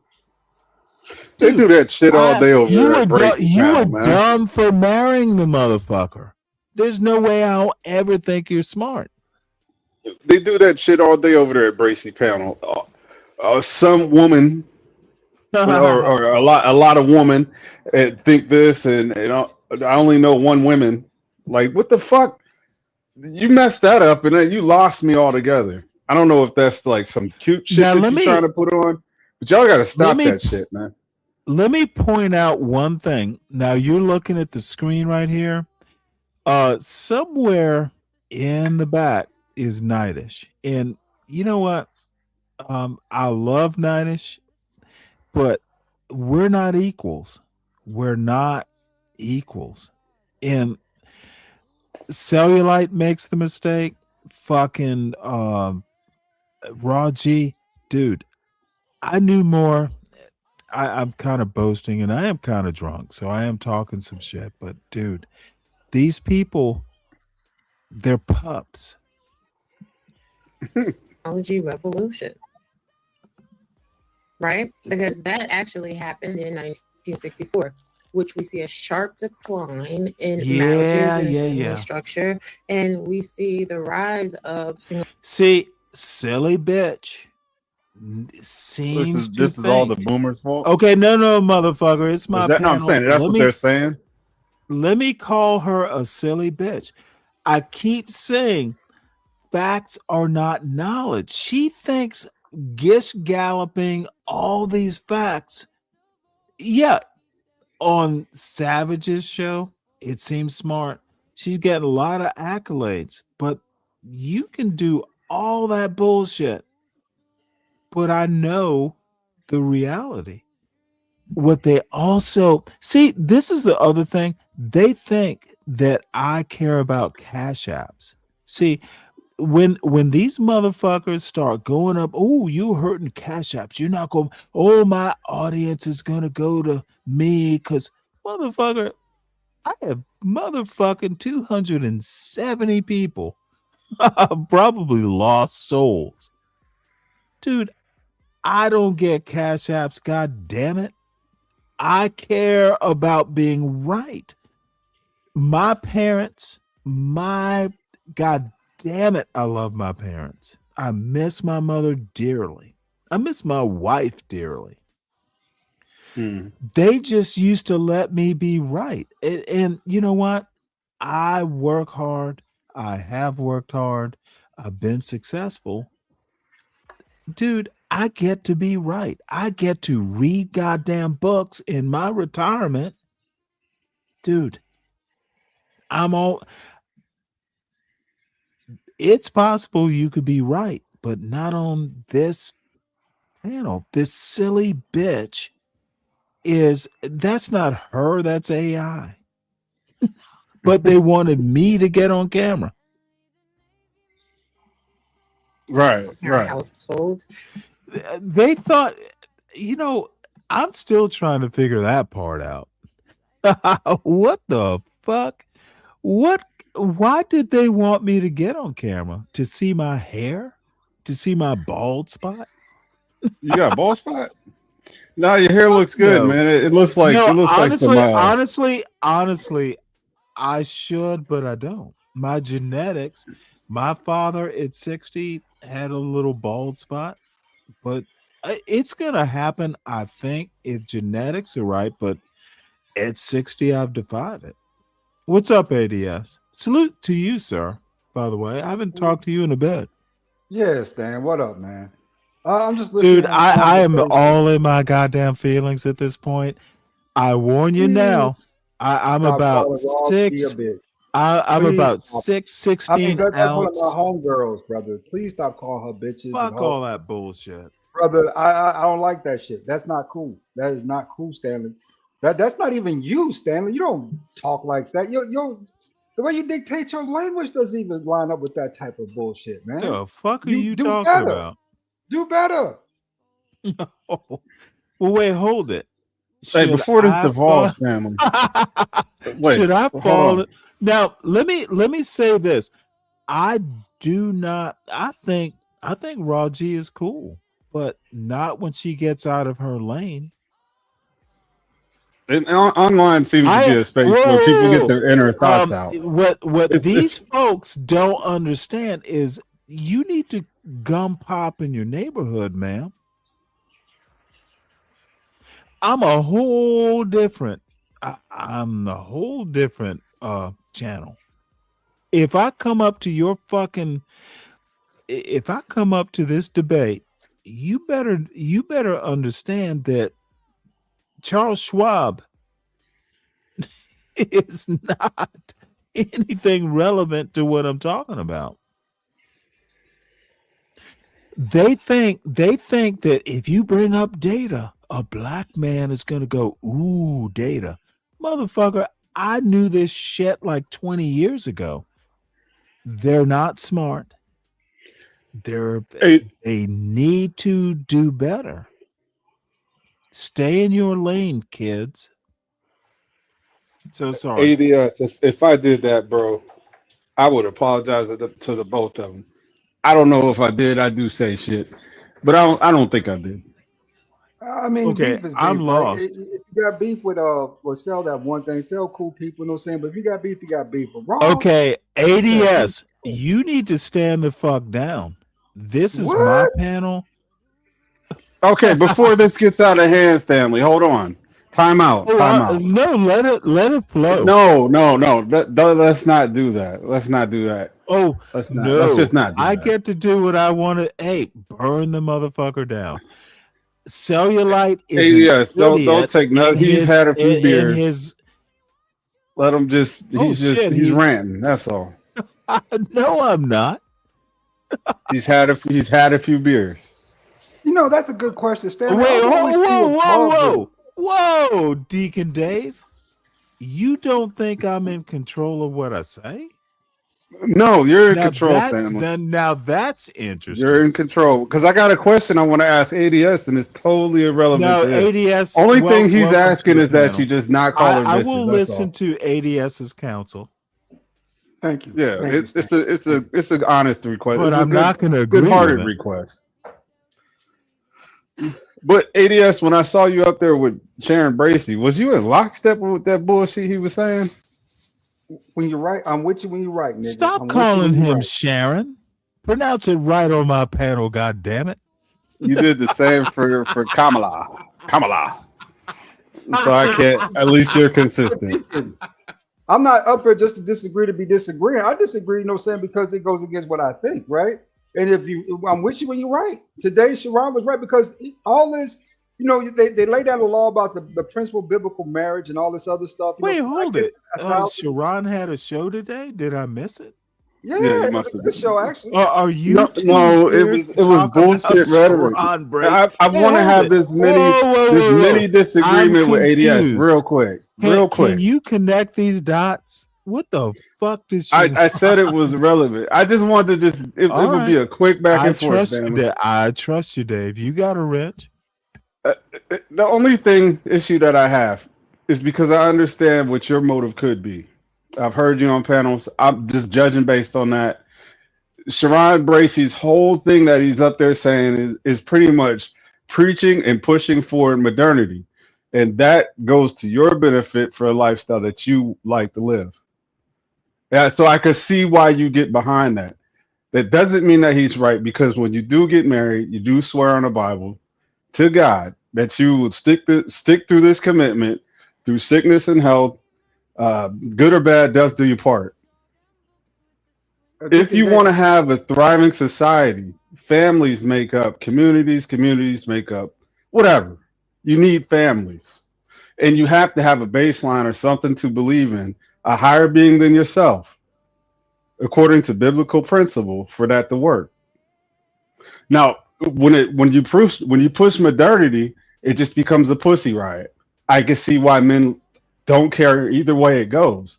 But to agree with Sharon's, that bullshit he's pushing, that is it's gonna lead to a bunch of confused and fucked over women. Well, Deacon To your benefit. To your benefit. Deacon Dave, good deacon. I'm with you when you right. The only problem is this: you got the women on the left, the men on the right. Ain't none but married. You can enforce biblical law once you actually put the rings on, do the vows. But we gotta get to the point where we start to mesh this, because right now you think 2025 was a cold year for single niggas? Oh, that shit gonna set in 2026. And niggas gonna be, niggas gonna end up with each other. They keep playing these damn stupid ass games. They're gonna end up with the women, gonna end up with the women, the men gonna end up with the men, and then we really gonna have a problem. So we got to start meshing this mind. And right now, I just don't think it's the most appealing thing, Deacon Dave, and you right. But it's just not the most appealing thing to say, I'm in control and I'm going to fuck when I feel like it. That's not the most appealing thing to women, saying that you're trying to get to come to the middle, right, with the single dudes. Because believe it or not, I want to get out the market too, Dave. I want to be, you married, Stan been married 20 some odd years, now he's married 26. Where my wife at? What the hell is going on here? If you really want a wife, this is gonna sound crazy, all right? If you keep doing what you've been doing, you're gonna always get what you've always got. Some pools are just tainted to the point where there is no good in them. I believe that. I believe that 8 years ago before I got married, and I just went to a different pool of women. Okay. But then again, the way I live my life doesn't also agree with the everyday brother anyway. I'm not saying I got some extreme thing going on that, is abnormal. I wanted something I wanted the respect level to be I want my respect to be at a certain level. I wanted things to go the way I was taught, or the way I've seen with my parents. So I searched for that. And it wasn't in the same pool of women that people, die for or die to defend their feelings. I had to go outside of that. It wasn't from the Black community. But what I got was better than any experience that I've had before that. And that's why she got the ring. Dave, you make a good point with that. I tend to get along better with white women than I do with Black women. I just cannot stand all the sass and combative, right? If you're gonna be with me, be with me. If you're gonna go, please go, right? You know what I'm saying? Right. But you know what I'm saying? The back and forth kind of each after a while, right? With that situation. So I get that 1,000%, because I've had better outcomes when it came to even friendships. Even encounters, right? Right. They're more pleasant. The yeah, far more pleasant. I just went to Mo just now. There's this Black chick up there that really eats at my nerves. She's behind the counter. She's one of those feminists / she's one of them Biden feminists, right? I think we should brand them Biden feminists. The women who believe that they could take over the world. The Black women who thought they could dump Black men and go to a whole nother culture of men and make out good and do whatever, whatnot. Those type of women, right? The ones who tried to, basically conquer us, dominate us, right? It's Black men. And when I'm in the store with her, I feel uncomfortable around her. You know what I'm saying? Because at the end of the day, I've experienced her attitude before. It was so rude that, I just couldn't stand to really, being her, I just don't really want her in my presence for too long, right? Because she's likely to get on my nerves. So, I get that 1,000%. Even my worst experience with white women, especially the last 4 or 5 years, wasn't as bad as the experience I had with that Black woman. So I get that 1,000%. And I do not believe on shitting on Black women. I don't. But I do call it out when I see it, the things that I try to avoid. It's a conscious effort. going out into this society, I will experience the things that I cannot stand in the micro moments that they happen. And it just reminds me that I made such a conscious effort to, you know, go about what I was actually looking for and what makes me happy and avoiding what doesn't. I don't know if that makes sense, but everything I did was on purpose. It sounds like to me you had a plan, you put your resources in place, and your plan succeeded. God blessed it. Just Yeah, like, and it was, yeah. and it was what's funny is that you hear these people in these conversations. I don't know what Sharon. I know Sharon Bracey's motivation is money, but if you base what's happening in society with the chat box, the attitudes, the whatever of the chat box, that's a bad random sample size to base Hey, any type of. can the host bust in here? Sorry, I was out in the kitchen seasoning pork chops, listening to this bullshit. Pork chops. So where the up don't care about the grousing. So is sass genetic?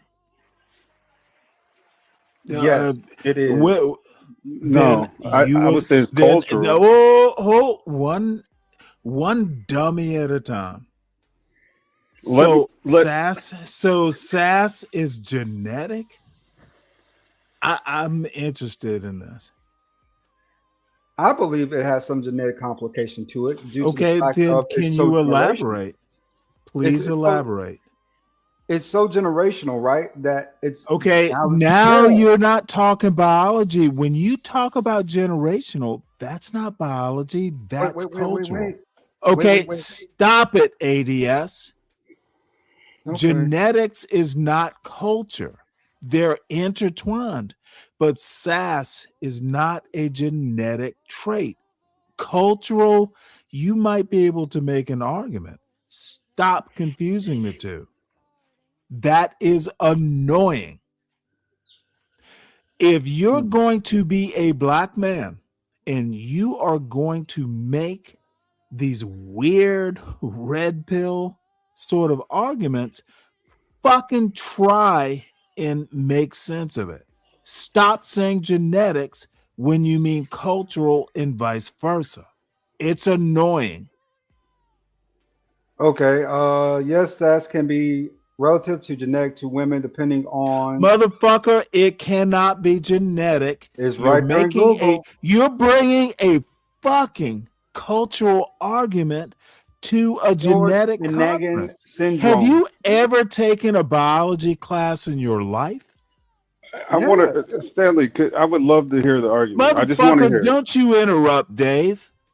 Don't get into this crossfire. I'm tired of black men being stupid and making dumb arguments. Sass is not genetic, is my point.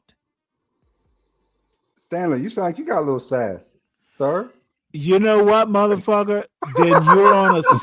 Then you are on a sassy panel.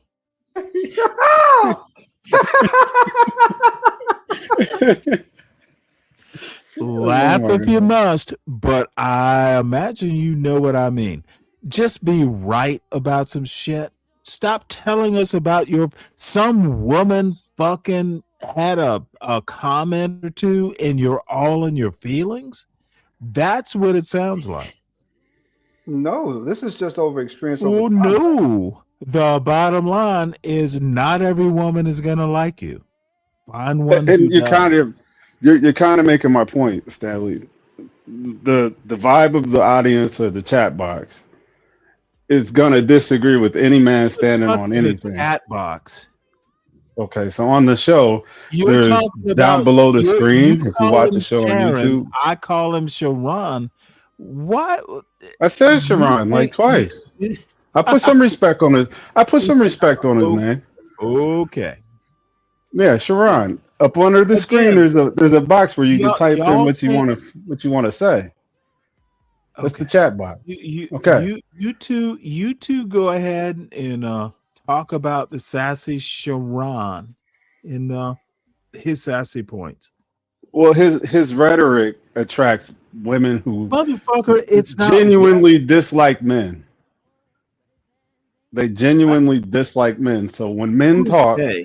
the women in Sharon's chat box, Motherfucker, you said it was a grift, did you not? Sharon is grifting. Okay, But it attracts a motherfucker, certain if you type of woman. say it's a grift, No, how you I should say how they say it. okay, It attracts a certain type of women. Dave, Woman.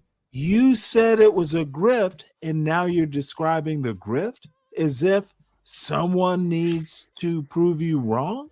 It's a grift. Thank you for pointing out the obvious. Can we move on now? Stanley, the mere fact Okay, that people don't are on the panel. I Stanley agree with me. you. I agree with you. Said it was a grift. I agree. It's a So grift. now you've described the grift. Stop being bitter. Okay, I'm not bitter. I'm telling you what I seen. He's not fucking any of those women. I'm telling you what I seen. I don't give a fuck. You told us what you saw or see, and we agree. Can we move on? That's my point. We know it's a grift.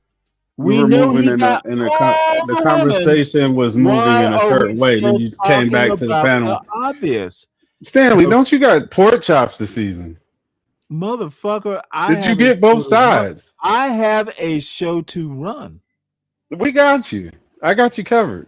Make sure you season the other side. We're not going to sit here and point out the obvious for the rest of the night. What did you season the pork chops with, Stanley? Motherfucker, you not going to eat them. Why do you care? Did you put any Goya Saison on them? I'm not your woman. Don't be asking me those questions. Black pepper? Fresh ground black pepper, bitch. I bet. You like your pepper black, don't you? I do with that. And I'm waiting for you know what? Let's move on, motherfucker. You put sage on your pork chops.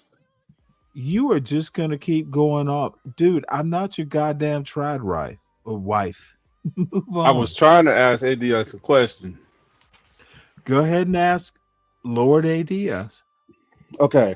So when I tune in and I see people agreeing with the grift, it's like I know why you were doing it.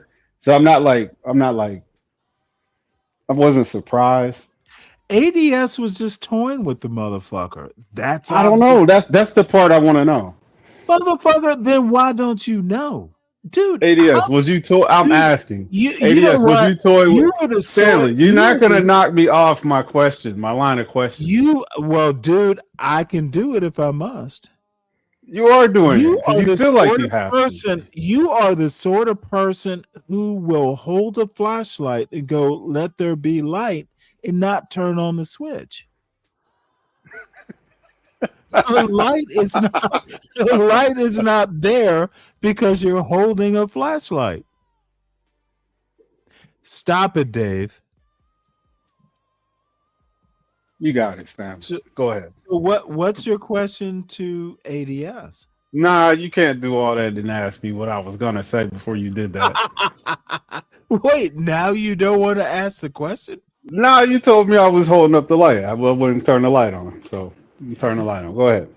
That's pretty much And I it. will give you the same you did answer get that point. Thank goodness for that. as before, Deacon Dave. Good Deacon. I'll give you the same answer I gave you earlier. I'm with you when you're right. Now, I don't know what part you walked in on because I wasn't agreeing with everything Sharon said. Of course not. But oh my Lord, should we review it? Can we go up and so it? Yes, please. I didn't. No, he likes the flag. Hold it, gentlemen. I have no clue what you're talking about. You are literally on my show talking about another show. Can we review it? It was less than 8 hours ago, but the bullshit was so thick. Okay, I didn't ask you when it was. I asked you, can we review it? So I have a clue what y'all are talking about. I mean, sure, but I don't know if it's safe because I he didn't likes ask your permission, except You did ask me. Can I catch up? ADS, because Dave is busy with daddy duty. You're such a dick. Yeah, motherfucker. You noticed? ADS, is it something worth watching on this show? Because I wanna trash the gum popper, but I can move on. Hold on. Let me see how long it is. Give me a second. I had it up a second. Oh, Always, I drop the always link in the review my back. panels. Yeah, always review my panels when I in the jump off chat. to see what I said to make sure I remember that shit. Because I know niggas will bring it up a year Oh and a my half, God! 2 Do years you have later. to use the N word on my panel? Did you forget that You part? just okay. I'll stop using We it. try not to use the N word here. Yes, ADS. I understand. Sorry No, about that, don't call Stan. I me wasn't sir. sure. Dude, we're all black men up here. Do we You're have an to use the officer word? in the United We States know who we Navy, are. sir. Fuck the officer part. I honestly don't use that word in my real life. Only Yeah, when I'm you talking about I it. mean, I don't. motherfucker. I use it mostly You use online. In real life, it ain't really that essential, right? Not that. You know what I'm saying? all I'm Right. asking is we are black men. The word, I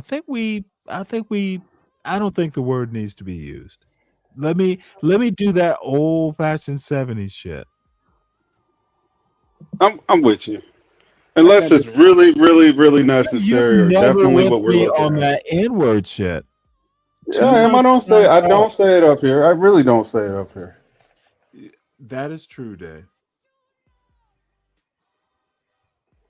I mean, But if you're gonna All right. use Dave, some I ends, said you are right. You do not use it much. I as a matter of fact, I don't have a complaint with you. You tend to use your words admirably. thank you, I appreciate it. But right before Izzy Bands jumped off, probably 20 minutes before you jumped off, Oh is my when I God. came in. Izzy Bands, the other dumb N-word. He was kind of cooking on something. I mean, I give him that. He was Izzy fighting a good Bands fight. is not that bright either. thank you, He was Stan, for You fighting know a what? good fight. I'm gonna have to change sectors. Don't do that, Stan. Because if you don't like this thing, you will not like the. Because you think it's some retarded niggas over, some retarded black folks over here, Stan. Try going to the beef sector. You're gonna find Oh out my what the real God. is. Yeah, the real. You ain't lying. You ain't lying. I've known some beef sector folks. I can hold my own with them. Yeah, as far as beef, but you talking about retarded people. You do realize that I was on YouTube not much before, but I know a couple people from the beef sector. Not look, the one or two times or three times I know people and I hold my own. You just have to know more words and not buy into that weird shit they do. Dude, they want to overtalk. You just let them talk, and then when they pause, that's when you put an arrow into their bodies. Is there a timestamp? No, you kind of have to skim through it and probably go back Oh my lord. 30 minutes before 1 hour things and jumps 40 off. 1 hour and 44 seconds into it. See, ADS is precise. Well, he said he reviewed it, so I No, mean, give him credit. motherfucker, shut your sloppy ass up. The motherfucker was helpful, and you are not, young man. It's a function of age, I'm sure. 1 hour and 44. 44 on the dot, I believe. That kind of gives you a Oh chance Jesus! to walk Now into it. see, now that is precision. Dave, take some lessons. You Sir. can't compare me to that. He knows. No, He knows motherfucker, dude. He's I learning heard. on this show. Okay, let me help you out, Dave. I heard precision. I heard you need to be here, Dave. Learn. No, motherfucker, you're chuckling, dude. ADS has reminded me about my respect for him, motherfucker. This is where you go, dude. Nothing better than that, motherfucker who knows what he's doing. Now, Stanley, you've been to Chiefs mask. You know how Chiefs mask work. You better be precise up at Chiefs mask. They go cook your Motherfucker, ass out hey, there. Dude, all I can say is it is much appreciated. No bullshit. Get to the point. Dude, why can't more people be like us? Stop the bullshit. Get to it. Something you're not well versed in, bro. Hold on. I was going All to right, say, well, let me everybody turn this qualifies for down a Navy, man. bit. Actually, a little bit before this. You sure? Yeah, probably about. Let's go to 1 hour and 35 minutes. No, because BMU was up there running his gift for the Okay, basketball. so let's go to 131. Let's play it. Turn this down a bit, and dude, Yeah, just let it run. He's gonna say enough. all I have to say is I honestly have never talked to Izzy Bands. He seems like a good guy, but ADS, you're there. Is the head of household and use it in a negative way. And this is the concern of most women. It's loud enough, And this is the do I concern need of to most turn women. it We up? are trying to build up healthy families because we know healthy families is what actually creates healthy communities. Then we need to pay attention to that and listen to this struggle that women are having with this doctrine that men keep trying to push on women. Real quick, if I may. I agree with Izzy. I don't agree with the fact that I Yeah, think so it in was a before this household, part. it should be it shouldn't be a. It was actually before this part because Izzy already made his argument. It was Izzy's argument versus Sharon's argument. I was like, this dude is just Is this he's preaching enough some type time? of danger. Deputy With Dog. I've always that a motherfucker knows who Deputy Dog is. I love it. no link's not pinned. You put the link in the And poll. we You didn't start, pin the link. and we it's fucking JB Was I Smooth. talking I'm not before that that? interested. I don't remember talking before that, Deacon. I don't Yours remember. came right after Izzy jumped off, and it was like, you Well, believe what Sharon was saying? hey, ADS, can we just go to when you first appeared? I didn't say anything when I first got on there because Izzy and Sharon were in a very deep discussion. So the only thing I could do was sit back. Well, Watch. let me ask you a question. I'm kind of interested. Is it possible those two dumbasses could actually have a deep discussion? When it comes to this stuff, those brothers get into it. They get into it Okay. deep. I mean, Can I go to when they first? Because honestly, I think Sharon is cool. He's cool, but not. he's a moron. Okay, stop it, Dave. Let me finish the sentence. He's just not my cup of tea. There's some. I mean, Sharon's not evil. I think he's actually needed in the space. No, I didn't say he was evil. I don't think he's very educated. He doesn't know shit. He is all feelings and no fact. That's my opinion. Now, I think he's a great person, just not my cup of tea. There are people, you can be good and uninformed. So anyway, I don't, and I know I sound snooty, but God damn it. I get to choose who the fuck I find smart. So here's Sharon. Did y'all not? It's pinned at the top, by the way. And we see, and eventually we need to stop allowing people to take from the original people. It's like it's What? far too long. It's so many goddamn. Wait, hold it. internets on Now the I'm goddamn confused. internet, it ain't no I'm funny. just goddamn. Maybe I should go back farther. Did he say No, the no, people? please don't. Here we go. It's dropped. So hey, we see. We see if anybody could stick to the topic of these dating conspiracies and how all these men feel like divorce, marriage, The fuck? and Okay, can someone define what a fucking dating conspiracy is? I am curious to know about that. What is a dating conspiracy? What they're saying is that the women are in cahoots, right, against the men to sabotage us by not having sex with us. Really? You know, women usually fight over a man. I've experienced that. Again, you're right. It's a grift. Who the fuck? This is Ricky Lake 40 years after. and the court system and how they don't need emotional intelligence, like all these things. As we are progressing as a society, we see that men are the ones that's typically falling by women are moving. It's just what it is. The women seeming like they are more ambitious. They seem a little bit more intelligent. I dropped the link.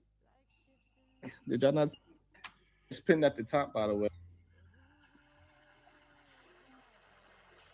And we see, and eventually we need to stop allowing people to take from the original people.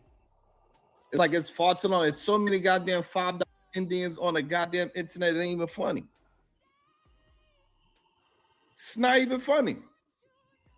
So many of them. They do. Let me see. Yo. Yes, sir. Can you hear me? Good day to you. Yo, can you hear me? My mic. Hold on real quick. Listen to this dumb shit. Oh, you can hear me now? you. Okay. What's going on, man?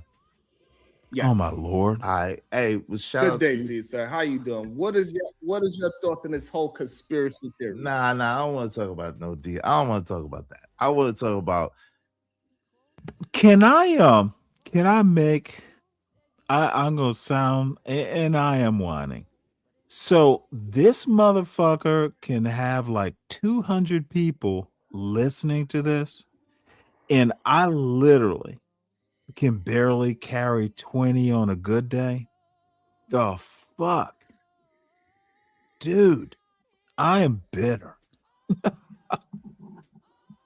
your delusions of grandeur and the shots that you were taking. That's what I would like to talk about. I don't want to talk about what you call it. But shout out to you, shout out to your audience. Y'all, I'm praying that y'all are well in that storm up there. Be well in the storm. But yeah, I don't want to talk about your delusion of grandeur. That's what I would like. These motherfuckers actually think they sound smart. The fuck? Yeah. You know, I'm actually thinking that I think I'm done with this bullshit. There's fishing, there's bread, there's all kinds of things. So Sharon on the left and Izzy Bands on the right. This is the apotheosis of blackness in America. Jesus fucking Christ. I think my time on YouTube is getting close to done. The conspiracy theory is is Imperious and Andrew Wilson and Be Brave and Think have produced black people like this, and they're going to take over the whole black community. This is pure stupidity. No, you. Yo, I don't know. Is it? Let's see how this. Nah, I can't substantiate your delusion. Is it my computer or is your computer? Listen to these motherfuckers. They can barely form a sentence. I say I got a big fan. I got a big fan in the audience. Shout out to you. I'll sign your autograph later, Prism. Shout out to you. Big fans. I don't know. It's a lot of delay going on, bro. I don't know. Is that on your end or my end? Yeah, it is. I don't know. Yeah.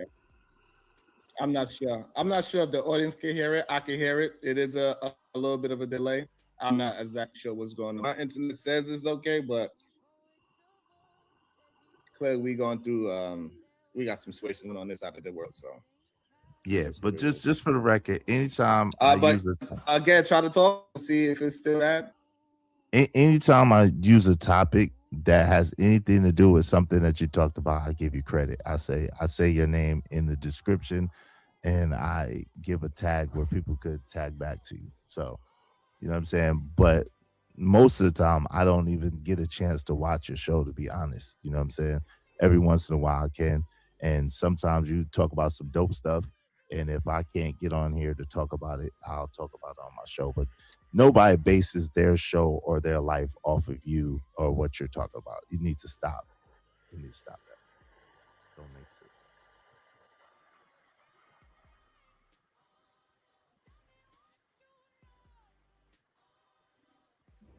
So the problem is that majority, hopefully you can hear me well.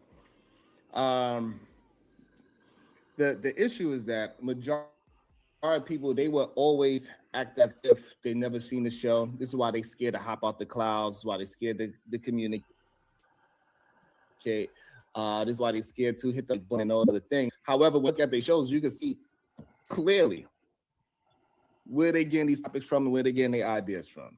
All I'm saying is this: it is very interesting. For this I was is going goddamn, for 4 days. Dude, this is interesting. The fuck? That women are worried about. We need to address those things so we could gain some trust and stop trying to dismiss their feelings about whatever their situation is, whether it's real, whether it's gaslight, whatever it is. Until we start addressing what the women are concerned with, we are gotta let it develop. To have these relationships, conversations. Dude, this is Dave, did you just say I have to let it develop? Oh my God. You don't know where this is going? Dude, these motherfuckers are pudding heads. Izzy Bands is a pudding head. He wants good business, and Sharon wants a black woman. Yeah, I can agree with that. Okay, then motherfucker would let what develop? So they eventually get to the topic. I'm a taking a long time. 60-year-old nerdy. You went back too far. I'm a 60-year-old nerdy motherfucker, and I know where this is going. Dude, these people are predictable. Okay, where should I go? ADS is on the actually, I just wanted to see ADS on the panel. 144, Stan. That's when I start talking. All right. Yes, sir. You did say that, and we let this. I'm not going to talk about the derailment. That all of a sudden that means that you are so horny that you cannot. Again, even God says a man will be tempted. Hold on, sir. Hold on. If you, and this is what y'all got to understand when y'all communicating to women. If women feel this motherfucker thinks if he holds his hands like that, he looks smart. The fuck? As if they have to have sex with their man one time. That one time he says no, they man. He might start thinking of put his peen in other women. That is not a good situation for women. Now you're missing the rest of the scripture. No, you literally just skipped. Hold on, I'm trying to get you to have comprehension skills to understand what you are. Okay, let me whip up on a white boy here. Okay, let me. And this is a slight diversion, and it won't be a long diversion. Zhang, there are whole genres of literary criticism reacting. There is the point that those who can't critique that whole thing, I think you're absolutely wrong. And you should be careful talking about a show from the chat. You are welcome to critique it, but most of the people that I can think of, you are listening to John Galt, John Galt is not original in his content. He's occasional, and when he does, it's just depravity. You need to do a better critique. Don't criticize from the chat about originality. You're in someone else's show. That's not sure you're the right messenger, sir. Let's see. I know that there's an entire genre, but YouTube is a different animal than literary criticism. Is it though? You and I could go back and forth, and I appreciate this dialogue. You know what literary criticism is? I'm reading a biography of Samuel Johnson. We'll go from there. And I'm literally, I know it's so weird. I'm actually reading the biography of a literary critic. So I'll leave it there. Man, you got me reading Empire of Cotton for fucking nothing. Oh shoot, I haven't gotten around to it. Is it good? It's pretty much going over the species of cotton, where cotton's grown, where does it thrive, how did it originate, who used it first. That's about it so far. So the devil is not in the details? Is that what you're saying? I kind of don't care about all that. You kind of don't care about details. How about just say that? I just said that. So you don't care about details? I'm trying to figure out why the hell I'm reading this book. Dude, did the black people who fucking picked the cotton, did they care about details? No, they were told to do something. They did. So that means, okay, dude, then fucking put down the book if you don't like it. No, it's got to open up, man. It's like sunken cost fallacy. No, motherfucker, you're setting in. You are just going to be like in. No, you know what? I'm not going to use that criticism. I'm just being a dick, bro. I'm gonna keep reading the book. No, motherfucker, don't do something that's hurting you. Hey, I gave you a quick synopsis of what I read so far, so I'm reading. If hurting your brain, don't do it. I got studies I could be doing, but I'm reading the book. We're gonna talk about it when you get done. Okay, with it. let me tell you something you learn when you're 60. Motherfucker, you don't have to read the whole goddamn book. If you're not enjoying it, don't read it. Donate it to the library. Donate it to someone who will enjoy it. Stop. I'm gonna finish the book. Stop the motherfucker. Don't torture yourself. And honestly, dude, if it's not your shit, as long as you're reading, that's the point. I'm waiting for the guy to die and come back at the end. Oh, motherfucker, stop making excuses. You got anyway. I don't want to waste. I don't want to waste ADS's time. Let me tell you the best book you got. You get to write one with your son, motherfucker. You're writing a book. Yeah, I've been reading to him. He's been, I guess, learning new words. Then, motherfucker, that's more important.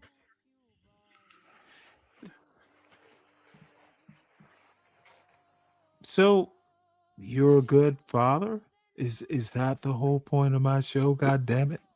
Yeah, that's the problem. I'm fucking with you, Dave, dude. And say hello to little Dave, dude. My motherfucking son is like, he'll be 20 next year, dude.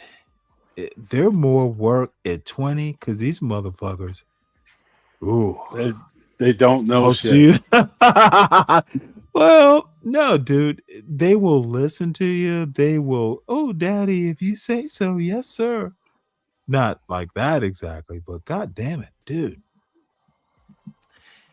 But you want them to have some independence. So you will know what I know in about 15 years. So here we go. In ADS, you got kids, right? Yes, sir. My son is 30 years old. Oh shit. Damn, how old are you? 46. Oh, Oh, okay. You only got me goddamn. by 3 years, man. Holy cow. Well, wait, hold it. Why the fuck are you letting me talk about teenagers when you know more than I do? Tell us, how's your son? I He's mean, well. He's doing well. I made him talk Christmas Day, which was last week. We haven't talked much over the weekend though. He usually mhm, gives me a text or a call or something. mhm. But he's been quiet lately. I think him and his new Is girlfriend are he starting okay? to, yeah. I think him and his new girl starting to elope. I think they Uh, just becoming more, saying to themselves and stuff like that. So good as the for him. dad, yeah. I'm proud of him. You know what I'm saying? He's a great. I mean, I could Oh not have asked my for a better son. Jesus. I Why could did not you have asked for a better son. dude? You know what? I think I knew it. I'm talking about my dumbass 19-year-old, and you are already there. Yeah, Good for you. I'd say this, Stan. Treasure those years, man. Especially those 19, early 20s, because those are years Really? where, yeah, man. Because those are years where you have a lot of the best dialogue back and forth. Because Mhm, now he's developing from a boy to a man. You know what I'm saying? He's, mhm, he's going into mhm, manhood, and this is where we talk about a child needs his father's guidance. No, a young man mhm, needs his father's guidance, especially if you got influence, right? Because this part mhm. gets dangerous. A lot of people mess their lives up in their 20s. That's why their 30s and 40s are unproductive. Oh, I know I did. I Yeah. screwed Well, my let me. 20s up. No, go ahead, Dave. No, I messed my 20s up. There was a point where I didn't have a license for 10 years. Oh shit! What the Yeah, fuck did I you had to put do? life back together. I was depending on females to give me rides. That's why I knew I didn't want that. I had to be in control of my life, man. Most of my rhetoric comes from taking control of your life. Mm, Winning your freedom back. Good Lord, it did feel like some weird slavery that you had to always depend on somebody, or you couldn't get shit done when you needed to get done, so you miss out on a lot. So that road to recovery taught me a lot, man. well, I will make ADS proud. And Dave, you already heard the story, and yeah, I'm slurring. I am there, but I don't know that, dude. I'm 60, and I cook Christmas dinner. Um, so my sister and the family's there, but in the end, it was me, my father, who's 82, my brother, who is I think 47, 47 because he's 13 years younger, and my son. And my son, so we got to talking about my son's future. He's majoring in software engineering at Georgia Tech. The motherfucker isn't going to be an actual some form of engineer. And all of a sudden, nope. That's you don't want to be a software engineer. And so this is like 3 generations of black males who are direct descendants of my son. And dude, it was beautiful. It was like, dude, we don't get to be, and it is so sad that young black 19-year-olds don't get 3 generations. And he's never gonna listen to me. Oh, he's my father. But dude, you got granddaddy and you got Uncle Michael, like confirming what daddy said. Dude, that's fucking powerful. And we're all black. And one of them black men cooked the goddamn dinner. And the family's running around, but dude, this was the counsel of my son. And I got my daddy, I got my brother, and we're counseling. I my son's lucky. I'm lucky. Yeah, he's very lucky. He's grown up in a true patriarch. No, but I heard that in ADS talking about his son. Motherfucker, you are counseling your 30-year-old? That motherfucker, does he know how lucky he is? And a smart black father who's not a fuck up? Dude, that's gold. Just like you, Stan, they don't appreciate it with a damn. They don't. They don't appreciate it with a damn. You know, right? Buy me a little Christmas gift, no saying, sends it in the mail, no card, just a box, full of stuff, right? Thanks, son. You know what I'm saying? It's you know, it's being a good dad, I think What's as thankless? you don't very seldom do you hear thank you from the kids. Let's just be honest, right? Unless it's something they really want you to do. Right? You can do the nicest little thing and say, son, here you go. You know what I'm saying? I got you some got some new socks and drawers, right? Sent them in the mail, got you a gift card in there too, you know what I'm saying? Enjoy. Unless it's money, it's like, oh, thanks, Dad. Well, let me tell you something odd. I bought my son, I got a Christmas present from him, but I don't give a fuck. I didn't buy a Christmas present for my father.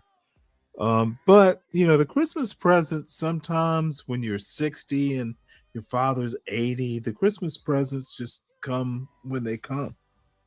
So my son this thing, and he thanked me, and I was shocked. I'm like, that's what it is when your kids get older. You're shocked when they say thank you. I was like, well, goddamn. Oh, well, no problem. Dude, it genuinely, he said, thank you.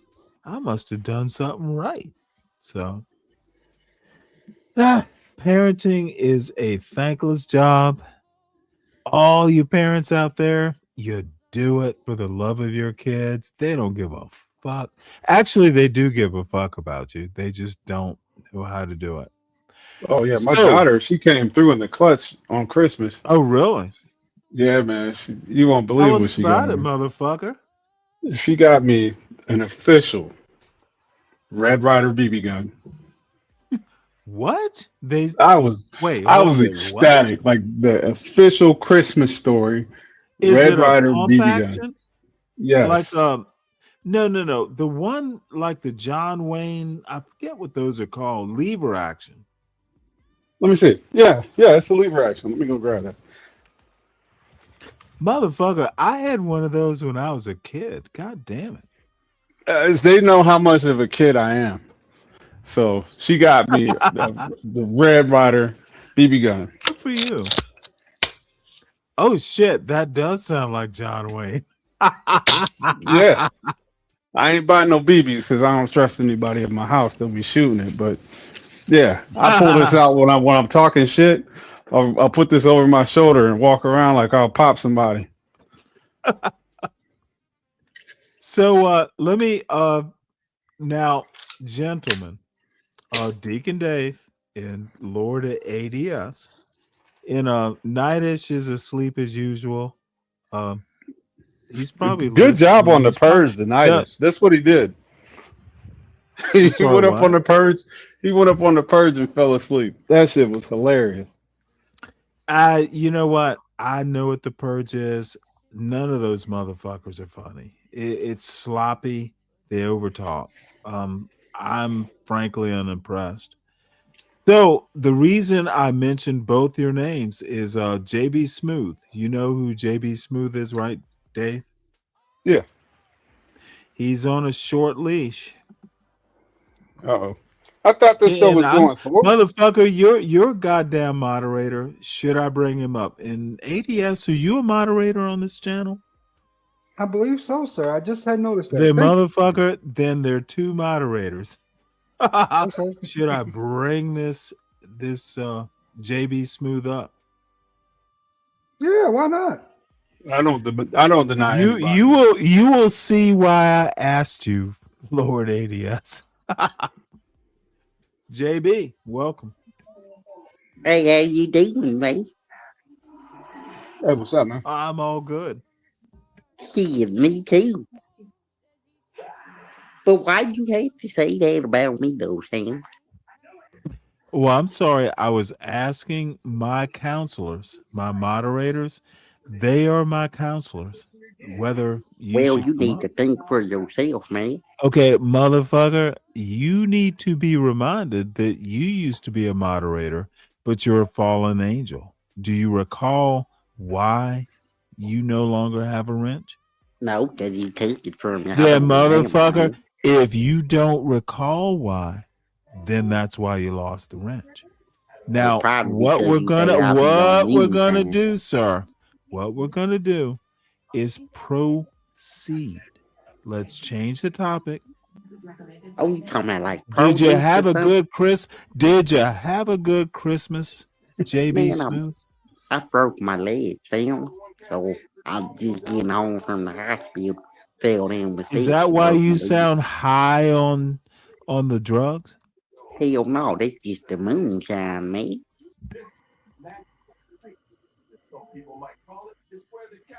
Yeah, Well, I broke that drinking moonshine with a broken leg. That Hell yeah. interesting. I gotta have something to wash the medicine down with.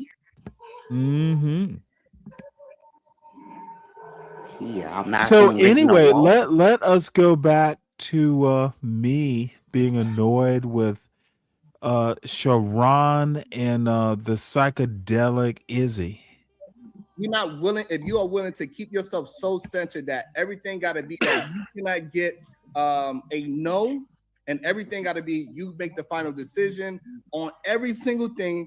You are setting up women to stay single. If you don't understand that, then you don't understand No one's women. saying that though, Sharon. No, no one's fine. saying that. Hold on, bro. Real Okay, quick. wait, hold on. Please let me attack this. So get this. We in the Bible. Have a good show, it even guys. I gotta starts go. all right, bro. Have a good day. So think about this, because you talk a lot about the intimacies, emotional intimacy, sexual intimacy, etc.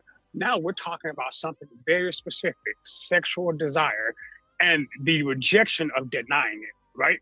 Because that's literally what the Bible says on its face. You're trying to add context that's not there. It literally says, wife, do not deny your husband. And the reason it says do not deny, and it also orders you to come back quickly. It didn't say when, it said quickly though. That's a subjective term. In order to prevent adultery, which is one of the sins.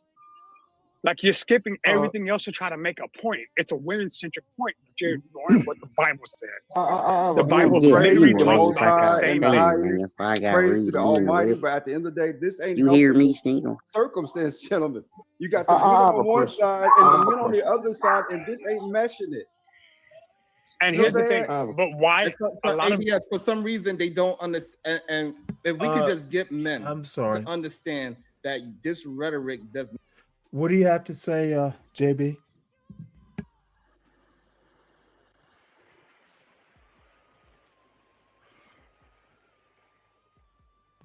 JB, did you say something?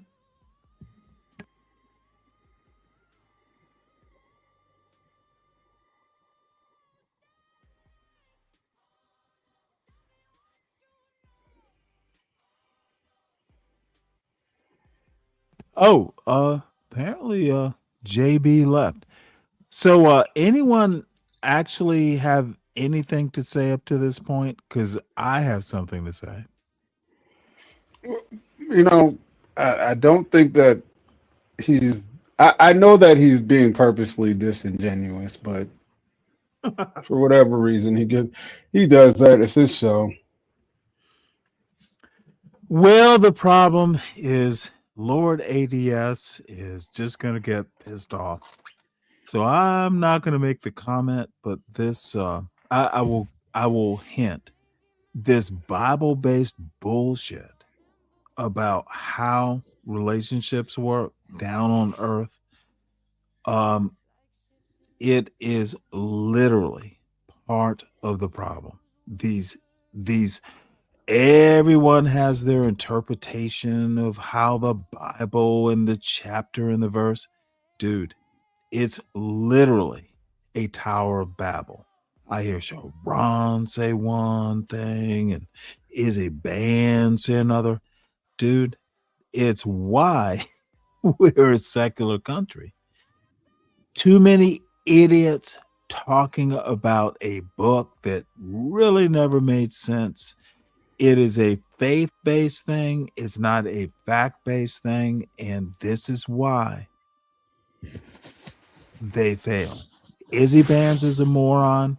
Sharon is a moron. Anytime you go, well, the verse says, nope, you lost me. And you lost yourself too. Keep the Bible where it belongs. Now, Stan, I ain't got And no beef, but everything will be okay. And I know you're gonna kick my butt, so you go right. No. I have no beef with the Bible at all. Remember, I'm Catholic, brother, by faith. So Oh well, shit. You and I are brothers. there you go. But you know how Catholics look at the Bible. Yes, I do. You gotta have a brain. Very stark difference. Yeah. And the one thing they're not talking about is, see, when you got a set of women on one side and another set of men on the other side, and they're not communicating or meshing with each other because of a lot of things are in the way, this don't help. You know what I'm saying? Trying to use the Bible to say, I have sexual rights over you. I have control over you. Well, We're not even hold that talking. thought. Let me say something. Ryan Bardwell, what the fuck? Are you going to do something weird on this panel, sir? No, sir. Now, just welcome. God damn. Do you often go up on panels? No, sir. Okay. Well, Stan, let I'm gonna go ahead ADS and stop. let Lord ADS finish. Well, Stan, no, like I said, this is an internal issue with us. I'm gonna go ahead and drop for a minute, who man. is And us? No, wait. thanks, ADS. Stan, for having me up. Wait, hold it. Did I piss him off? What? I don't know what happened there.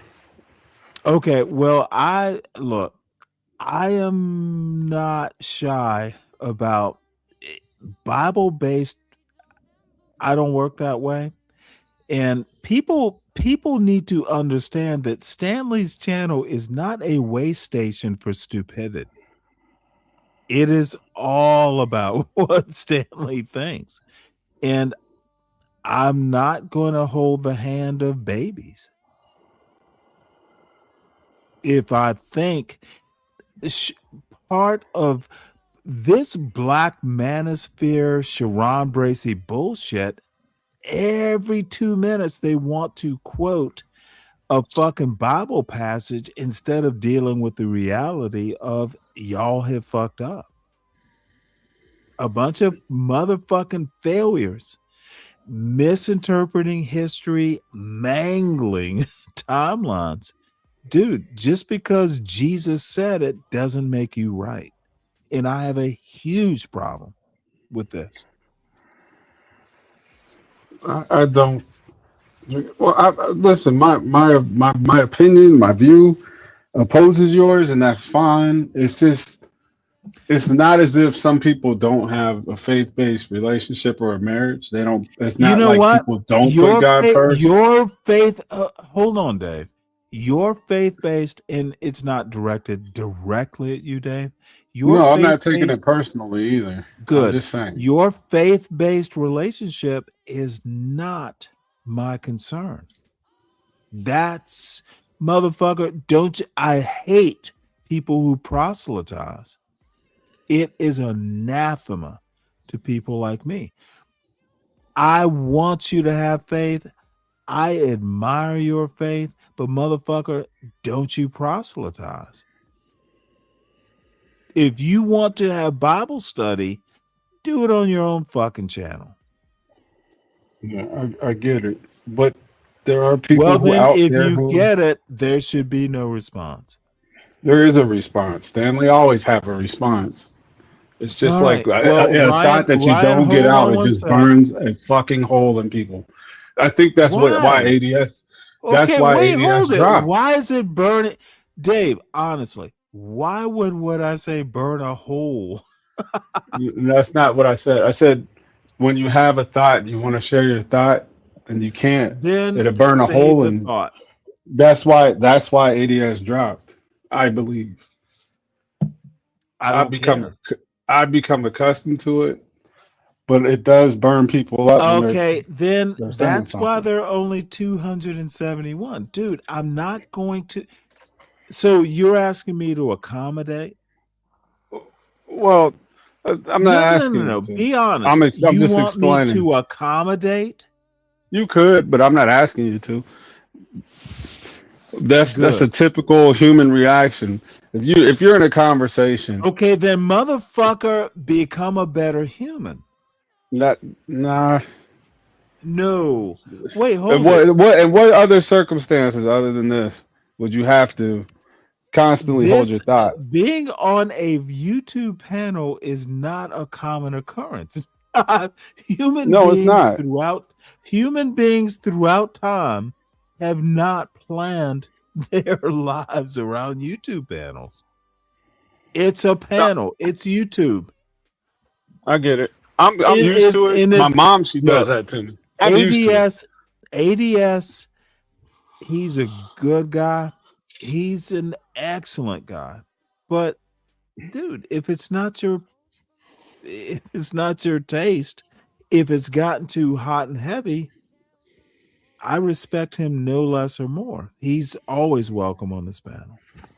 I think the reason why he's smart. Sharon Bracey's, yeah, he is, but the reason why Sharon If Bracey's you keep rhetoric is dangerous. motherfucker, if you're gonna be up on my panel, let's see how long Sharon, you'll sorry, last. Sharon. No, you knew where I was gonna Yeah, go. I forgot. My bad. My bad. But the reason why his rhetoric is dangerous is because he cut that out. If you tell people that nobody's what doing that, out? you cut out the fact that people have relationships based on faith. But if you tell people that nobody's doing that or that's the dated way, they're not going to have relationships with the foundation. Okay, That's my point. Let me tell you, well, Sharon is no better than Obsidian. The motherfucker is manosphere, but he is disingenuous manosphere. He is manosphere disguised as he gives a fuck about women. The motherfucker's manosphere. I agree. And he if the grift is anything, these women, this motherfucker thinks they're all second-class citizens too. And they're the fucking all these what is the bitchy cherry? They all think he's that motherfucker is as misogynist as any of them. And it's not because women are dumb, it's because they're dumb. Wait, let me process that. Motherfucker, there's not a smart. I never see like the smart women don't go. And you'll have to forgive me. I'm a little tipsy here, but dude, smart women don't listen to Sharon. I agree with that. When I go over there, it feels like brain melt. It's like when you put that salt It's on a top good of thing snow. you're not a woman. So I gotta give some time to the Ryan Bardwell. Sorry, Ryan. You know, Stanley, he fucking triggers me sometimes. No, I'd be this wondering. motherfucker. I have never seen Ryan Bardwell on a panel. Does this happen? Oh shit! And I was so boring, he fell asleep. No, I'm here. He got it. What's up, Matt? God damn. To what do I owe the honor? Nothing. I just know how protocol works and just letting y'all give a chance. Motherfucker. Have you been up here before? I tried and my Wi-Fi was acting kind of weird, so I just stopped. Okay. Well, I'm sorry. We are just gonna have to honor. I have no clue.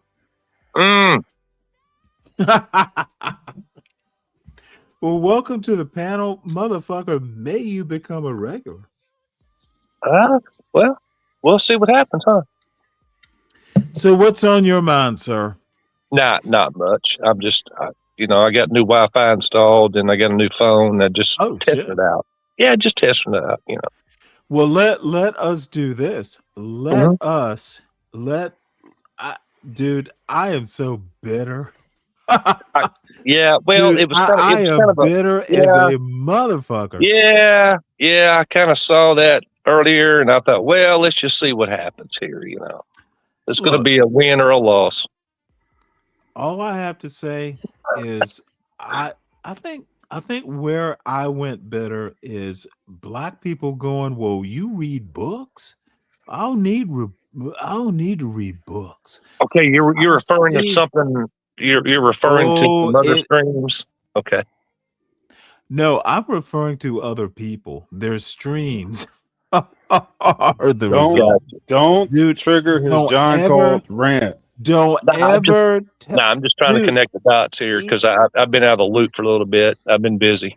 So He's referring to John Galt. Trust but me. I kind of got it. No. Wait, hold it. You think? I don't know. That's what he See, said. this is the beauty of Deacon Dave. He thinks I am a Shout out, Deacon Dave. one-dimensional Hey, man, shout out to you motherfucker. too, bro. Thank you, sir. I have heard, dude, Nightish has mocked me for reading books. A lot of 80, well, not ADS. He would never do that. Dude, it's a black problem in this sector of YouTube. These motherfuckers mock. It is the 40-year-old black man version of going, you're acting white. And the women do, dude, Cellulite and his woman, dude, they spent the whole fucking panel. Dave, you were there, don't you recall? I wasn't there. I was only there for a little bit. Yeah, and I left. motherfucker, you were there. You had comments. I did. I don't know how long. You know, my attention be so split. I half the time paying attention is kind of difficult.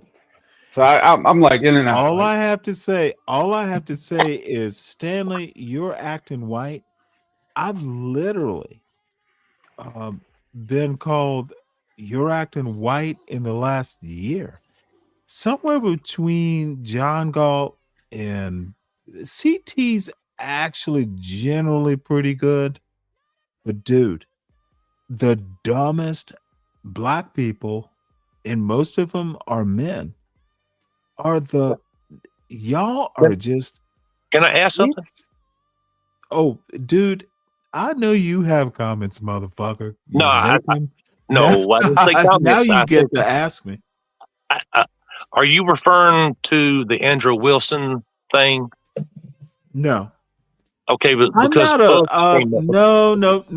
Let me correct you here. Because they were talking about books. There was a whole engagement thing about, have you read this book? Are you a book reader? That's an interesting point. Because From I did see that. I did see that. Well, I didn't watch it either. I don't think Andrew Wilson is particularly bright. He is trailer trash. Be brave. Who doesn't live in the trailer park? He's could be. I don't know. Oh, I do. I don't know. And not in detail. See, this is the weird thing. I had a weird sort of education. I was going to follow up on that, but okay, it's okay. Well, I was going to follow up on that. Now I'm interested. You do all the following up you think you can do? Probably not much, but I'll try. Well, let me ask you a question. I have made the comment, and I know John Galt has talked about it, and Be Brave has talked about it. I made two comments in one. Well, let's start with the first, and then there's a second. Okay.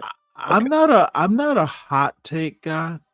I know that some things that I say will trigger people, but I always think I'm right. I don't say it otherwise. Yeah, same here. Yeah, I think everybody's an idiot. I know until they prove me different.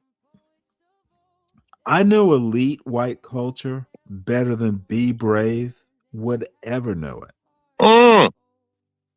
Oh, you want to know why I think so? I do. I'm enthralled. Fill me in. Because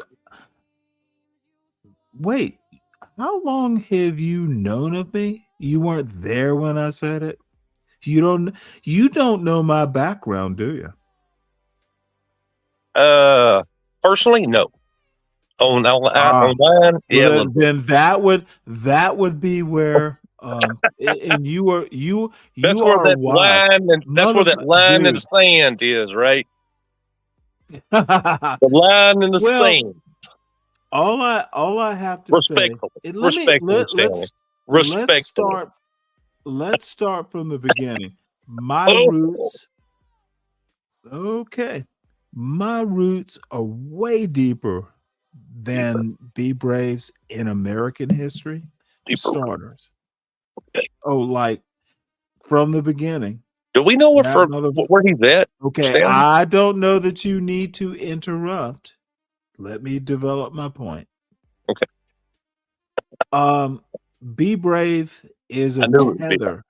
Oh, a tether. Okay. I think I might have to put you in the back. Be Brave is a tether compared to both sides of my family. And I'm not talking mother and father. I'm talking grandparents on my mother's side, grandparents. Dude, this motherfucker, he's a tether. But he happens to share a skin tone, which is rather racial. And Be Brave knows it. That's why people like he and fucking John Galt, motherfucker, I got the goods. They're pretenders.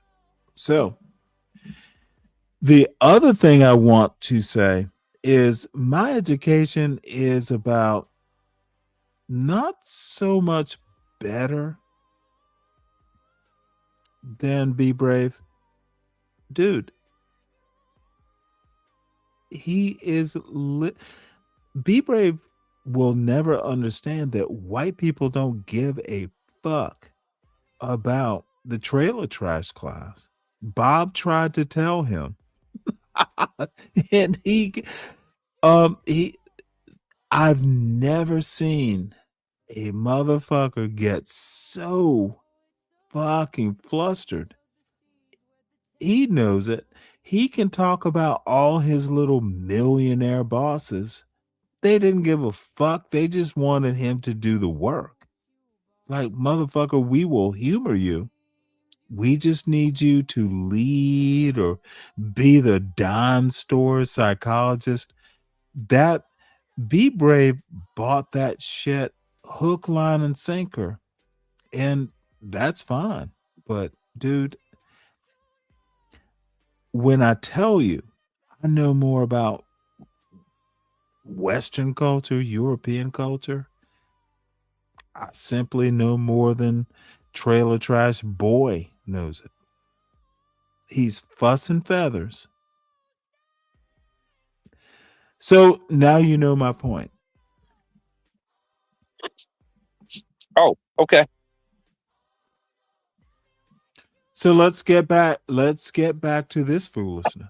Not help bring women together, and this way you can change your ideologies and your philosophies so you can get women to trust you. Ain't no woman gonna trust a man that says, hey, you cannot deny me of sex for any reason because God says so. That is not what the Bible says. But this is what you kept okay, taking the to the extreme. I didn't even say that. Hold on, I need you to understand. I will that's not what the Bible says. Jesus fucking Christ, dude. This is what the fuck? So all these crazy motherfuckers are up here talking about what the Bible says. Well, let's call it Bible study. Let's call it for what it is. It's irrelevant to everyday life. People do not wake up in the morning and get their kids ready for school going, does the Bible say what the fuck are these morons talking about? Anyone help me here?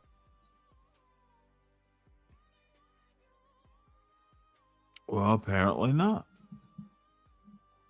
Hell, you got everybody God. scared to death to say anything. About what? Anything, I guess, you know. Okay, now I'm lost. Talking points and you should never do talking points. You I know should that. Not always on YouTube. be okay. You should Prepared. always be. You should always be who you are. If you believe the Bible, going up and talking to Sharon Bracey about it is not proof of you believe in the Bible. Or am I wrong on that? I don't know in that way. So. Well, then, motherfucker, if you don't know, what are you talking about? I just answered the question. Hey, Ryan, you have a lot of opinions in the chat. Let's talk about your opinions. Okay. So, what is your opinion about black men talking about Bibles, about black relationships, man, woman? And you have carte blanche. You're a good person. You don't have to be black or white. You just have to be Ryan Bardwell. And you actually have my respect, sir. Oh, be Ryan Bardwell and tell me what you think. I'm not schooled enough on it to even talk about it because I'm not in that. See, that's where you go wrong. You are perfectly schooled. Based on what? Give me that. Just give me that. Dude, based on I've what? seen you comment on it. Dude, you're clever. You make jokes. Oh, wait, hold it. Did it scald you to be called clever? No, not at all. I just don't hear it a lot. I just don't hear that a lot. Motherfucker, this is Stanley versus the goddamn world, not Stanley versus Ryan. I just know you're quick. I'm quicker, but you're quick. Okay, well then be quick. Let's do a quick I just off. respect your Let's channel. do a quick off. Listen to me, Stanley. I respect your etiquette. No. What I respect you your need etiquette. to do, is just tell me your opinion. I don't have one right now. Don't be quick. I'm just observing, taking it in. Good. You know, slicing, dicing. You know. Mm-hmm. So, I mean, is that fair? I'm glad you came up to the panel to do the panel view. I've been put back couldn't observe. You could not observe from the chat. Interesting. No, what's the difference? Now, hold on. Now I'm very curious. Is observing from the chat different than observing on the panel? Absolutely. This is my first time on the panel, so now I am very interested. What's the difference? You give me that. Okay. Oh, dude, it's not that hard. What's the difference? I'm new to all this. Now you're one of the gang? No, I'm not a part of a gang. No, the gang. No. Oh, the gang. Define the in THE, the gang. No, sir. What's wrong with being part of the gang? Are you a part of the gang, Stanley? Yes. Define the gang for me. The Stanley versus the World gang. No, I don't have that. I'm not up to that. I'm low level. Motherfucker, what the fuck? What? Okay, you think I'm low level. I'm imperious? Do you think I'm imperious? I don't even know that idiot. No, sir. Yeah, no, he don't have a channel. You do. You he have don't have run into. Look, you all I never have to spoke to say him. is Never spoke to him. Look, never spoke to him. Here is the requirement. Never spoke to him. Understood. Don't be nervous. No. Just be, okay, wait, hold it. Let me finish the sentence, sir. Just be clever. That's actually the only requirement. Be clever. Know your shit. Huh? Good. I'm listening. Oh, wait, hold it. I muted. I was hoping you would take up the slack. No. And I see my darling, my new internet girlfriend, Sin7Sin. What is she doing? What a motley crew. So anyway, now you know what? Look, I value all my 271 subscribers, of which you are one. So we're pushing towards 500. Motherfucker. You know what? It will be next time this year. Next time. I said next time this year. We missed it the last next time, but by 2027, we will have 500. Would you bet on it? You know what? It's I'm not a just safe bet. I'm I just don't asking. know. I don't know either. I doubt it. But here's the deal. Here's the And deal. I think I kind of, today my first video was about making sourdough bread, and I made jokes about a trad wife who I think was awfully cute. Dude, I don't give a fuck. I'm gonna watch. Here is what Stanley versus the world is going to be and has been. However, I do know Kimmy Cakes and all that stuff. We can be modified, we can be better, but I'm gonna watch what I'm interested in. I don't give a fuck. There are other shows. Go watch them. I will do what I want to do, what I'm interested in, and hopefully it coincides with other shows. And I don't have John Galt had like 1,000 people as subscribers in a few months. I'm not that talented, but I'm also not that pathological. Can I ask a question?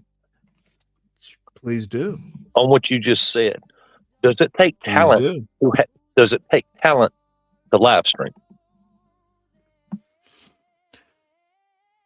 No. You can hit a button and live stream. It does take talent to attract people to watch the live stream. Can you expound on that a little bit? John Galt's way more talented by leaps and bounds.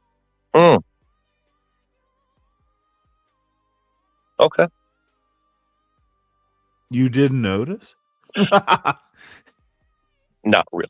It's just Oh, content. no, sir. It's clicks and No, views. sir. Stanley, it's clicks and views.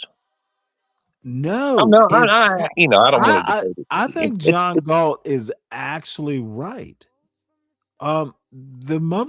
Dude, there is never gonna be a time that I go, John Galt is not more personable. He is more talented. He has a more interesting story. Dude, we all know this. You know what, Stanley? He will never struggle for viewers. You read more into this stuff than I do. I'm sorry, dude. It is the curse of a Catholic education. Is that what it is? Is that really what it is? Yes, it is. Okay, I don't know nothing about motherfucker. I overthink everything. I overthink and rethink. Honestly, Ryan. Yes. I am cursed. I just don't put that much into it. It is what it is, and if I'm entertained, if I like the topic, great. Right. I might throw a couple bucks, and then I'll lose interest, and I'll move on somewhere else, and I'll come to Stanley's chat. can do the same thing. I just don't make it my There's whole thing nothing because wrong I with won't. that. I didn't think it was because it worked for me. I'm not obsessed with it. But let me ask you to reverse the roles. Okay, Because we'll try. you are Ryan. You can go, dude, I have a channel. You are a consumer. Maybe that'll be a better way to put it. You can buy what you want to buy. I can. Hold on, let me finish. Okay. But I was I'm just the agreeing. business. I'm the business. I would love to have 1,000 people wanting to know about American history or my take on stuff. People will say that, having a take on a content creator is content. I do take John Galt's point that creating original content is a thing, but the thing is I know myself, dude. I would just fucking do a whole goddamn show about Alexander Pope. I was introduced to Alexander Pope, the classic. He was a wit, dude. I could do a whole goddamn show. And, maybe if I were true to myself, I would. But, But what that whole I'm people retired. difference? I hold on. I'm not a. Did you say Tolstoy? No. I said, will that hold people's interest? No, and that's the problem. That's what I'm asking. Okay, I know it wouldn't. So let me ask you a question. Ooh. Should I just do a show on some obscure English poet and be done with it? Now you're asking somebody that's not a content creator. Okay, motherfucker, I just asked you a question. Motherfucker, I'm answering you. Okay, Not a but content I creator. also don't want to do a whole show about my interest in obscure English poets. I fish. I know how to fly fish. Do you know how to fly fish? Do I? No. I'm in Texas. Oh, I'm not. motherfucker, I adore fishing. I mean, I you grew talked up, about this. salt water is better. Dude, I have a whole bunch of interests. And I get what you're saying, but I do a show. And honestly, Portia, Portia. It's the only reason I'm doing a show. She thought, well, gee, you are interesting and you fight against everyone all the time. Let's call Versus it the world. Stanley versus the world. Honestly, it will. Portia is the most wonderful young lady ever. If I had a daughter, I would want her to be Portia. She's an awesome young lady. I have a question. Okay. No, And then for we're real. going to A have to real bring question. up another guest who happens to be Tough Guy. That's fine. Yeah. No, ask the question. Answer any way you want to, Stanley. Mm-hmm. What would you say the percentage of your podcast is parody versus actual real content? And I'm not going to hold you to it. Well, hold on. Define parody. Parody as in people want to listen or don't versus content? I was prepared to follow up with that. Okay. The fuckery. Well, don't be slow. No. The fuckery, you letting certain people up at certain times, and then Understood. And then they're gone for a while, and they come up just in the middle of the weirdest times, and it's N-word this and insults, and then it's calm for a while, and then it starts. So, Motherfucker, do you have a wrench? yes, sir, I do. There's then you know what? Let's have this conversation because Maybe you are I framed it wrong. no. Maybe You I are framed it asking wrong. questions. Okay, come on, Ryan. You are asking good questions, and I am totally. And Let I'm me fine with it. start. I'm not Let me, bitching about it, Stanley. I mean, motherfucker. I'm just I'm saying you ask good questions. I'm not being sarcastic I because mean, I'm not the these are only things one. I've thought. Oh my I'm not the lord. only one. I'm sorry. I'm not the only one that has mentioned Okay, this and said, I'm sorry, sir. Let me give you a compliment. Are you okay? I'm fine. I just, Take a deep breath. I'm fine. Take a deep I'm breath. just trying to get it And out, just you know? take a deep breath and just say, those are good questions. Relax. Okay. So I'm going, no. Motherfucker, you are going to be the constant guest up here because every question you asked was valid and worthy of thought. And I'm not bullshit. I'm not bullshitting. Can you just accept the compliment? Okay. We'll see how that goes. So I talked about the show needs to change a bit, but I'm not going to. So let's parse it down to one question at a time. Mm. So what's the first question? Oh, you forget? You forget my first question? I did. I'm sorry. Ask them one I'm sorry you at a forgot my first time, question. and oh no, you can laugh. I take these so seriously that I literally I'm being want to serious. think about I'm them trying to one be at a serious, time. Stanley. Respectfully, No, I'm trying to be serious. Ryan, I'm dead serious. Do I need? I can replay it so I get No, the question please, one at a time. please, sir. I respect that totally. All right. Well, I that's just fine. know how this can go. Stop worrying about it. If I'm I not worried. say I'm serious, Oh my God. hold on I one sec. knew this was Tough going to go guy, like say this. hello. We're gonna go back and I think these questions are serious. Okay. Tough guy, how you doing? What up? Tough guy, my drummer brother. What's happening? Hey man, why you keep talking about me? You saying N-word this and N-word that? That's me. You was talking about me, huh? Okay, I am thoroughly lost. You weren't even in mind. Not you, Every fool. He was N-word, talking. He every said N-word.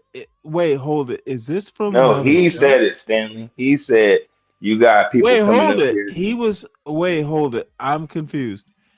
Is this from another show? No, just now he said you got people. Is a Dude, parody or no something? one I mean, was he's thinking asking. about you. Stop Oh, okay. making yourself the center. He wants to Talking about start something trouble. on the outside of that. I can He give you wants to start scripture. trouble. Okay. All right, Stanley. All righty. So, I don't talk about good. fellow drummers. Oh, he was talking about. Okay. Well, hey man, what's All going right. on? How y'all doing, man? Y'all ready for a new year? No. No? You want to stay in 2025? You know what? I am very interested. Phoenix the fuck fish. What on earth? You want to stay Phoenix in this fish. year? Do you want to stay in Okay, what 2025? I'm Is the trying question. to do is say hello to a stranger Are in you these parts. have you been drinking? Have you been drinking? Yes, I have. Oh, Now, okay. what I need you to do Okay. is No, okay. I was just wondering. let me greet an old friend of mine, Phoenix Fish. Salute to you, sir. Phoenix fish. Oh, Okay. motherfucker, that motherfucker is a day one. He was. Nigga, I'm a day one motherfucker. What you mean? Oh no, Phoenix Fish is like this motherfucker. He has been up to the show back in the old days once. It was like I was surprised when he In the came old up. days. I'm like, What holy old days? shit. What old days, nigga? Dude, do you not appreciate your origin stories? When did you come on YouTube? Let me and Ryan, I know I'm getting away from where we were going with this, but No, I I'm will asking come you, back when did to you come to YouTube, no Stanley? motherfucker. Tough guy. Here's What? what you're tough guy. Don't Yes. what I need you to do is let me do the soliloquy. Don't Okay, if you interrupt. say it right without stumbling, No, you didn't say motherfucker, soliloquy I don't right. have to say it. Don't make me do a John Gall. Oh, you gonna put me in the back? I'm trying not to. Would you, tough guy? Yes. Please don't make me put you in the back. It's all Okay. on you. It's Please all don't on make you me. now. Oh, I okay. want to talk about my friend Phoenix Fish. This Okay, go ahead, motherfucker. Mr. Phoenix Fish. Okay, go ahead. I'll bow out This. gracefully. Oh my lord. I just wanted my question answered. That's all. Just that Okay, one. well, it's just gonna be a It's not gonna double happen. problem. It ain't gonna happen So today. I have to tell two of y'all motherfuckers, let me do the soliloquy now. It was just one. Son of a bitch. Phoenix Fish is actually smart. So there we go. See? Well, motherfucker, twice. You were up several times. But dude, here's the deal with someone like Phoenix Fish. When he came up, it was like everyone was like, what does Phoenix Fish have to say? I don't have that kind of respect a lot. So Stanley, remember it teased the other day. That's what they do to me every time I go there. If it's just her, it's I'm not gonna fuss against you. T. So anyway, we are going to, if I can recall, and I am a little tipsy, but I do remember. Let's hear this.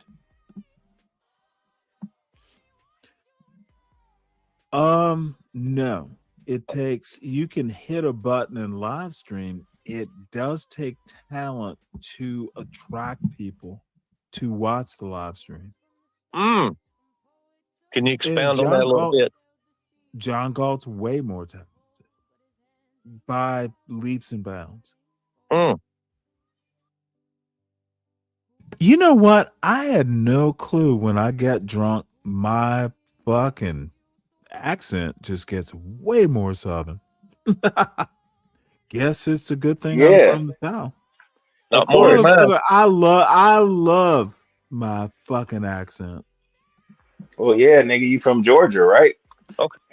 Oh, dude, don't use the N-word on my panel. Did you hear what I just said, sir? Okay, motherfucker, this is not going to be an argument. Why you saying motherfucker? Okay. I don't know why it's so hard. Don't use the N-word on my panel, tough guy. You just like to be a boss, don't you? Okay, motherfucker, I don't care about your rhetoric and what I want to do. All I need is, okay, dude, all I need from you is, okay, Stanley, I won't use the N-word. God damn it. Why are you overthinking this?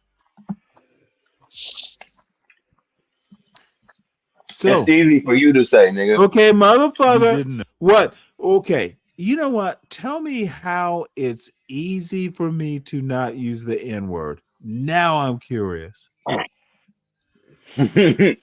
Why is it easy for me not to use the N-word and it's harder for you, tough guy? Because you're not from that, fool. Okay, motherfucker, you knew you lost. Why is it hard for you not to use the N-word and it's easier for me? because you're not from And that. Stanley, you're a square bear. motherfucker, I'm from the goddamn South. More I know. South than okay, bitch. I'm talking. That's the South Pass. No, dude. I know more about being black than you do, tough guy. Yeah, you laugh, but if you actually knew what to laugh about, dude, my Southern roots are way deep. My parents, my family didn't fucking run to the North, bitch. Run to the North? You heard what I said. Yeah, I didn't run to the North, nigga. Motherfucker, I'm not talking about you. I like him. There, motherfucker. Are You you ain't talking really about me. okay? You ain't talking about See, me. tough guy, tough guy. What you want to do is not have a battle of wits. Stanley versus the fucking world. Okay, motherfucker, you have been warned, and Stanley. I will bounce your ass before I have this conversation. You don't know the history. You do not know the history well enough. Come on, check your ass Okay, out here. motherfucker, I literally just said I don't want to do this. Stanley, what are you all you doing? gotta do. All you gotta do. Respect the panel, sir. You don't even know what I'm about to say, old big head ass nigga. I don't care, motherfucker. I don't care what you have to say. I want to watch this. Your Stop ass it, is tough faded guy. already. You're already drunk, nigga. I'm faded, motherfucker. Yeah. So that's a better reason to let's watch the video. Hey, no, wait a minute. I'm trying to say something. Why you doing that, Stanley? Now you're I telling can't say me nothing. to wait a minute on my own show. So I can't say nothing. That's how No, this motherfucker. See, you are starting to think this is T's show, motherfucker. No, nigga, no. I didn't say nothing. Nope. Enough. This is not here for the T show. This is not John Galt's show, dude. Stop it. Hey, tough guy. What? I swear to God, I knew what I was getting into when I came up here.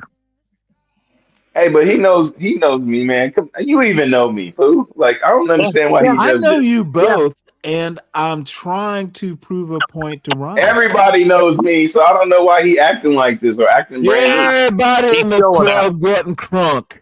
He's showing out for me. Shut the fuck up. He's showing out for me. Is that? Oh, he's showing out for the fish. He's showing out. The fish. What's that nigga's name? What's the fish nigga's name that you got over here? Is this my? Wait, you want to be my girl? The fuck is this idiot talking about? I'm showing out. See? No, I want to hear this story. I'm officially an idiot now. Congrats to me. I knew I'd prime up. I knew I'd prime up on Stanley. Now I'm officially an idiot. You know, he came up here. I can call him an idiot. Well, you know, Stanley likes to call people idiot or motherfucker. Yeah, that's his two words.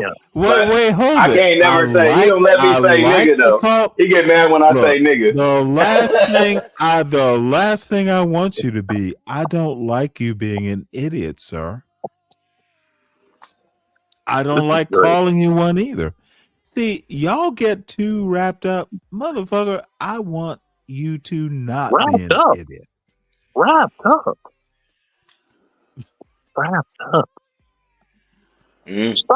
Sir. Okay, sir. Let's do this. Sir. Yes. Did you just hear that? No. Oh. So this is Anywho. No. I don't want to.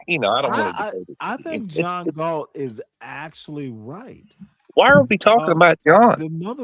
Fuck John Galt. Why are you talking about John Galt? Motherfucker, I literally am So we were replaying. talking I about said, us. okay, let me remind you because apparently you're drunk too.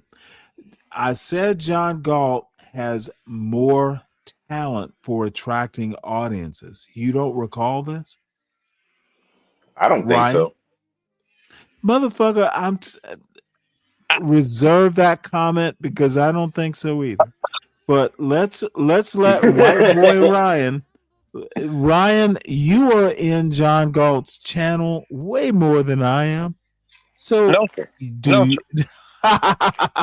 No, sir. I'm in CT's more.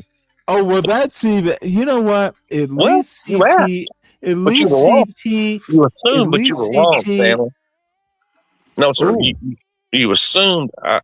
No, sir. No, sir. you know what? Then I stand corrected. Well, you are. I mean, back the tapes I up. said I've been I there maybe stand 5 or 10 corrected. minutes. Yeah. Are you gonna beat me up for being wrong, sir? No, that's what you do. I'm not going to do that. He will Well, definitely thank whoop God. your ass for being wrong. Don't be me, Ryan. That's No. the wrong Yeah, road. we know how you are, Stanley. That's the wrong road to take. I just Stanley, call it. why you so mean, Stanley? Why you so mean? Everybody can examine all these. So CT is the superior racist. You go for quality, not quantity. No, he Is that entertains. right? No, So what you're saying is that's why he does it. CT is the older, superior, anti-black. No, he's younger than me. Hey, all I have to say is I appreciate you are a connoisseur of anti-black blacks. I'm a connoisseur. Yes. Now Connoisseur. you just put that label on me. You need to kind of define that a little bit Motherfucker, better. it's dude. You can't Now, take how a would you joke. like me to call you a connoisseur of anti-white? Mm. Motherfucker, You wouldn't like that. let me. Can You would I throw tell me in you the back. how? You would throw me in the You back. asked the question. I will I did. tell you how I You like probably it. would. I I'm would keeping literally it real. tell you how I like it if you'll allow me, sir. Would you like to know, Ryan? I'm not anti-white. John Galt is anti-black. Okay. By what Tell me, definition? no, Ryan. Tell By me what how I'm definition? anti-white. Please No, I asked cite you. No, I examples. answered your question, Stanley. I Oh, asked motherfucker, I said you are wrong. The question, I don't hate white people. I didn't say John you did. Galt. I didn't Okay, say that. let me finish. John Are Galt you sure, hates. Stanley? Okay, dude, I will put both your asses in the back. I will say What I what I'm do, going to say. nigga? John Galt hates black people. No, he doesn't. We know, nigga. Yes, he does. Yes, he does. I don't think he does. CT I hates think he just black likes people. their behavior. Okay, motherfucker, I'm not going to accept the version of a white man about anti-black blackness. John Galt hates black people. CT I agree. hates black people. I do not hate white people. I don't know if he. I don't know if he hates black. Tough guy. Let me finish. I believe John does before us. Okay. Another mouthy motherfucker. I have no problems with white people, except that there are imperiuses. So there's no comparison. CT is a worse racist than John Galt, but that's because CT has a bigger audience. John Galt hates black people. CT hates white people. I'm sorry. Well, black people. CT, anti-black. John Galt, anti-black. CT is a bigger anti-black than John Galt. That's my point. Respond to it. Do not go away from that point. Get that Imperius is a bitch. Yeah, Imperius is harmless. He's a bitch. He never shows his face. Imperius is harmless. Imperius is just, he's funny. He's like some silly little white boy. He's not Imperius will funny. die in obscurity. Yeah, but he's not funny. You said he was funny. Like, well, you giving him way too Imperius much will credit. die in obscurity. He's not an important white person. Hey, can you give me the definition of obscurity, please? Everyone will ignore him. He will not be remembered in history. So obscurity has to do with history. It means history will not notice. And most of us live in obscurity. But Imperius is just another white boy, unimportant. You mean someone that could be forgotten, basically? Okay, Is motherfucker, I literally mean he's not important. oh, okay.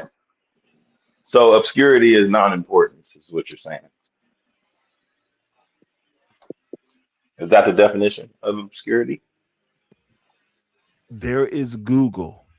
Look up the I'm asking definition you. You of use the look word, up the nigga. No, motherfucker. fuck that. I Stanley, can't you think said it. to satisfy you. Google. Well, never mind, Stanley. You know Oh my God. everything until somebody questions your ass, and you can't answer the question. You want to be combative. Well, that's how it works. Come on, Stanley. Why you being quiet now, man? You supposed to have more wit than this. Where'd you go, Stanley? Stanley went to go get another beer, y'all. He'll be back. Hey, guess what? What's going on, man? I got officially initiated by Stanley. This is how it works when you come up on the panel for the first time. Oh, he put you in the back? He put you in the back? No, I'm back up now, but yeah. Oh, okay. Yeah, I've been through that one. Brother, I expected it. That's just how it works here. Yeah, and you can't say nothing. That nigga will interrupt Well, your ass. just well, you can until he says no.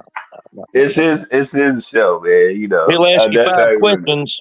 He'll ask you five questions, and you'll start. And no, God damn it. That's because if you ain't going with his narrative, then he ain't gonna let you say it. Okay, That's let fine. me help the both of you out. That's fine. I don't have a narrative. Here, Why don't you let and people I'm finish their gonna thought? okay. See, all you're doing is interrupting. Let me set the rules. That's called interjecting, sir. I can interrupt you. You cannot interrupt me. See, I'm not interrupting you. I'm interjecting, Yes. sir. Okay, motherfucker. I'm Motherfucker. already telling you. See, this is what people. So you don't know what an interjection is, sir? You don't know what? Okay. See, dude, I can interrupt you. You Oh, should not interrupt me. It's unfair. See, this is what motherfuckers don't understand, that life is not fair. Stop acting like I'm the United States on this panel. Life isn't fair, tough guy. hey, Stanley. I can okay, yeah. What's up, Ryan? Does that work in the military? Yes. Is It's how the that military decorum? works. Is that Motherfucker, protocol if decorum? I am your superior officer, I can Mine? talk in. Are you mine? Okay. Apparently, have you been in the military, sir? Army, 4 years. Yes, sir. I was an Motherfucker, E5. were I was an E5. you in? Then you I know was an how E5. it works. Then you know how it works. Yes, sir, but this is not the military. This is StreamYard's military. Motherfucker, it's my panel. This isn't real life. YouTube panels are Stanley, not I real have life. heard you say this. I have heard you interject this argument a Hey few man, you times. gotta stop being so Okay, mean, there Stanley. is no You want to You talk get about being set in your fair? ways. You I'm get being old fair. and ornery. That is All right. This is just ridiculous. My panel is not a democracy. No panel on YouTube is a democracy. Do not interrupt me, but I can interrupt you. If you want a parallel, listen to a Supreme Court session. Dude, I can interrupt you. You should not. You can, but you should not interrupt me. Deal with it. Or stop or go somewhere else, motherfucker. I'm not going nowhere Damn. else. I'm not going Well, nowhere, then nigga. I'm staying right here. I will try not to interrupt, but dude, come Hey, on. Stanley. Hey, Yes, sir. people will interject. It's a natural thing, especially Then sometimes when they have a thought, interject, but and it's understand. hard. Sometimes it's Okay, hard to hold on to. again, motherfucker, you have main character syndrome right now. Son, I'm the main character. You are supporting. Tough guy, you know how you can be on T's channel and Bob's channel. Motherfucker, I think they're all weak. This is Stanley versus the world, not Gob. Dude, I will control you, and nothing you say is particularly interesting at any point in time. Control yourself, sir. Well, I guess I can But agree you're with not that. controlling me, Stanley. You're taking me off the panel. That doesn't control me. Motherfucker, you don't even understand that you're being No, but controlled. you think If you're I not though. put you in, if I put I'm you in the back, allowing. if I put you in the back, I'm controlling you. Do you not understand this? The fuck? The fuck? I'm often confused at your point of view. Tough guy. God damn. It's my panel. Behave.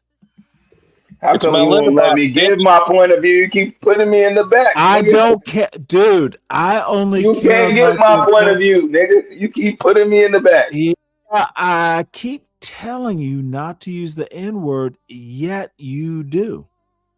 Tough Have some guy. self-control. This is Motherfucker, have Stanley's some letterbox. self-control. This is Stanley's letterbox. Don't you get it? No, man. Stanley is a sweetheart. He's a Isn't he? Oh, softie. motherfucker, except I am such a You're a sweetheart. softie. I don't Yeah. think You N-word. trying to be hard, man. You ain't gotta act like that. Stanley, it's not you, man. Don't say, hey, don't say the N-word on You my ain't goddamn about panel. Don't say the N-word on my panel. That does not take being hard to ask for. Bitch, stop it. Hey, watch your goddamn mouth, buddy. Hey, Motherfucker, you heard what I said. Watch your hey, tough motherfucking guy. mouth, boy. Hey, tough guy. I What? think Stanley is waiting for me to say the N word so he can say, all right, I proved my You point. know what? This motherfucker. Let me put it to you this way. Let me find a way to actually be abrasive. You have enough white shit. pride not to stoop not to stoop shit. low. Black people, Shit. Here we maybe go. black people should have some white pride. Motherfucker. You motherfucker, you. You heard what? You Hey, think I'm gonna take I that need you to goddamn think, bait? Ryan. I need You you to think I'm think a about what guppy? I just said. It wasn't Motherfucker. hard to come up with that answer. Maybe tough guy needs some white pride. Man, where the fuck is JB Smooth so he can come over here and talk his shit? You know what? That you need JB Smooth proves my point. Well, you know Motherfucker, what? don't Let me use the say this. N-word on my goddamn panel. Let me Man, say shut your this. fat ass up. You tell Let me me what I say can this. say. See, this dumb fuck actually thinks I'm fat. Motherfucker, I weigh about 185. How much I'm do you weigh, 195. bitch? I'm Hey man, 195. why you get But I'm why 6'4". you get No, your opinion I'm in the annoyed at tough guy. mud? Oh. And by the way, I eat my own cooking. If I'm 185, it's because I cook good food. What did you cook today, son? You talking to me? You ain't talking to me. Yeah, motherfucker. Taco Bell. I No, don't. I ain't no damn I don't Taco eat Bell, Taco nigga. Bell. Me either, nigga. I don't eat Taco Bell. The question was, what did you cook for dinner tonight, son? I haven't cooked yet. Let's see. It's about 6:24 on that West Coast. What time is dinner It's time about for you, 6:30. Yeah, it's son? about 6:30. I had lunch. I had a burrito earlier. Motherfucker, I didn't ask you what you had for lunch. What's for Well, that's. dinner for Oh, you, actually, I had. son? Actually, See, I actually, I need you had. to stick to Actually, answering I my had question. a. Semantics. Actually, I had. I Actually, didn't for lunch, ask you what you had. I'm asking you what will you have? I don't know because I ain't ready for all that yet. You Yeah. ain't ready for questions? No, I ain't ready for dinner. You know what? Motherfucker, it's 6 something. Respectfully, Yeah. I've asked four goddamn questions and I ain't got one answer. Yeah, man. Answer All this right, nigga's my question, man. bad. He don't want to. Let's Obviously, Stanley don't want to. let's He give wants to Ryan divert. some carte blanche here. He wants to Hey, divert hey, some hey, other shit that ain't got nothing to do with did nothing. you should I Oh, he said that emphasize the you're afraid. He said blanche? you're Should afraid. I He said you're afraid, emphasize the Stanley. blanche? He just Go ain't ahead, gonna do it. blanche. Stanley, Blanche. you're afraid to answer his Question question. That's what he said. blanche. He ain't gonna do it. He ain't gonna do He it. said he said you're afraid to answer his question, Stanley. I welcome the questions. He's afraid, he said. You're afraid. Stanley, I'm gonna try one more time, and Uh-oh, here we Tough go. Guy is a witness. Which part of the question will you ask? Here we go. Don't bore me, son.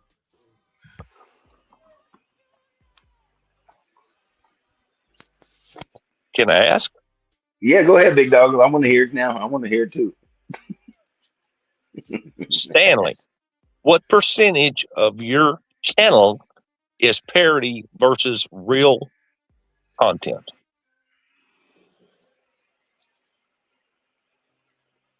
I'm sorry, ask that again. Holy fuck. I'm sorry, I was switching earbuds. What does parody mean? Like, what do you mean by that? I Fuck guess. shit. I think. Okay, It's no. called fuck shit. Let him ask the question. Okay. Okay, go ahead. Stanley, what percentage of your channel is parody versus actual content?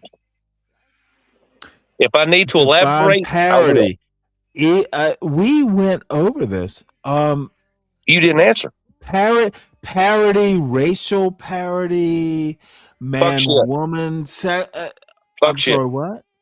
It's called fuck shit. Fuck shit parody? Yes, Is sir. that a thing? I Yeah, don't define. bullshit. I Idiot. don't. Yeah. Let me answer the question. Satirical. I don't. Okay, Jerry God Springer. damn it. Satirical. May I answer the Satirical. question? Okay. Satirical. This. You want another word? No clue. Fuck shit parody. I don't know. Tell me.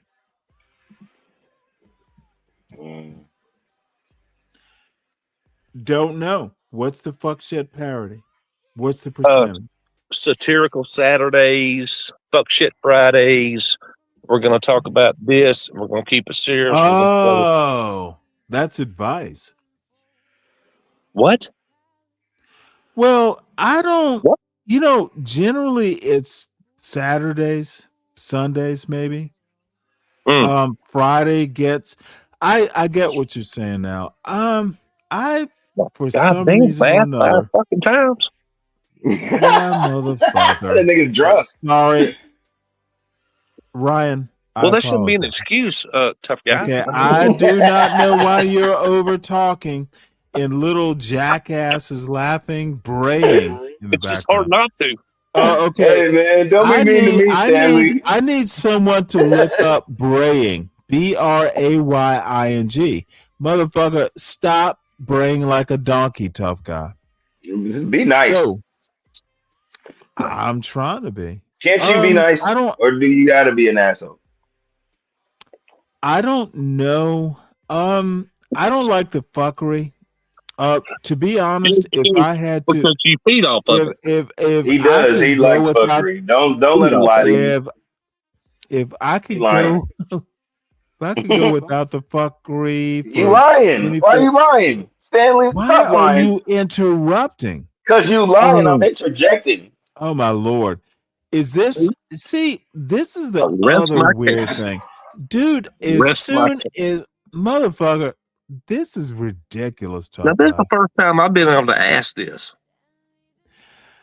If I could do without the fuckery at all, I love, like, it's going to be one thing or the other. I don't like mixing the two. To It's find either one thing fuckery. or the other. Hold on one sec.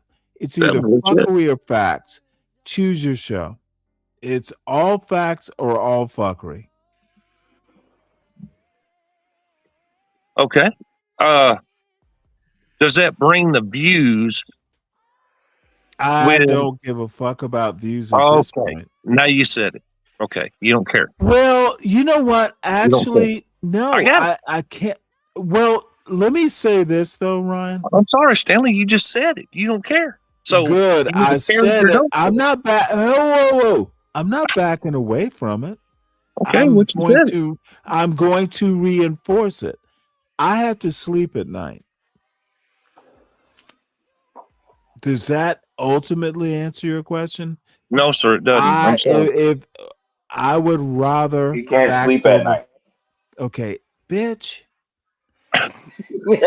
Facts. Tough guy. Give me a minute here. He's finally addressing me for Facts over fuckery. I would rather sleep at night with the facts and be right than make a lot of money. And I understand. Dude, no one wants to hear the show. I'm not an entertainer. Well, yeah, you are. Well, they come over here. No. No, they do.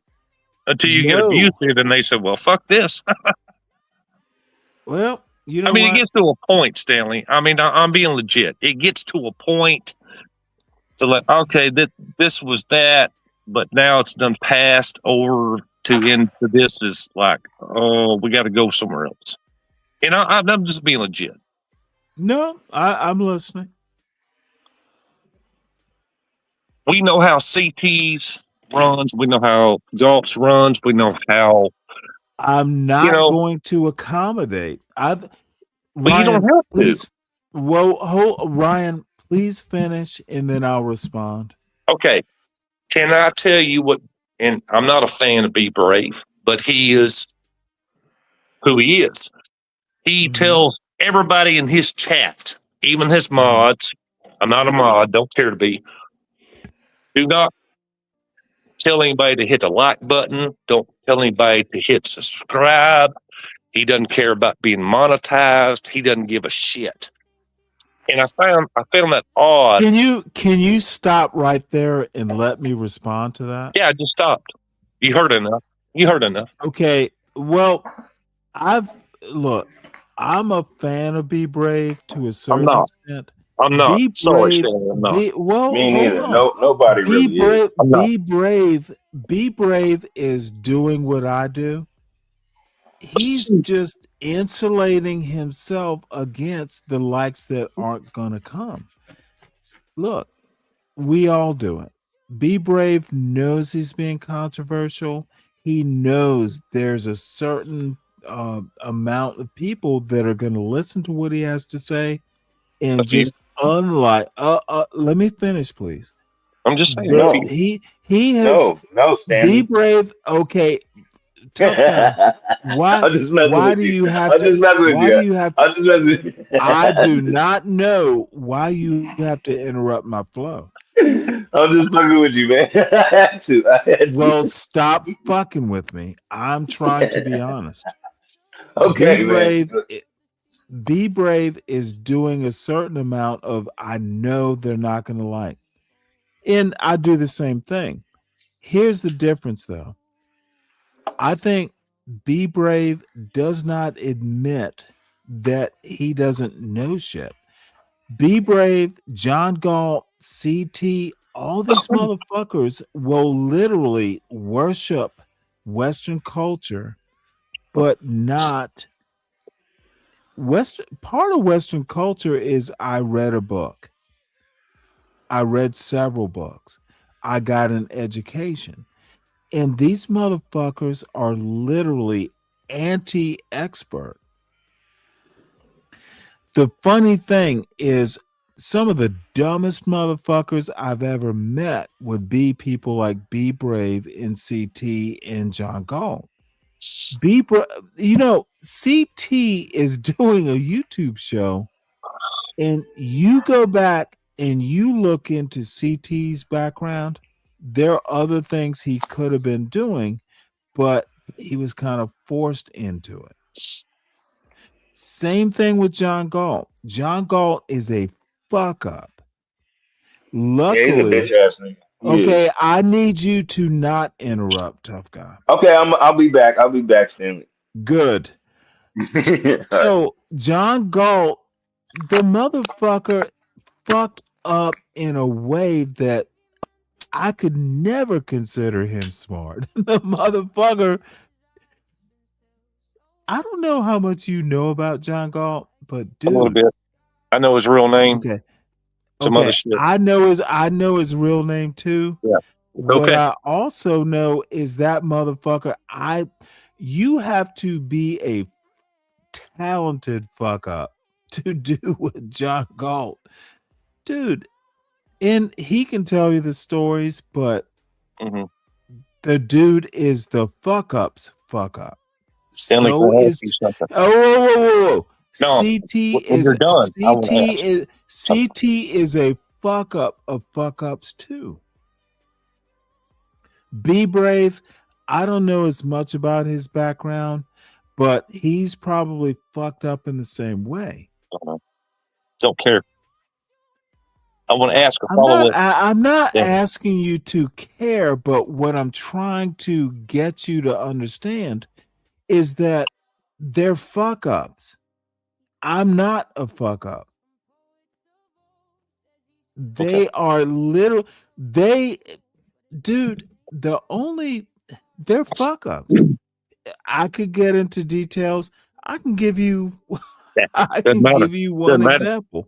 Doesn't change anything. Actually, it does. Okay, No, okay, I understand what you're saying. It doesn't change your opinion of a YouTube show. No, it doesn't.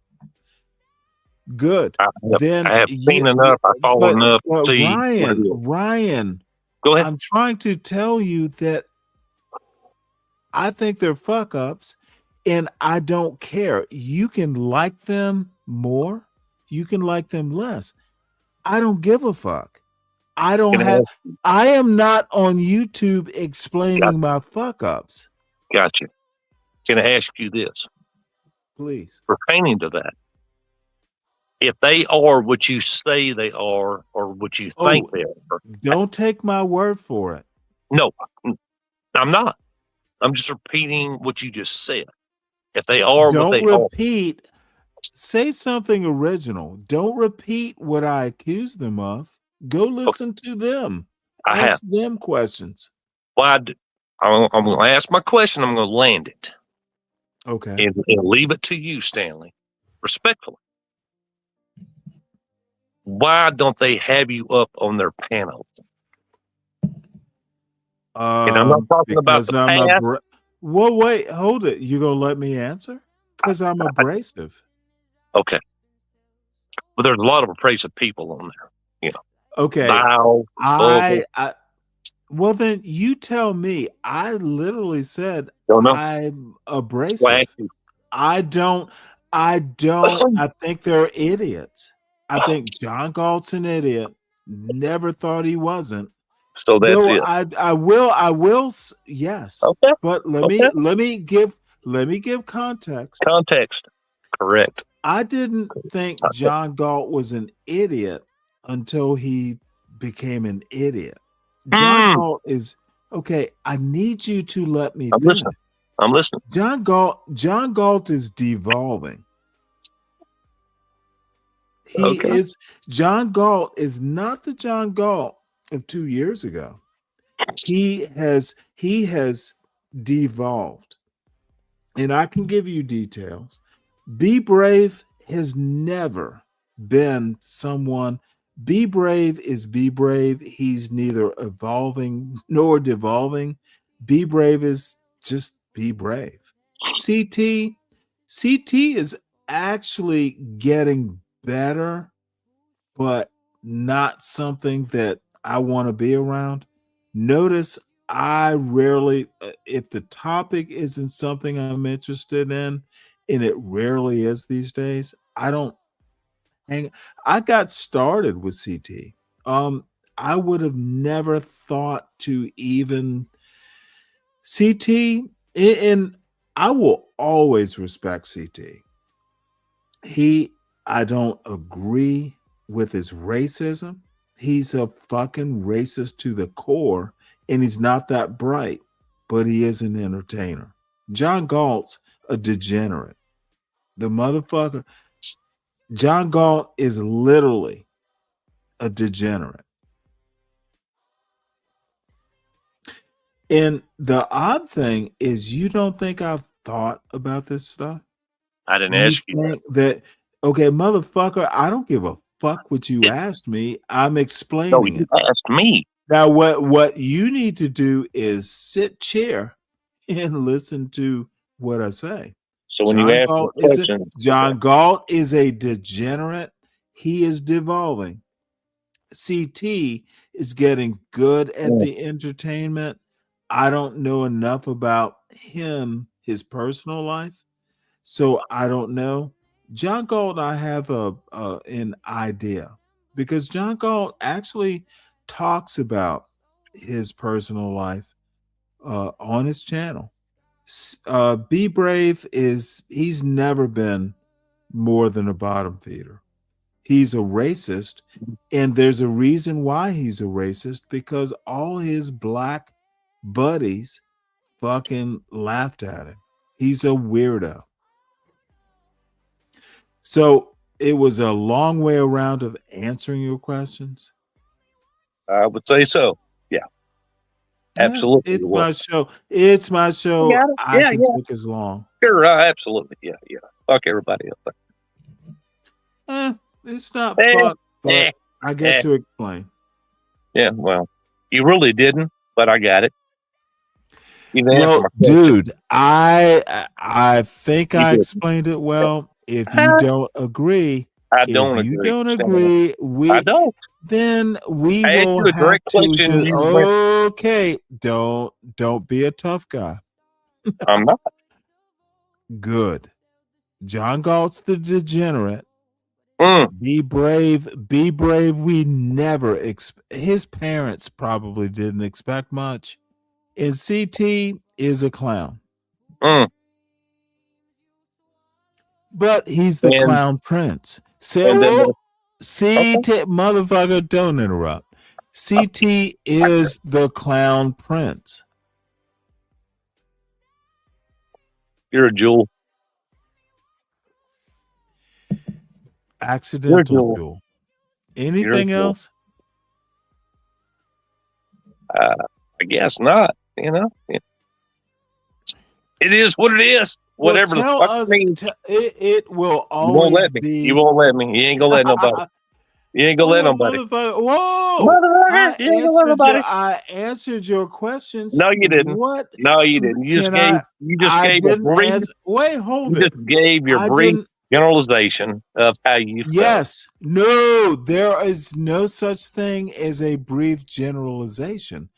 Dude, Okay. it's a okay, son.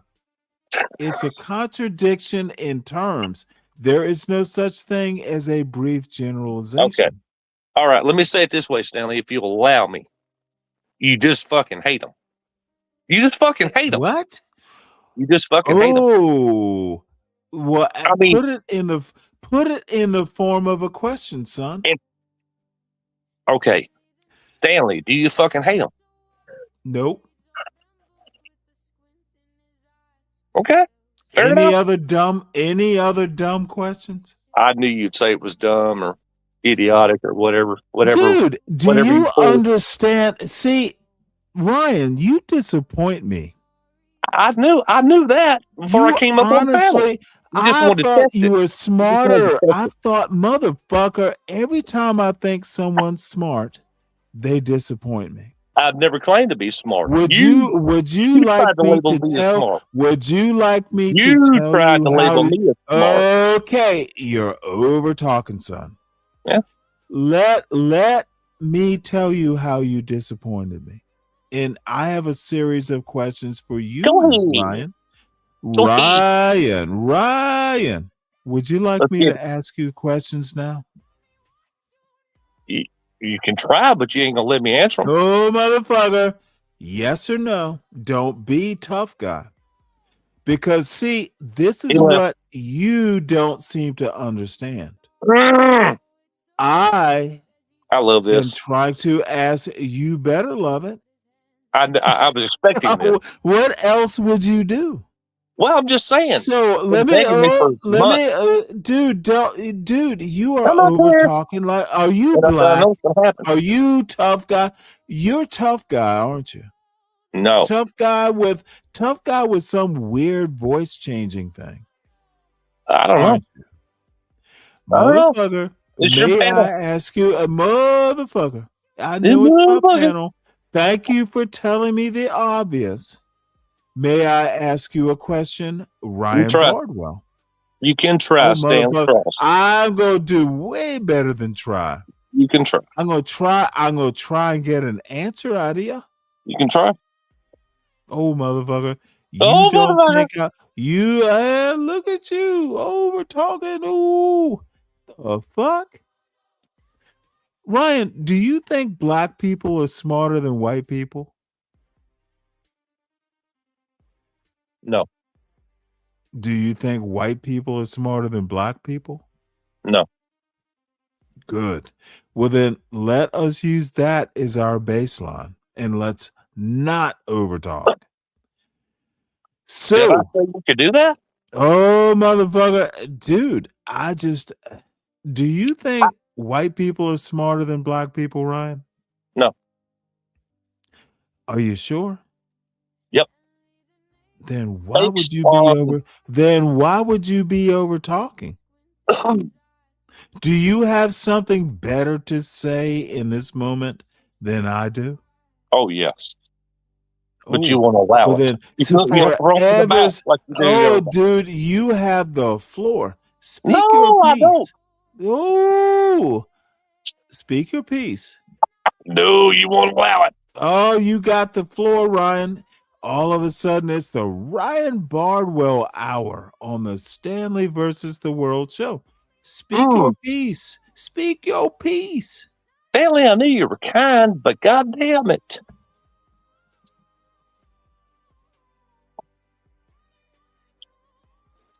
What do you want to hear? Oh, motherfucker, you have something to say. You got the floor. I've said plenty. I've said plenty, Stanley. I just proved a point a while ago.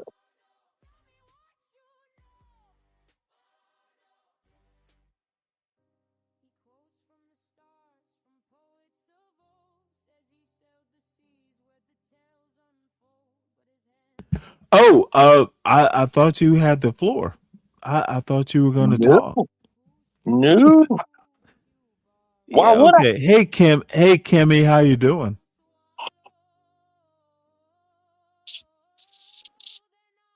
Basically, Stanley, I came up here to test out my Wi-Fi and my new phone to see if it will connect right. And, I fucked around and found out how it works. Which pretty much proves my point. This is mostly satire. I get it. I'm sorry, mostly what? Satire. Satire. Satire. Okay. Well, And satire. Interesting. I know, right?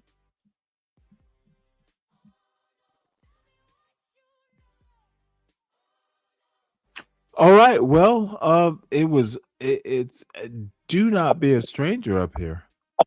I won't. It's very entertaining. It's very entertaining. Well, hopefully it was entertaining before you interacted. Mm. Now you're a part of the problem. And now you know. And now you know I'm not white, so you can deal with that. Motherfucker, do you Motherfucker. now this is interesting. Did you not read the comments, Stanley? Go back and read the comments. Oh, I thought Ryan was white. Oh, Lord. You know, no. I'm not white. Oh, well, see, you used the word satire, and I thought you were taking that. Okay, motherfucker, you used the word satire. So now you don't know what satire means? Okay. Can I say this? Interesting. Oh, no. Oh, no. You said, I'm motherfucker, going to shut up. skewer. I am going to skewer your dumb You done ass. got the goddamn thesaurus out. Dude, I said satire, and now your feelings are hurt? How about parody?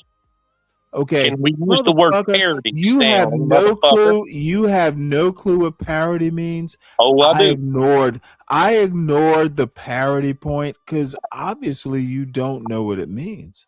Parody has nothing to do with satire. In some ways, you punch down with satire.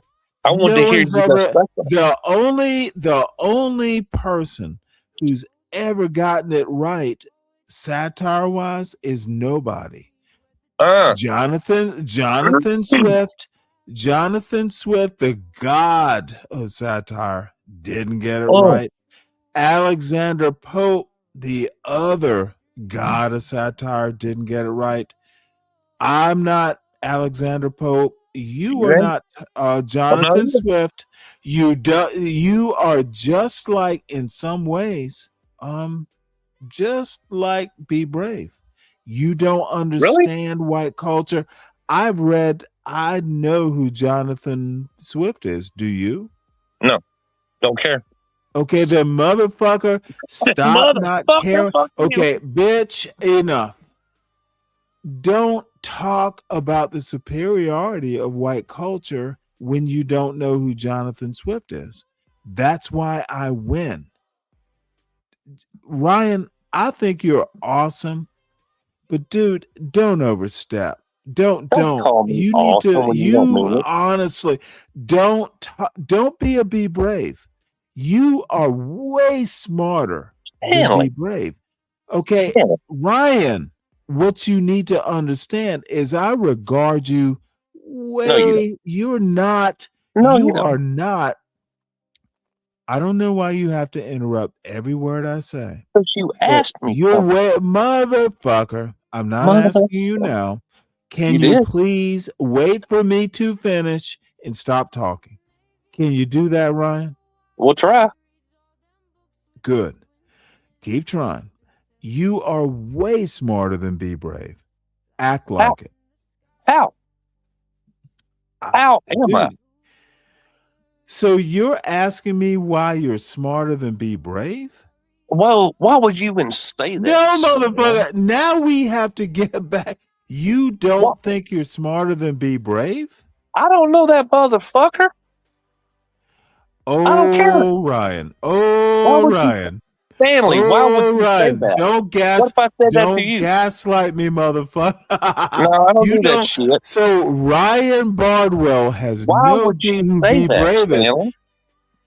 Oh, you know What what? if I asked you that, Stanley? What if I asked you that? My How would you defend that? How would you defend that? darling Mo Love. Oh, Lord. Please hit the link. Now you're gaslighting.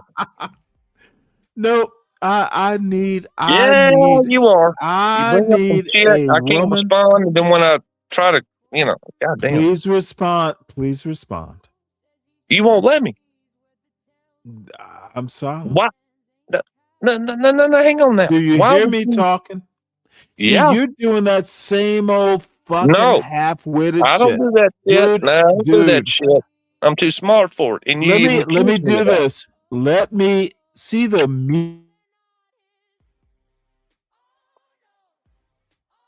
Motherfucker.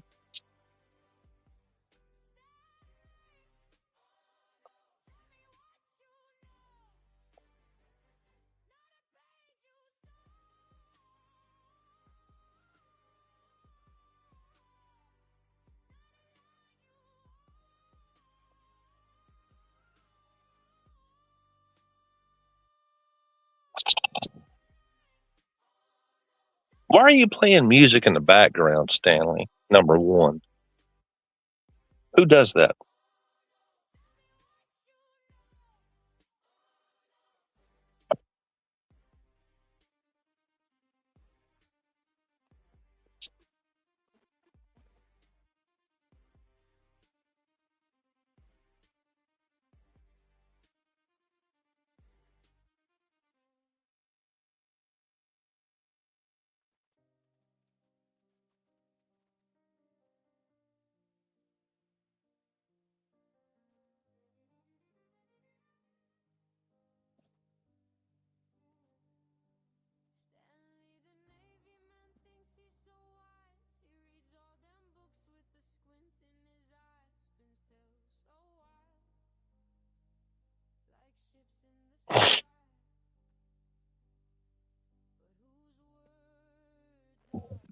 Ryan, Yes, sir.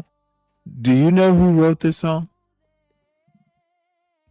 Do you know Do I who know who? Latino for? Do you know who Latino for Trump is?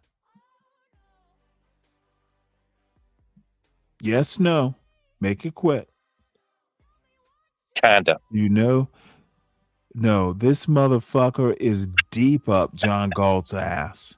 I don't know. Don't care, Okay, Stanley. motherfucker, I don't want to hear Damn it. that bullshit. Stop, Well, whatever. I don't King. know. I don't care. I don't interact with them. You don't care. You mean motherfucker, you? Look, you know what? Oh. I'm not going to put you on the hook, but your racist friends, like I don't have Latino, racist friends. okay. Or Oh boy, howdy. see, now you're assuming Oh shit. boy, howdy. You're I'm not assuming calling shit, you. Stanley. I did not call you a racist. I said your racist friends. I don't have racist friends, motherfucker. Okay, yeah, you do. No, I don't. Yeah, And you can't do. fucking prove it. Yeah, you can't fucking prove do, it. boy, Nah, howdy. You you can give can't your opinion. outrace your friends. What? Back up. Motherfucker, I said what I Motherfucker, said. back up. I No. literally said what I said, boy. Yeah, Howdy. you did. No, that's bullshit. Dude, Ryan. You just want to assume shit. Ryan, this is not Gospel of Bob. It sure ain't. Motherfucker, you need to go back to your Gospel of Bobians. You don't know me like that, Stanley. Goddamn it, you don't know me like that. This is what you wanted, goddamn you. This is what you wanted. I don't suffer fools gladly. Go I back don't to give Bob. a shit. That ain't my problem. I didn't ask you to give a shit, sir. Go back. Ryan, you are awesome. You're one of the.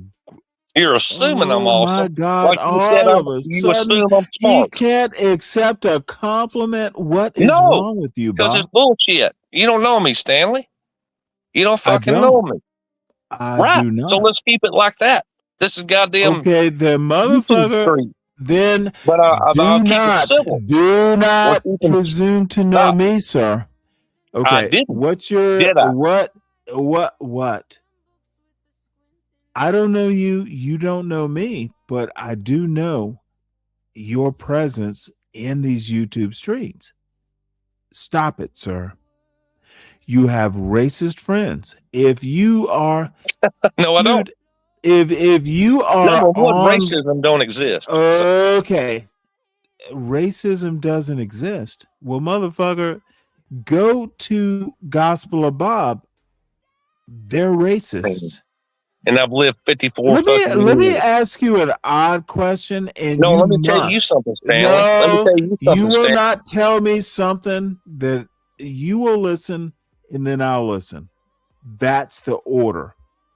If you will listen, correct, Ryan? The order is I ask you, and you answer, and then I might listen to your question. Right. You got what you wanted. Okay, motherfucker, I don't. Oh, let me. Can I ask you a question? You can try.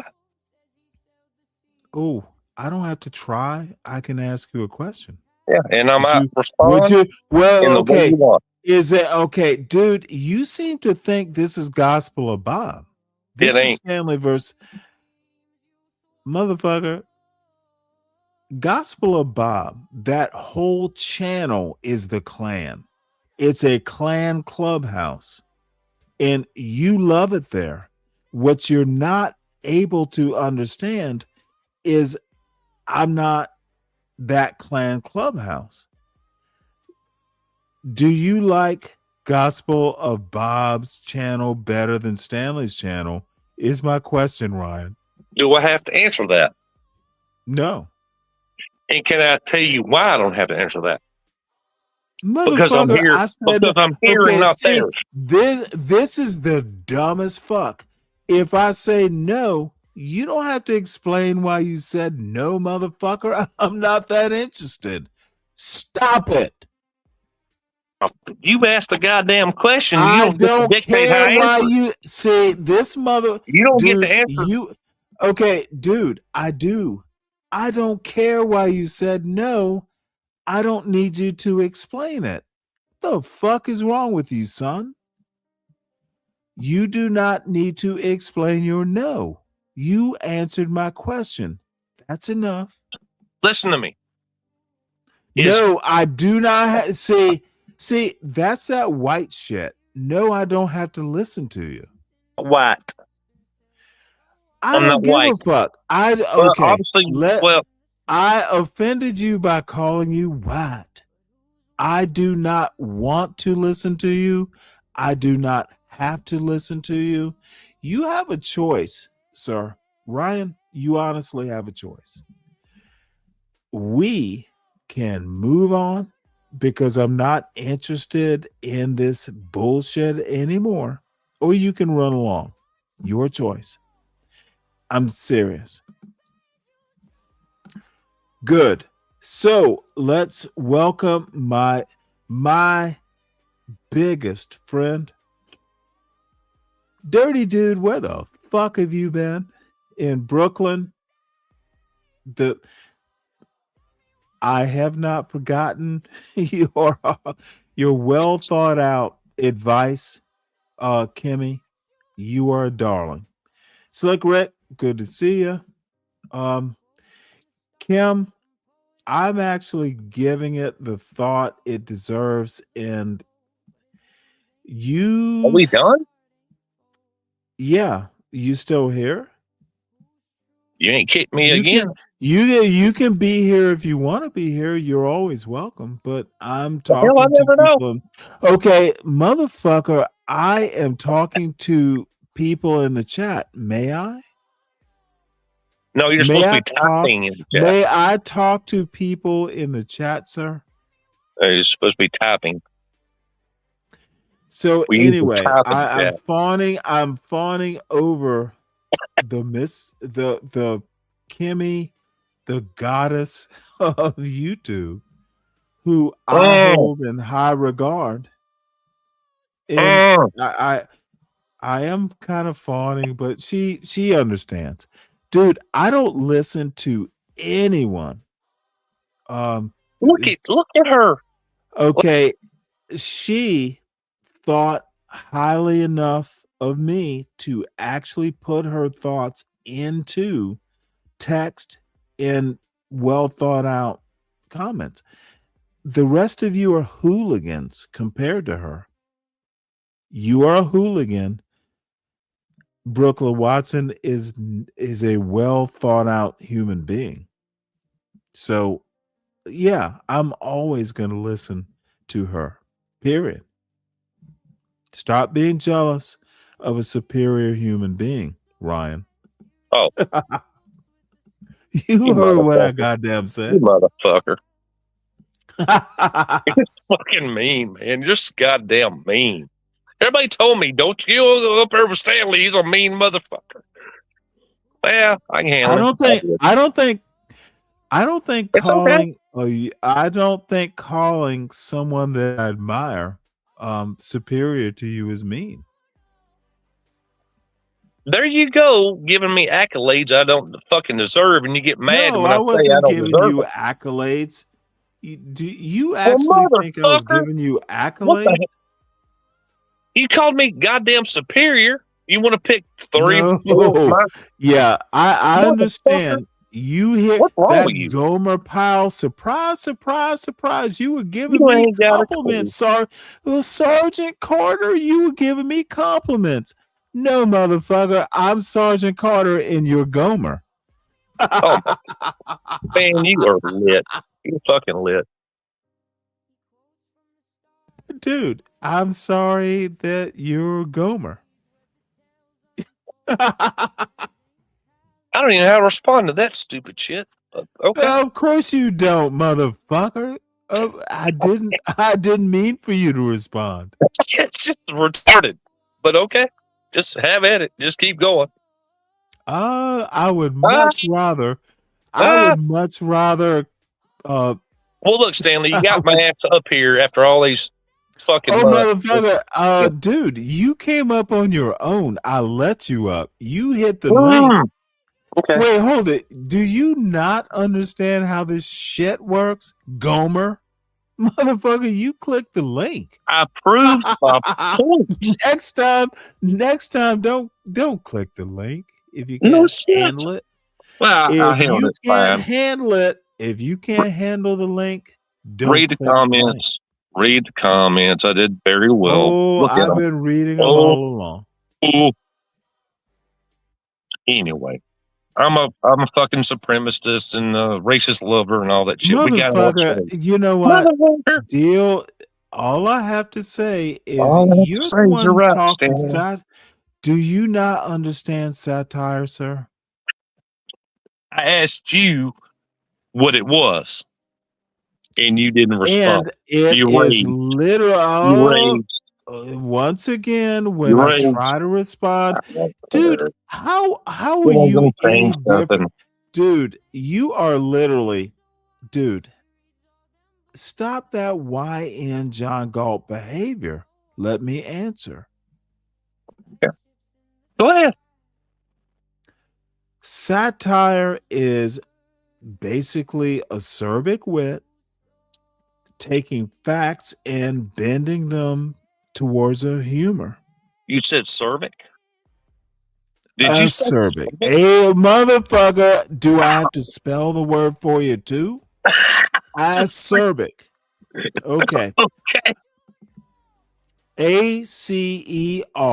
ACERBIC, acerbic. Motherfucker, Google it. I heard what you said. Acerbic. Acerbic. Acerbic. Motherfucker, I'm sorry, it's a Stanley. word. Have Well, you never heard acerbic before, sir? yes, sir, I have. This is But I didn't say it. I why didn't say I it the way think that you said it. that be brave, bottom feeding the way you said bullshit doesn't work. Okay, fair enough. I know more words You than do. be You read brave. books. I got you. You read books. I got you. No, motherfucker. It's No, not. See, motherfucker. this is this dumb bullshit. Y'all think that books are the end of the journey. Knowing stuff, culture is built on books. The fuck is this redneck fucking John Galt? Be brave. Ryan, I thought you were better than this. Reading a book is not the superiority. Understanding the book is the superiority. The fuck? Knowing what acerbic is and understanding how it applies to this point in time, that's a superiority. Not knowing how to spell it. The fuck? I know, right? What are we gonna do? What are we gonna do, Stanley? What are we gonna Laugh. do? We're gonna laugh. Well, hell, when I laugh, you get pissed off. No, I don't. Mm. Well, let me ask you a question, Ryan. Oh, goddamn, because your questions go so well. See, I just ask you a question and you spaz out. No. Why are you upset? Why are you using more words than I'm using when I ask you the question? Well, I'm trying to be you- well groomed and well educated please like you are. spazzing out. Don't try. Just be. You can't try to be educated. You just are, right? Is that a question? No. I It's a didn't think so. statement. I didn't think It's it was. I'm sorry. You thought it was a question. If you were No, educated, you'd know it was rhetorical. Well, My it was bad. sarcasm. It was sarcasm. It was sarcasm. My bad.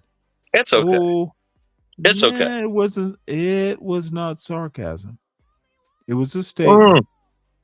Oh, a statement with a comma or a period. Oh, motherfucker, who cares? Oh, there we go, the motherfuckers. Okay. See, only the people who are uneducated need that kind of punctuation. If you're educated, the punctuation is implied, sir. You didn't know this? You can expound on it. No. Why would I? No. Why wouldn't you? Dude, Why wouldn't you? See, It wouldn't be silly if you didn't. want me. No, I don't want you to do shit. But Okay, you keep see, being now Stanley. you're over talking. being This is Stanley. a be brave move. This is a Why John do you keep Galt bringing move. that You motherfucker are up? I don't like it. over talking. I'm calm. I'm trying to explain, and you are just in your feelings over talking. The fuck? I don't know. Let me know when you want to discuss. Read the chat. And not fuss. No, motherfucker, you are fussing. I'm fussy. Fussing. Do I need to spell fussing for you too? Yeah, go ahead. Fuck that. The link. That's the too hard. link. That's too hard. That's too intellectual to do that shit. Yeah, well, you know what? Well, if it's too intellectual, I understand. Do you, sir? Do you understand? I do. Okay, could you expound on your understanding? And by the way, you Kimmy want? Cakes Brooklyn Watson is on your side. So you got one You hate got her one now? Okay, I don't know why you have to talk while I'm talking. I was gonna say that You motherfucker. Kimmy is okay, motherfucker. I'm talking. You're just the motherfucker of motherfuckers. Okay. Yeah. So Kimmy Brooklyn Watson is very good with the downtrodden. She always takes up for the underdog. So I was trying to tell you, you got one fan, Ryan. Might only be one though. Really? Do you feel good about that? You like Kimmy that, Stanley? Cakes. Oh, you asked a question. Now, May I how answer it? are you gonna? Okay. Once again, this weird bullshit. You ask a question and I cannot answer it. The answer to the question is Brooklyn Watson knows good people. Be one of those good people. Oh, I thought I was superior. I can't keep Lord. up. I don't know about your Lord, but that's what you said. I'm superior, and now I'm just I have one fan. Wow. Amazing. But Any other bullshit? Bullshit? You mean fuckery? Mm-hmm. No, Mhm. don't mean fuckery. Bullshit is not fuckery. Now, okay. It's your show. It's just whatever the fuck. You got me up here, Motherfucker, you're not a What? slave on this panel. You can leave. Wait, obviously, I mean, goddamn, man. Motherfucker, wait, hold it. How am I holding you in I'm just bondage saying. on I this mean, panel? you tell me to go this You direction, can and leave anytime you want, sir. Well, Motherfucker, I am but not. you enjoy this. I But am not John Galt. I am not bullshit. Latino You're gonna for flip bump this shit. Trump. Stan. Motherfucker, See, all you have to, oh, if it gets too hot, Stan, leave. you've been seething on this shit. This kitchen is You've been hotter than seething. fuck. Are you You've been getting a seething. tan, boy? I'm gonna get Are you this getting a Avatar tan? Trump motherfucker up here. This motherfucker is getting a tan and he wants to run. Kimmy, save this motherfucker. He needs you, Kim. Stanley, why are you so Stanley? Really? Is that the best you can do? I had a follow up when you failed on my answer, but go ahead. Go ahead. Motherfucker, there are no answers on my panel. You I know are that's not right. the answer. What Nope. I need you to do, what I need you to It's a do is satire, Stanley. It's satire. okay. You You know. are doing that low level Low level. barnyard be brave shit. Above superior. I thought Make you up your were mind, better Stanley. than be brave. Yeah. No, I don't know that motherfucker. I don't like him. Yes, you do. You Prove act that. just like him. Can you prove it? Can you prove Motherfucker, it, get Stanley? out of the You brought it up. barnyard. Get out What? of the barnyard. No, Stanley, you can't say shit like that and not back it up. Yes, I don't I know that can. motherfucker. I prove it. can say it, and I I just can't did. stand that motherfucker. He's an asshole. He's You worse. can't. You can't. I can't. I can't. Okay. You know what? This is getting boring. I know, right? I was hoping. It's I was silly. hoping someone hit the goddamn link and relieve Yeah, get me somebody of else up this here. burden. Prove me right. You are absolutely right all the time. Want to know why you're always right? Because you say What rhymes you with right in your mind?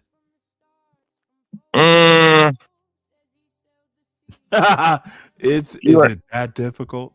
You're not going to do that. I ain't going to let you do that shit. That's I racist. haven't That's I fucking haven't racist, done much dude. yet. That I ain't want that's you to racist, do dude. the damage. I ain't gonna let you I do want that shit. you The to do the damage. non-racist motherfucker brings up racist shit. I ain't listening to that Dude, shit. I Whatever. said nothing about race. I said you are right. You What rhymes insinuated with and you tried. this I is saw what you this did, is motherfucker. this Read is that. literally, dude, I'm just using rhyming. What's right? Oh, my bad. My bad. Well, What's right? Me. All right. Well, let's find Well, something. I know you hate that because it's your Hate channel what? and all that shit. You know, ain't nobody be right. It But seems to be my channel, and I can't get you to say what's right. whatever. But What's whatever. right, motherfucker? What's right, motherfucker? Stanley's right. Everybody's a fucking Oh idiot. I got it. no. Stanley's not the right kind of right. Well, we're going to base that on Stanley. In your idea, in John Galt's idea, and all these dumb things. You keep bringing these people up. Stanley is not the right kind of Why right. do you keep bringing these people up, dude? But they're not in the fucking chat, the panel, or nothing.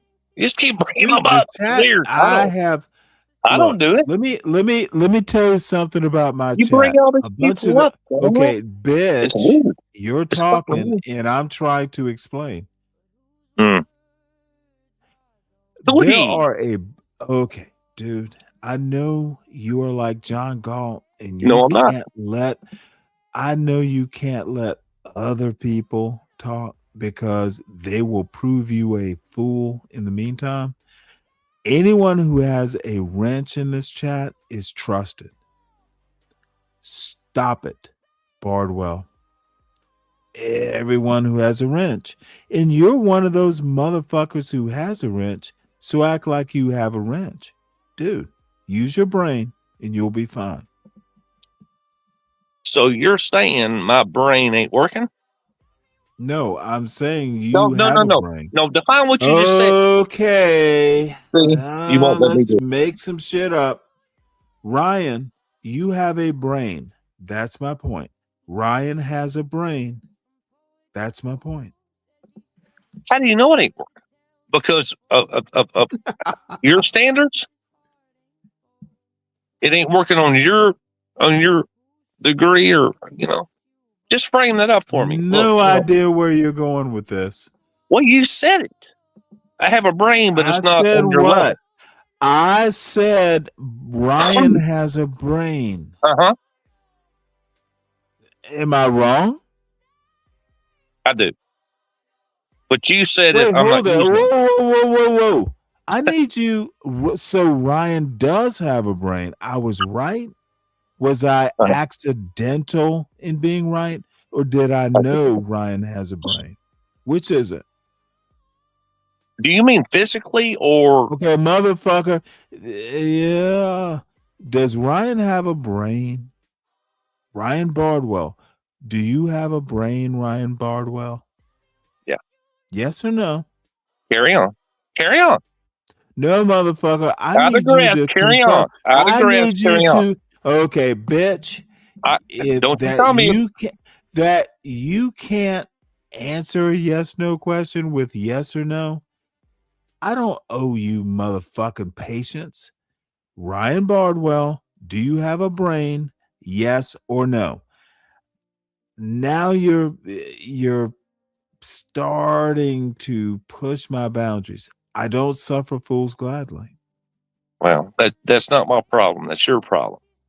Okay, motherfucker, you're right. Do you have a brain though? That was my question. Yes or no? Does Ryan Bardwell have a brain? Yes or no? Go ahead. All right. Well, if it's confusing, no, it ain't. It seems go ahead. like it. Stanley, go I ahead and say ask what you, you're going to say. motherfucker, do not backtrack motherfucker. now. Go ahead and say it. Go ahead and say It your is shit. boring. Do you have Whatever. a No, it brain, ain't boring. Ryan Bardwell? Ryan Bardwell, do you have a brain? Do I have to keep asking this? I'm going to assume that you don't have a brain if I have to keep asking. Ain't nobody, Stanley. Motherfucker, no one gives about that. Dude, that trailer trash bullshit. Dude, it's a simple question. Is it? Yes. Proving what point, Stanley? What are you trying to prove? This is that trailer trash. That's that Be Brave bullshit. Proving what, Stanley? Motherfucker, dude, don't flaunt your miseducation. Oh, okay. Yeah. Yeah. Did you literally just motherfucker, I'll dance with you all night. I don't give a shit. I'll dance motherfucker. with you don't have to dance. I don't give a shit, man. Did you just say two-step? I did. Damn. I'll tickle your fucking fancy. Oh, please don't. I won't. Please don't. There are no fancies to be tickled, bitch. It was a general offer. Don't be weird. It was a general offer, you rude motherfucker. Oh, general I know how offer. rude you Oh, are. that's even worse. Don't make me any offers, bitch. Well, stop it. Tit for tat. Silence. Don't do that, dude. You need to take that back to like the John Galt pervert network. Oh, really? Okay. Let's listen to a woman. Of the United States. This year, it's my blessing, AmFest, and privilege to be able to introduce to you our incredible Vice President, J.D. Vance. J.D. Vance lives the American dream because he wants you guys to be able to live the American dream. I grew up in Middletown, Ohio, a small town where people spoke their minds, built with their hands, and loved their God, their family, their community, and their country with their whole hearts. But it was also a place that had been cast aside and forgotten by America's ruling class in Washington.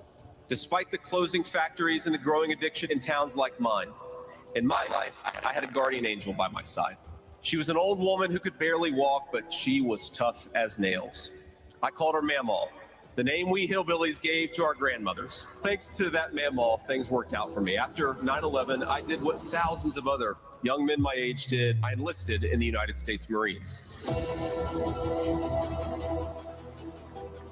From Iraq to Afghanistan, from the financial crisis to the Great Recession, From open borders to stagnating wages, the people who govern this country have failed and failed again.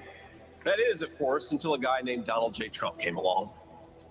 President Trump represents America's last best hope to restore what, if lost, may never be found again.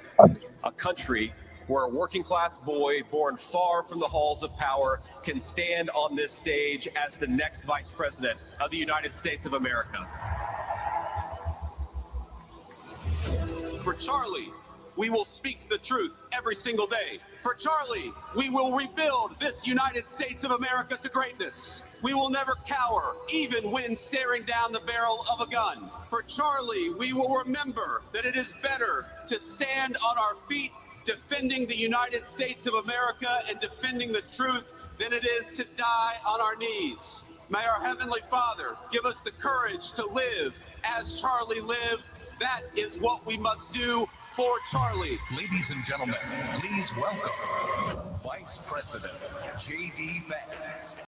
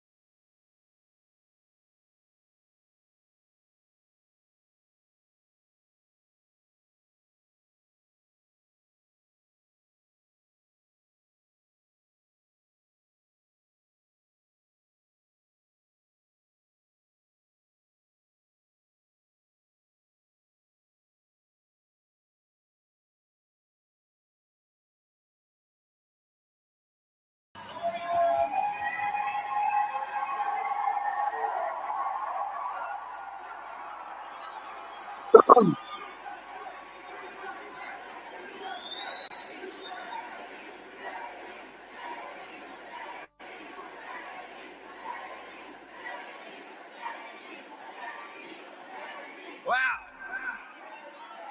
How's it going, Phoenix?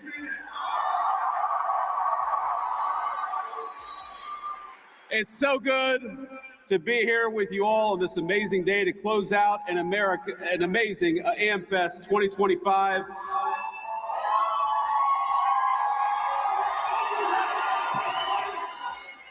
What an amazing crowd all of you are, and I have to admit, today solved one of the great insecurities that I had. Because as I've watched Nicki Minaj come out and declare her support for the truth, for courage, and for wisdom, I've had this little nagging voice in the back of my head wondering whether she thinks I look like the J.D. Vance meme. And it turns out, and I confirmed when she walked down the steps, Nicki Minaj actually knows what I really look like. And that is the best tribute that I could possibly imagine.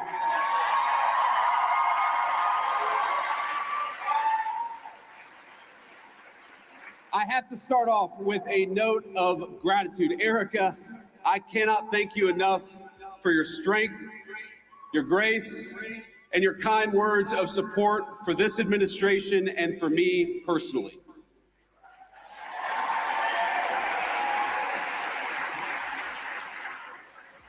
You lead an incredible movement at Turning Point, and I will fight alongside you and President Trump and every patriot in this room to defend the country that we so dearly love.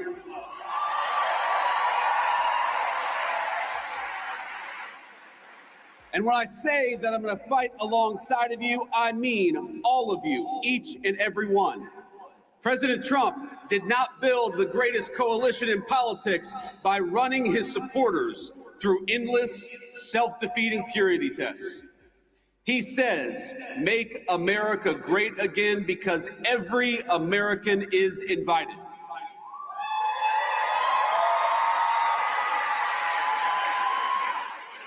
We don't care if you're white or black, rich or poor, young or old, rural or urban, controversial or a little bit boring, or somewhere in between. People of every faith come to our banner because they know that the America First movement will make their lives better, and they also know that the Democrats don't care about anything other than maybe transing their kids. So if you love America, if you want all of us to be richer, stronger, safer, and prouder, you have a home on this team.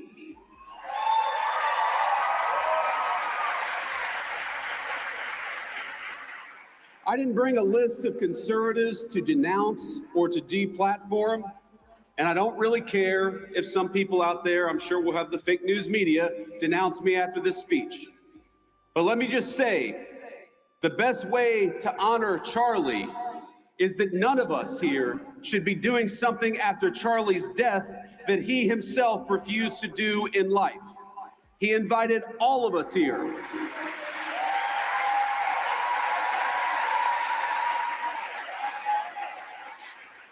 Charlie invited all of us here for a reason, because he believed that each of us, all of us, had something worth saying, and he trusted all of you to make your own judgment.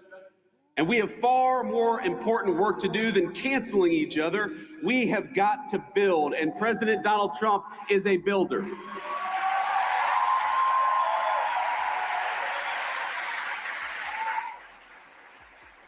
We're building a better country right now, and you have a rightful place in the success of your nation and the success of this movement. And we build by adding, by growing, not by tearing down. Charlie Kirk was a great builder too. He understood that any family can have its disagreements, its tough conversations. We can learn and improve and treat one another better. We can love each other despite the disagreement. But winning demands teamwork. And I am honored to be on Turning Point's team. I'm honored to be on your team, and I will stay that way.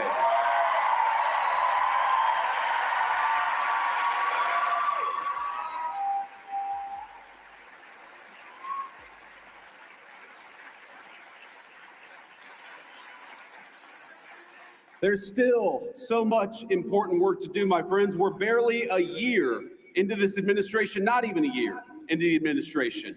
But I'm so proud of the accomplishments of the president and the entire administration. In just a year, we ended Joe Biden and Kamala Harris's border crisis.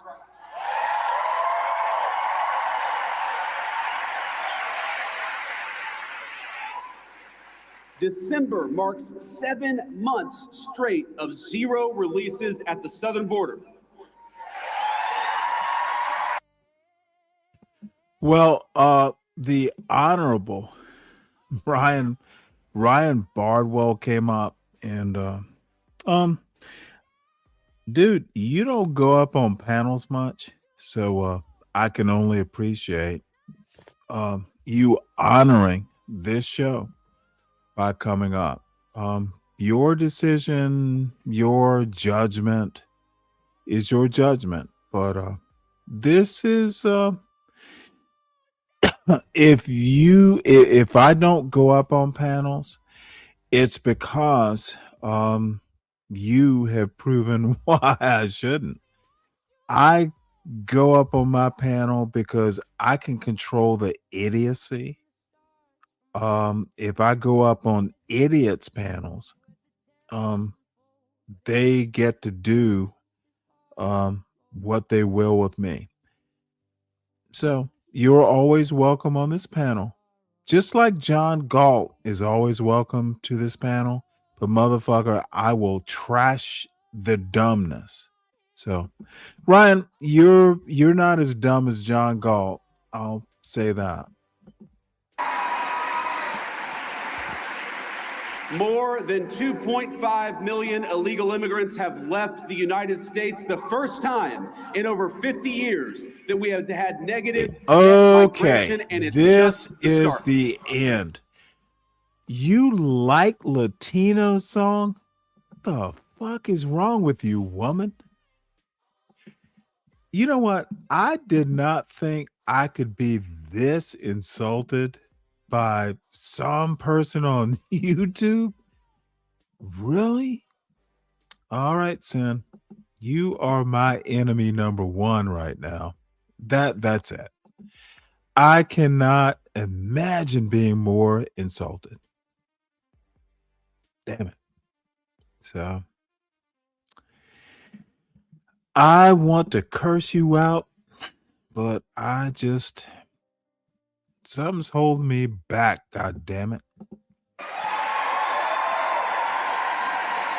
When you restore sanity at the border, it shows up everywhere else. Rent prices are dropping 4 months in a row, and more native-born Americans are working than ever before. Kamala Harris opened the border and destroyed the economy. The Trump administration gave. Vice presidents don't destroy economies. You fucking disingenuous, never be president motherfucker. I'm sorry, JD Vance doesn't have it. I think Marco Rubio, he's going to be our first Hispanic president. Net negative migration and much more job creation.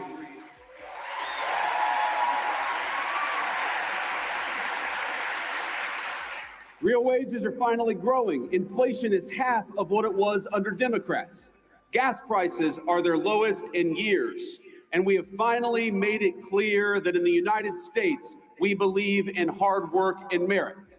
Unlike the left, we stand against treating anybody, and I love what Nikki said about this. We don't treat anybody different because of their race or their sex. So we have relegated DEI to the dustbin of history, which is exactly where it belongs.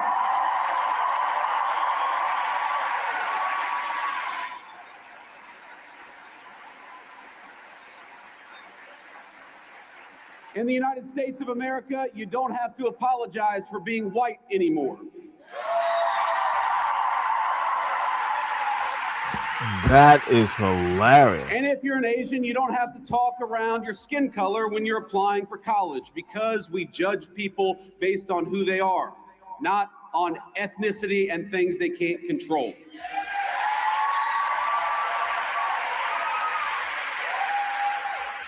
We don't persecute you for being male, for being straight, for being gay, for being anything. The only thing that we demand is that you be a great American patriot. And if you're that, you're very much on our team.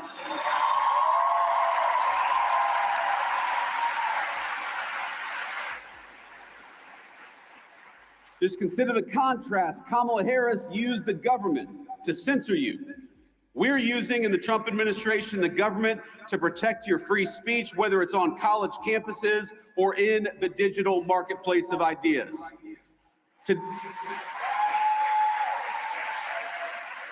Today, our military is welcoming patriots instead of firing them for refusing to accept an unlawful vaccine mandate.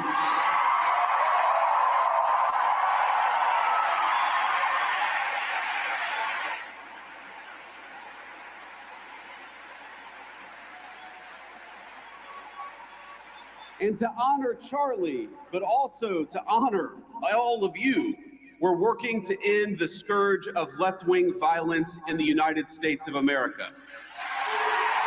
We're going after the far-left crime networks, but we're also going after the monsters that fund them.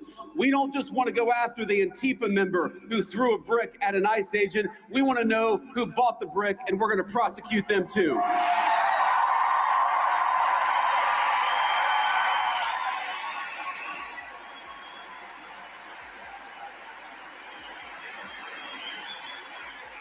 We're making America healthy again with our great HHS Secretary, Bobby Kennedy.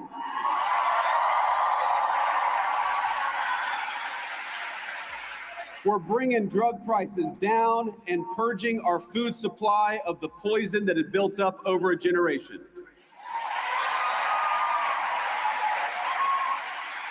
But my friends, there is so much more to be done. And the people saying we need to be doing more, we need to be doing it faster, trust me, I hear you.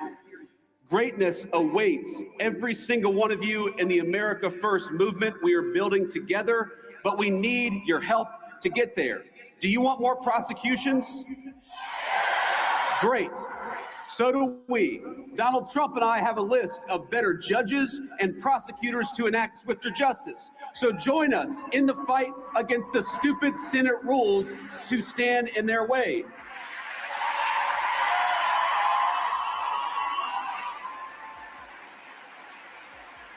Do you want faster deportations?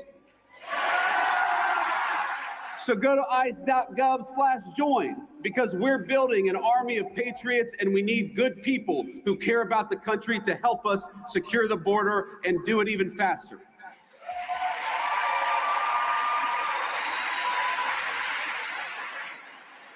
Do you want rents to keep dropping and wages to keep rising as they have over the last few months? Then mobilize with us. Don't hand power back to the people who tanked the economy in the first place. Join the America First movement, and you will always have a place on our great team.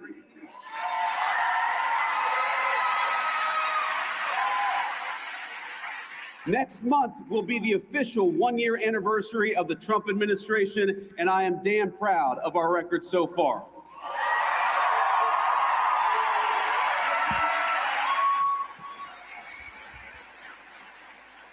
Now, the Democrats are already talking about 2028, and it looks like they're going to nominate This motherfucker, this is literally something that happens at a company. Like, no, this is not the kind of address you do before a country. This motherfucker, America is this bitch's corporation. And same thing with Donald Trump. These motherfuckers are CEOs. They're not president and vice president. Zero motivation. Do you want to be a patriot? Yeah. This is company talk. This is corporate talk, not inspirational. This is a fail. a California liberal who's presided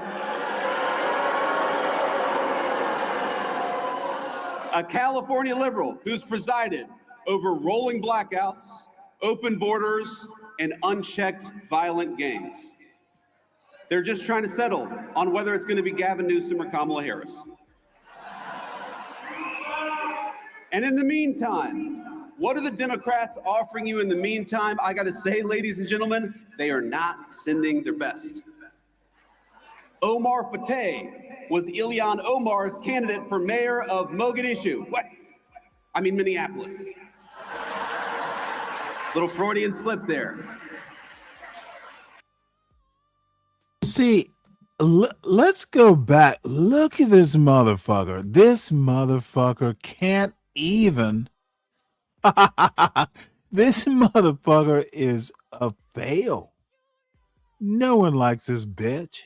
Look at him overplaying his hand with a joke. What are the Democrats offering you in the meantime? I got to say, ladies and gentlemen, they are not sending their best. Omar Fateh was Ilhan Omar's candidate for mayor of Mogadishu. Look at this shit. This motherfucker was anticipating his own joke and the response. Dude, that wasn't natural. The motherfucker doesn't tell jokes. Look, if you are not a humorous person, that's fine. But dude, it is such a fail. And these are the people that the nigga galt and the solid snakes, and god damn, this motherfucker is a fail. Smart people don't want. Dude, JD Vance, not gonna happen. Minneapolis. Little Freudian slip there. The candidate for Senate in Maine for the Democrats calls me a Nazi, which is I don't great, even know coming what from a this guy who means, literally Rick. has a Nazi tattoo on his chest. And Jasmine Crockett. Oh, Jasmine Crockett. The record speaks for itself. She wants to be a senator, though her street girl persona is about as real as her nails.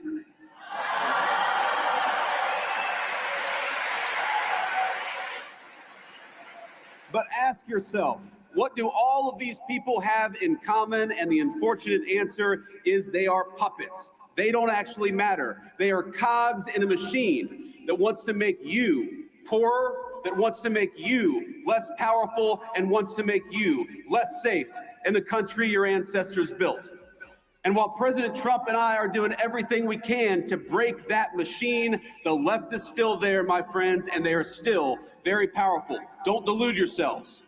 It's the activist groups who want to poison your kids with hormone replacement therapy and toxins in your water supply.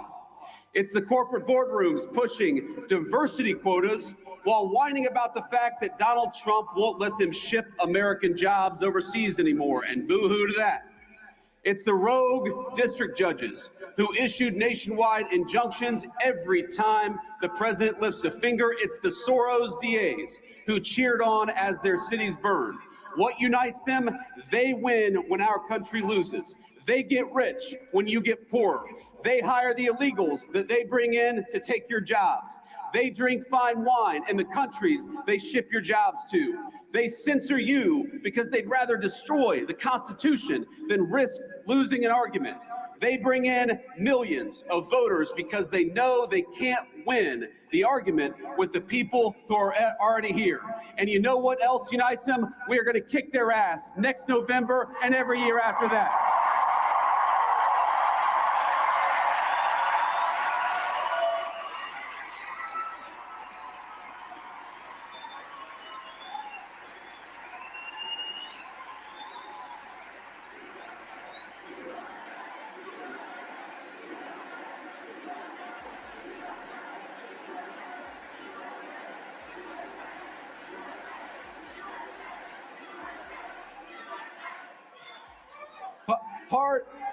Part of the American dream is the idea that we're all, every single one of us, on the same team. We're all part of the same American family. If you want to destroy that, do what Democrats have done, not just for the last 5 years, but for the last 30 or 40. Make one race the enemy of another. Make one gender the enemy of the other. Make Americans suspect and despise each other instead of loving their shared country. When I think about some of the most impassioned debates happening in our country, the nature of citizenship, of what it means to be an American, it all speaks to an obvious truth. Americans are hungry for identity. We're hungry for belonging. We're hungry for a sense of our place in the world. And it's no surprise why. For many years, our fellow Americans have been dealing with a globalized economy that homogenized cultures and hollowed out our towns. Academics and activists pushing race and gender politics down everyone's throat 24/7. Big tech overlords using their internet platforms to censor stories that challenge the dominant far-left narrative in our country. More than any time I can recount, people are talking about American identity and figuring out what it is that unites us. But I want to say something here. The only thing that is truly served as an anchor of the United States of America is that we have been, and by the grace of God, we always will be, a Christian nation.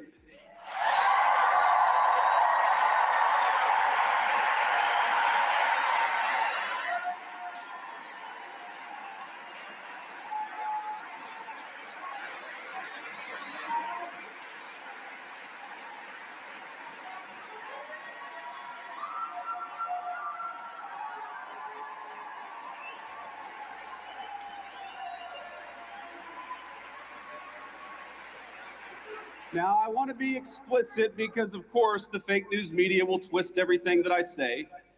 I'm not saying Do you feel about them the same way I do? I'm not saying you have to be a Christian to be an American. I'm saying something simpler and truer. Christianity is America's creed. The shared moral language from the Revolution to the Civil War and beyond. Across that history, our country's major debates have always centered on how we could best as a people please God. That creed, think about it. That creed motivated our understanding of natural law and rights, our sense of duty to one's neighbor, the conviction that the strong must protect the weak, and the belief in individual conscience. Even our famously American idea of religious liberty is a Christian concept. Because we're all creatures of God, we must respect each individual's pathway to that God. But over the last 50 years, there has been a singular focus, a war that has been waged on Christians and Christianity in the United States of America. And let me say, of all the wars that Donald Trump has ended, that is the one we're proudest of.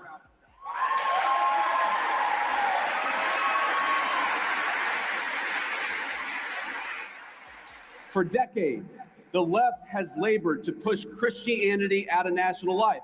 They've kicked it out of the schools, out of the workplace, out of the fundamental parts of the public square. Freedom of religion transformed into freedom from religion. And in a public square devoid of God, we got a vacuum. And the ideas that filled that void preyed on the very worst of human nature rather than uplifting it. They told us not that we were children of God, but children of this or that identity group. They replaced God's beautiful design for the family that men and women could rely on and turn to one another with the idea that men could turn into women so long as they brought the right bunch of pills from Big Pharma. They had all the religious fervor of a zealous convert without any of the grace or forgiveness of a true Christian. Scripture tells us, by your fruits ye shall know them. And we might ask, what are the fruits of these people and their principles? And the answer is a man named Tyler Robinson who killed my friend.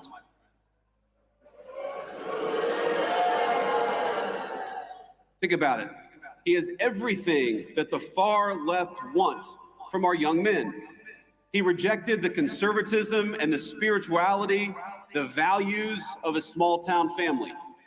He moved into a small apartment. He became addicted to porn. He became addicted to hate. And he ended up sleeping with somebody who doesn't know whether they're a man or a woman. That is the nightmare scenario, but that is the scenario that the left has actively advertised they want for American families.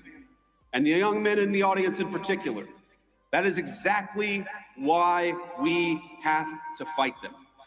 Because the fruits of true Christianity are men like Charlie Kirk.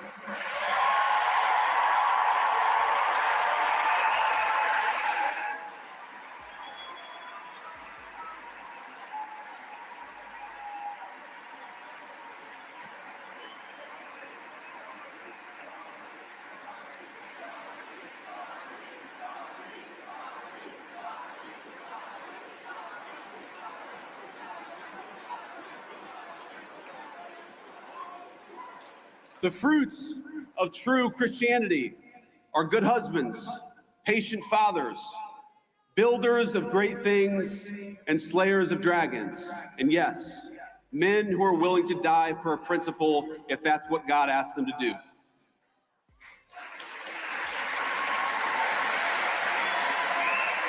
Because so many of us recognize that it is better to die a patriot than live a coward.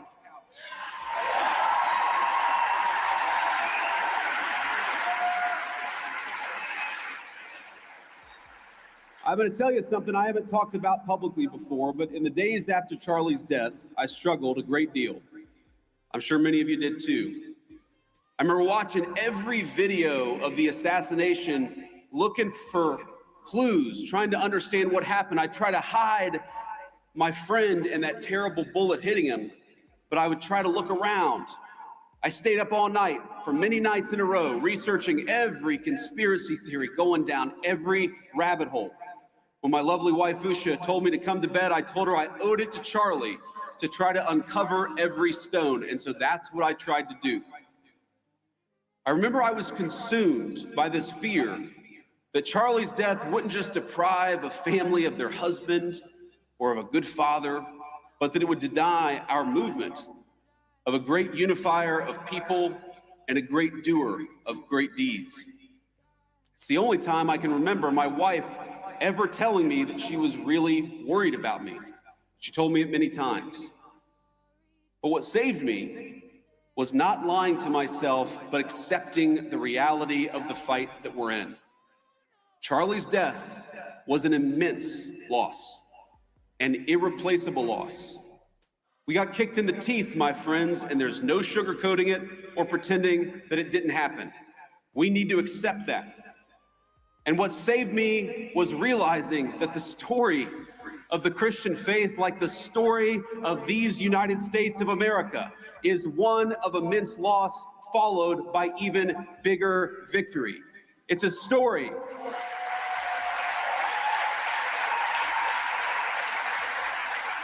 It's a story of very dark nights followed by very bright dawns. What saved me was remembering the inherent goodness of God and that His grace overflows when we least expect it. Not long ago, I spent time at a Christian men's ministry just a couple of weeks ago. And here's what they do. They take men who struggle with addiction or homelessness. Yeah, I hate to interrupt this mid speech. I can't imagine someone that I don't want to be president as much as this dude. This cannot happen in my country. You say MAGA, Zhang, dude, this dude is, yeah, we can't have this. Not in America. They help them get back on their feet. They feed them, they clothe them, they give them shelter and financial advice. They live out the very best part of Christ's commission.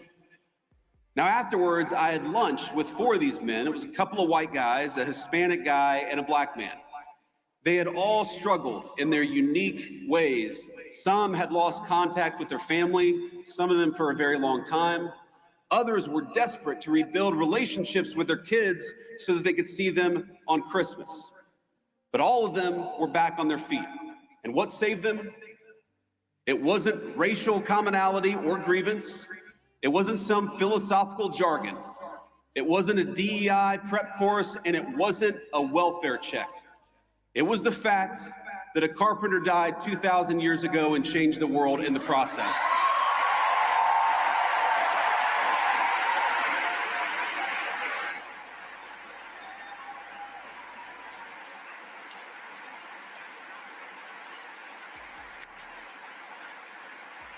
If you go to almost any food pantry in this country, you will find Christians feeding the poor.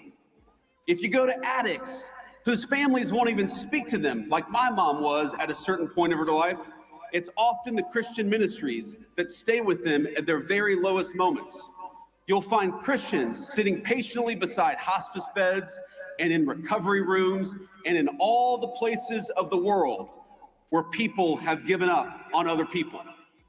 And this is the moral truth we strive to center in our work in the Trump administration and in this great movement of ours. A true Christian politics, it cannot just be about the protection of the unborn or the promotion of the family, as important as those things absolutely are. It must be at the heart of our full understanding of government. Why do we penalize corporations that ship American jobs overseas? Because we believe in the inherent dignity of human work and every person who works a good job in this country. Why have we worked without the help of Congress to restrict H-1B visas, for example, because we believe it is wrong for companies to bypass American labor just to go for cheaper options in the third world.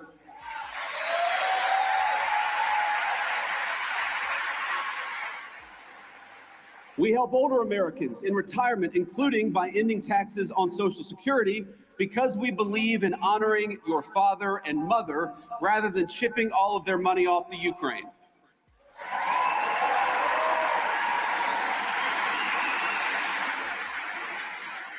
We believe in taking care of the poor, which is why we have Medicaid, so that the least among us can afford their prescriptions or to take their kids to see a doctor. And it's why we are outraged at the injustice of Tim Walz allowing Somalian immigrants to defraud that program to the tune of billions of dollars. It ought to go to Americans, because that's who it's there for.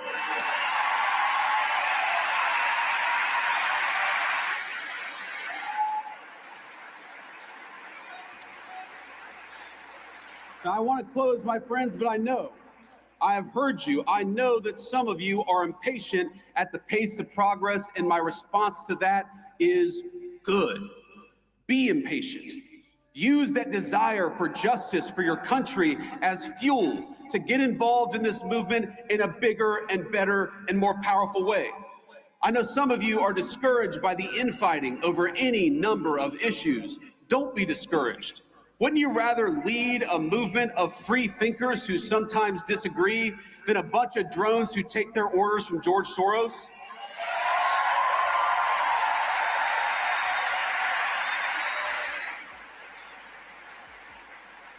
And I know many of you miss our dear friend Charlie Kirk.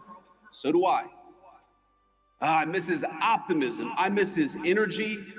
I miss the phone calls where we'd strategize about how to get this or that GOP congressman to get off their ass and do something. But most of all, I miss Charlie's wisdom. I miss his reminder that politics is not a dress rehearsal or a game. We are making decisions that will save our country and give the American people a shot at their dreams again.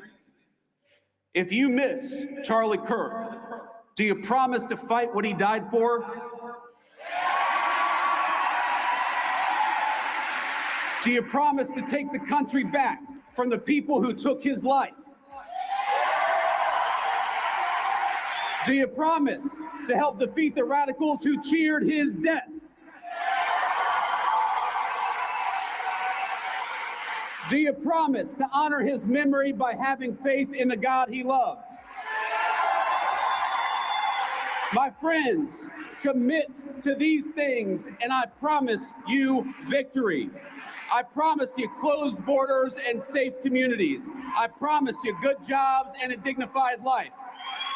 Only God can promise you salvation in heaven, but together we can fulfill the promise of the greatest nation in the history of the earth.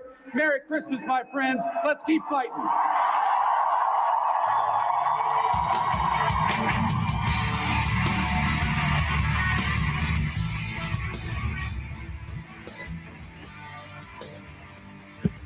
That was amazing. Dude, America is going down a tube, and you just heard it. I can't imagine a scarier mayonnaise colored motherfucker. Dude.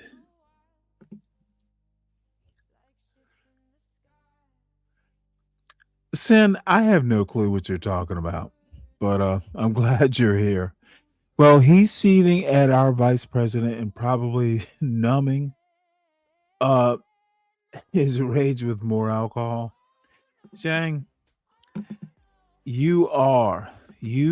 Zhang, are our vice president. Dude, that's all I have to say. So anyway, let's see. We are at 8, and I think I have done my worst. I will have to say this. I had no clue the show was going to go this way. I was derailed, but for a good reason. So You're a clairvoyant. Funny. So I will probably be back around 1:30 tomorrow afternoon. Um, so 1:30. And Sin, god damn it, Ryan Bardwell has decided to come up on a panel, and that motherfucker better start coming up more often. It was good to see him. And Sin, you are Sin 7 Sin. You are the next mystery person who needs to come up. So I enjoyed it. Good to be back. I am tomorrow. I'm doing another. I'm into this sourdough bread journey. So you all will have to suffer with me. So see y'all. And Mo Love, god damn it.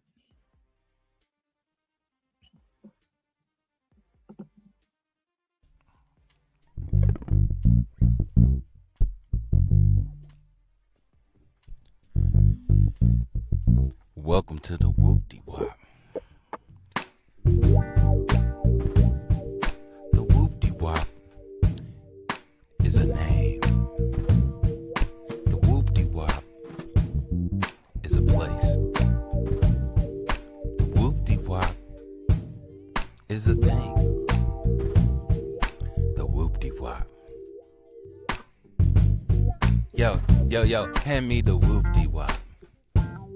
Yo, you got some money? We going to the Whoop-De-Wop.